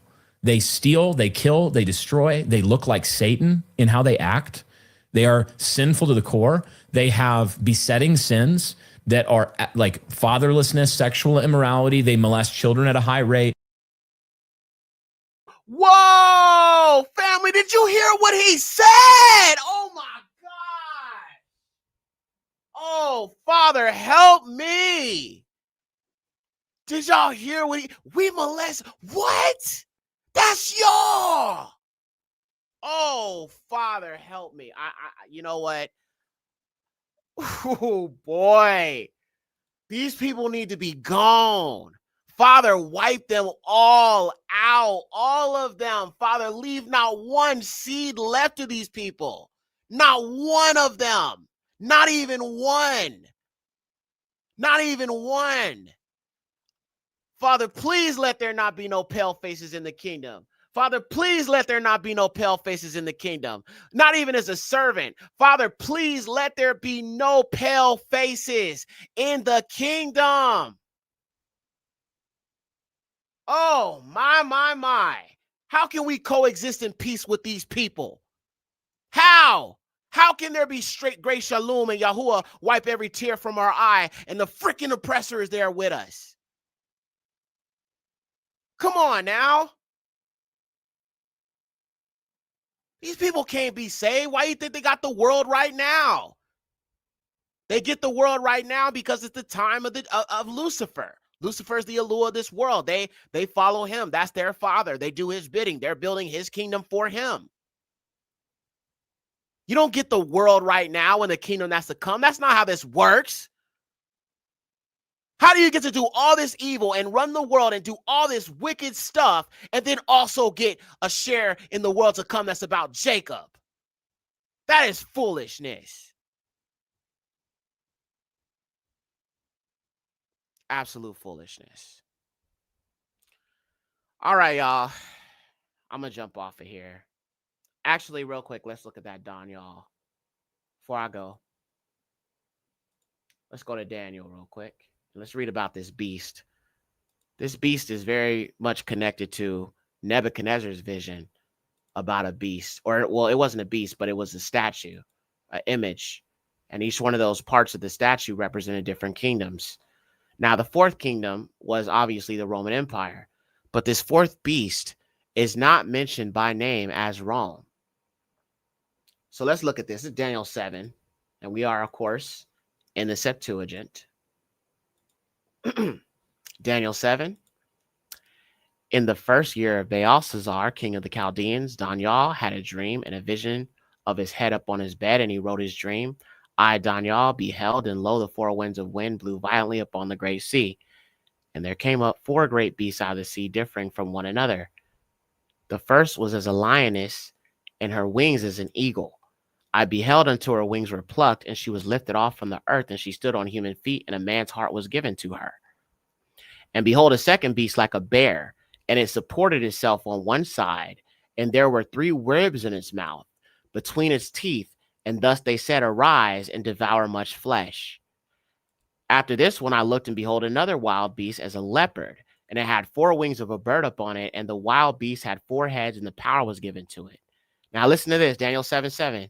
After this I looked and beheld a fourth beast, dreadful and terrible and exceedingly strong.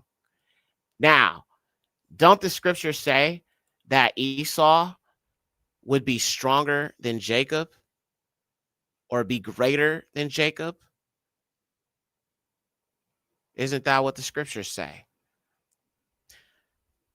Give me a one if y'all remember that scripture. One shall be stronger than the other, and the older shall serve the younger. Dominican Negro, Shabbat Shalom, Ak. Welcome back.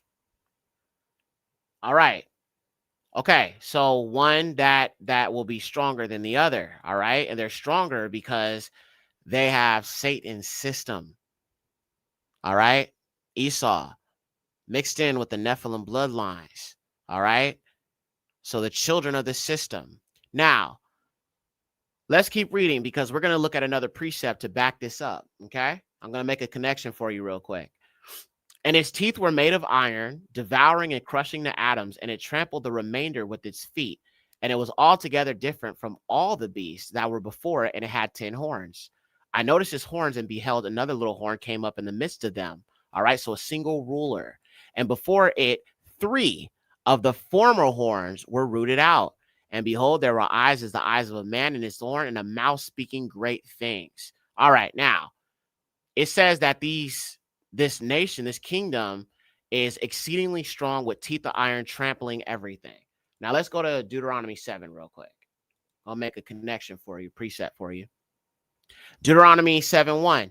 And when Yahuwah shall bring you into the land into which you go to possess it, he shall remove great nations from before you, the Hittite, the Girgashite, the Amorite, the Canaanite, the Perizzite, the Evite, the Jebusite. 7 nations, what? More numerous and what? Stronger than you. Stronger than you. Esau, stronger than you. This final kingdom, very strong and ferocious. Interesting. The fallen angel bloodline. The people in power right now. These Indo-Europeans. The ites. The ites, y'all. The ites. Let's keep reading. Verse 2. And Yahuwah shall deliver them into your hands, and you shall smite them, kill them all. You shall utterly destroy them, show them no mercy. You will not make a covenant with them, and you will not pity them. I don't pity the pink skins. I don't pity their pain. All right, this is Torah. These are their descendants. I don't pity their destruction. They're meant to be wiped out. They were supposed to be wiped out. Our people make covenants with them. Neither shall you contract marriages with them. You shall not give your daughter to his son, the pale skins. You shall not take his daughter to your son, for he will draw your son away from me, and he will serve other deities, and Yahuwah will be very, very angry with you, and will soon utterly destroy you. So he'll be mad at you for making covenants with these Indo-Europeans, having children with them, serving their deities, their white Jesus, their Christianity, and all of that. Show no covenants with them. Don't make friendships with them. Wipe them out. Show them no mercy. Pity them not. And if you do follow after them, make covenants with them, marriages with them, and do not utterly destroy them, he will be very angry with you, and he will destroy you. But you shall do to them, you shall destroy their altars, break down their pillars, cut down their groves. You shall burn with fire the graven images of their deities, for you are Kadash. Kadash, I mean Kadash people to Yahuwah, Alua. And Yahuwah, Alua, chose you to be a peculiar people beyond all nations that are up on Ha, Fana, Ha Aratz. Or Ha, actually, that should be Ha Adamah. Yeah, Ha Adamah. Let me check it in Hebrew. Is that Aratz or Adamah? I think it's Adamah. Ha'aratz, ha'adamah. Is it Adamah or is it Aratz? Ashar Adamah. Yep, Adamah. Going back to Adam. So above all the nations that descend from Adam, he has placed us above all of them. Now, here, let me make a quick, let me make a precept for you, give you another precept before I go real quick, fam. All right. Dang, almost 4 hours. Wow, almost 5. Okay, here we go. Real quick precept. Notice how those tribes that are mentioned, some of them are not mentioned among the descendants of the Canaanites. This is the connection Yekcyr Holden made that I noticed. And I was like, oh, that's interesting. Some of these tribes are different people that were not of the descendants of Ham. Some of them are, because, you know, they intermixed. But there are some who came from another place that were intermixed with them. All right. And that's kind of what the Curse of Canaan 2 is going to get more into. All right. But notice how it says Ha'adamah, above all nations on the earth. But yet some of these ites did not come from Adam. Okay. And we are told to wipe and utterly wipe them out. All right. There's a distinction. All right. There's a distinction between the people who come from Adam and the fallen seed. And that's just another precept to help you understand. All right. Okay, fam. Love y'all, man. Love y'all. Love y'all. Love y'all. Love y'all. Love y'all. Love y'all. Love y'all. Thank y'all so much for a great, great show. I'm sorry I just broke down, you know what I'm saying? Because I hearing that sister speak that truth, bro. It does give you chills. When I heard her talk about Yahusha and all of that, just that passion and the black woman's passion, bro, I love it. Bro, I love the black woman's passion. I know some of y'all Negroes be complaining. I don't like the black woman's attitude. Whoa, whoa, whoa, whoa, whoa. But man, when she got that passion, bro, ain't no stopping the black woman, cuz I'm just saying, I'm right there. I'm like, okay, mama, I see you. I see you, mama. Do your thing, mama. Talk that truth, mama. Talk that truth, sis. Talk that truth, mama. Talk that truth. You feel me? All praises to the highest. We love our sisters, man. We love our sisters, bro. Keep that fire, daughters of Zion, okay? Keep that fire in you, all right? You brothers, you as well. Keep that fire. Keep that fire, all right? Keep that ash, you know what I'm saying? All right, y'all. Love y'all, man. I will be working on this film. I'm almost done editing it, honestly. I just need to finish up the album. I think I have 11 songs. I want to do maybe like, it's crazy because The Lamb That Was Lynched literally started at like, I was going to do like 7. It was going to be like a mixtape, and I was going to do like 7 songs, 7, the number of completion. But as Yahuwah was moving me to take this Lamb That Was Lynched thing a little bit more seriously and to really, really put effort into trying to get it out there more, I said, it has to have a soundtrack. It must. It has to have a soundtrack to really, really hit. You know what I'm saying? So you know, I think that's going to do great. I think when people listen to the album or hear the album and they type in Land That Was Lynched, you'll see there's a documentary. And that's why on the album cover, it says from the documentary of the same name. You know what I'm saying? Just to help people know when they look at the album cover, you know what I'm saying? There's a film. Okay? There's a film based upon the film of the same name. And I did that in hopes that people who look into this will definitely, you know, go check out the film. You know what I'm saying? So, and same thing with the DVD. And so the DVD, like I said, it'll be high quality 4K, and it'll be like, you know, like this with the design. I'm going to make some shirts. All right. I'm going to make some shirts, some hoodies with this lamb. All right. Some of this lamb, you know what I'm saying, being lynched, you know, have the lamb that was lynched. All right. So all praises to the Most High. All right, fam. I love y'all, man. Y'all have a good one. Y'all have a great Shabbat. Thank y'all for, you know, hearing that prayer. I really spoke that from my heart. I felt it on my Ruach so strongly. And I just had to let the Ruach use me. You know what I'm saying? When I speak, you know, and you know, Palau to Yahuwah. You know what I'm saying? I know it looks crazy right now, y'all. But listen, the Most High is in control. All right? I love y'all, man. I love y'all so much. Shabbat Shalom.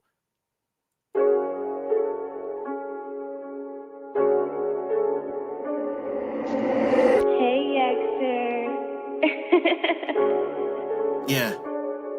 You committed to the money, you committed to the fame. The Torah like menorah, cause it's lit just like a flame. You committed to the money, you committed to the fame. The Torah like menorah, cause it's lit just like a flame. Hey, the kingdom is eternal, lake of fire and inferno.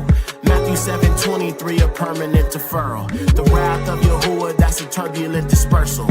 Haters never can say I heard you with commercial. Said no to no labels, ain't no demons in my circle. And people say they love you when they scheming just to hurt you. And I can see them demons, they misleading and deceiving. When Yahushua coming back, he gon' leave them demons grieving. You committed to the money, you committed to the fame. The Torah like menorah, cause it's lit just like a flame. You committed to the money, you committed to the fame. The Torah like menorah, cause it's lit just like a flame. You committed to the money, you committed to the fame. The Torah like menorah, cause it's lit just like a flame. You committed to the money, you committed to the fame. The Torah like menorah, cause it's lit just like a flame. You committed to the money, you committed to the fame. I'm committed to Yahuwah. Nah, baby, we not the same. We in two different lanes. Yeah, I'm on that narrow path under the shadow of God. Only place safe from His wrath. You sell your soul for a bag, that's the same as the birthright. All my life I had to fight, and for mine I'll fight all night. In due time we'll be alright. The divine assigned our plight, but the Torah like menorah designed to be our life. You committed to the money, you committed to the fame. The Torah like menorah, cause it's lit just like a flame. You committed to the money, you committed to the fame. The Torah like menorah, cause it's lit just like a flame. Hey.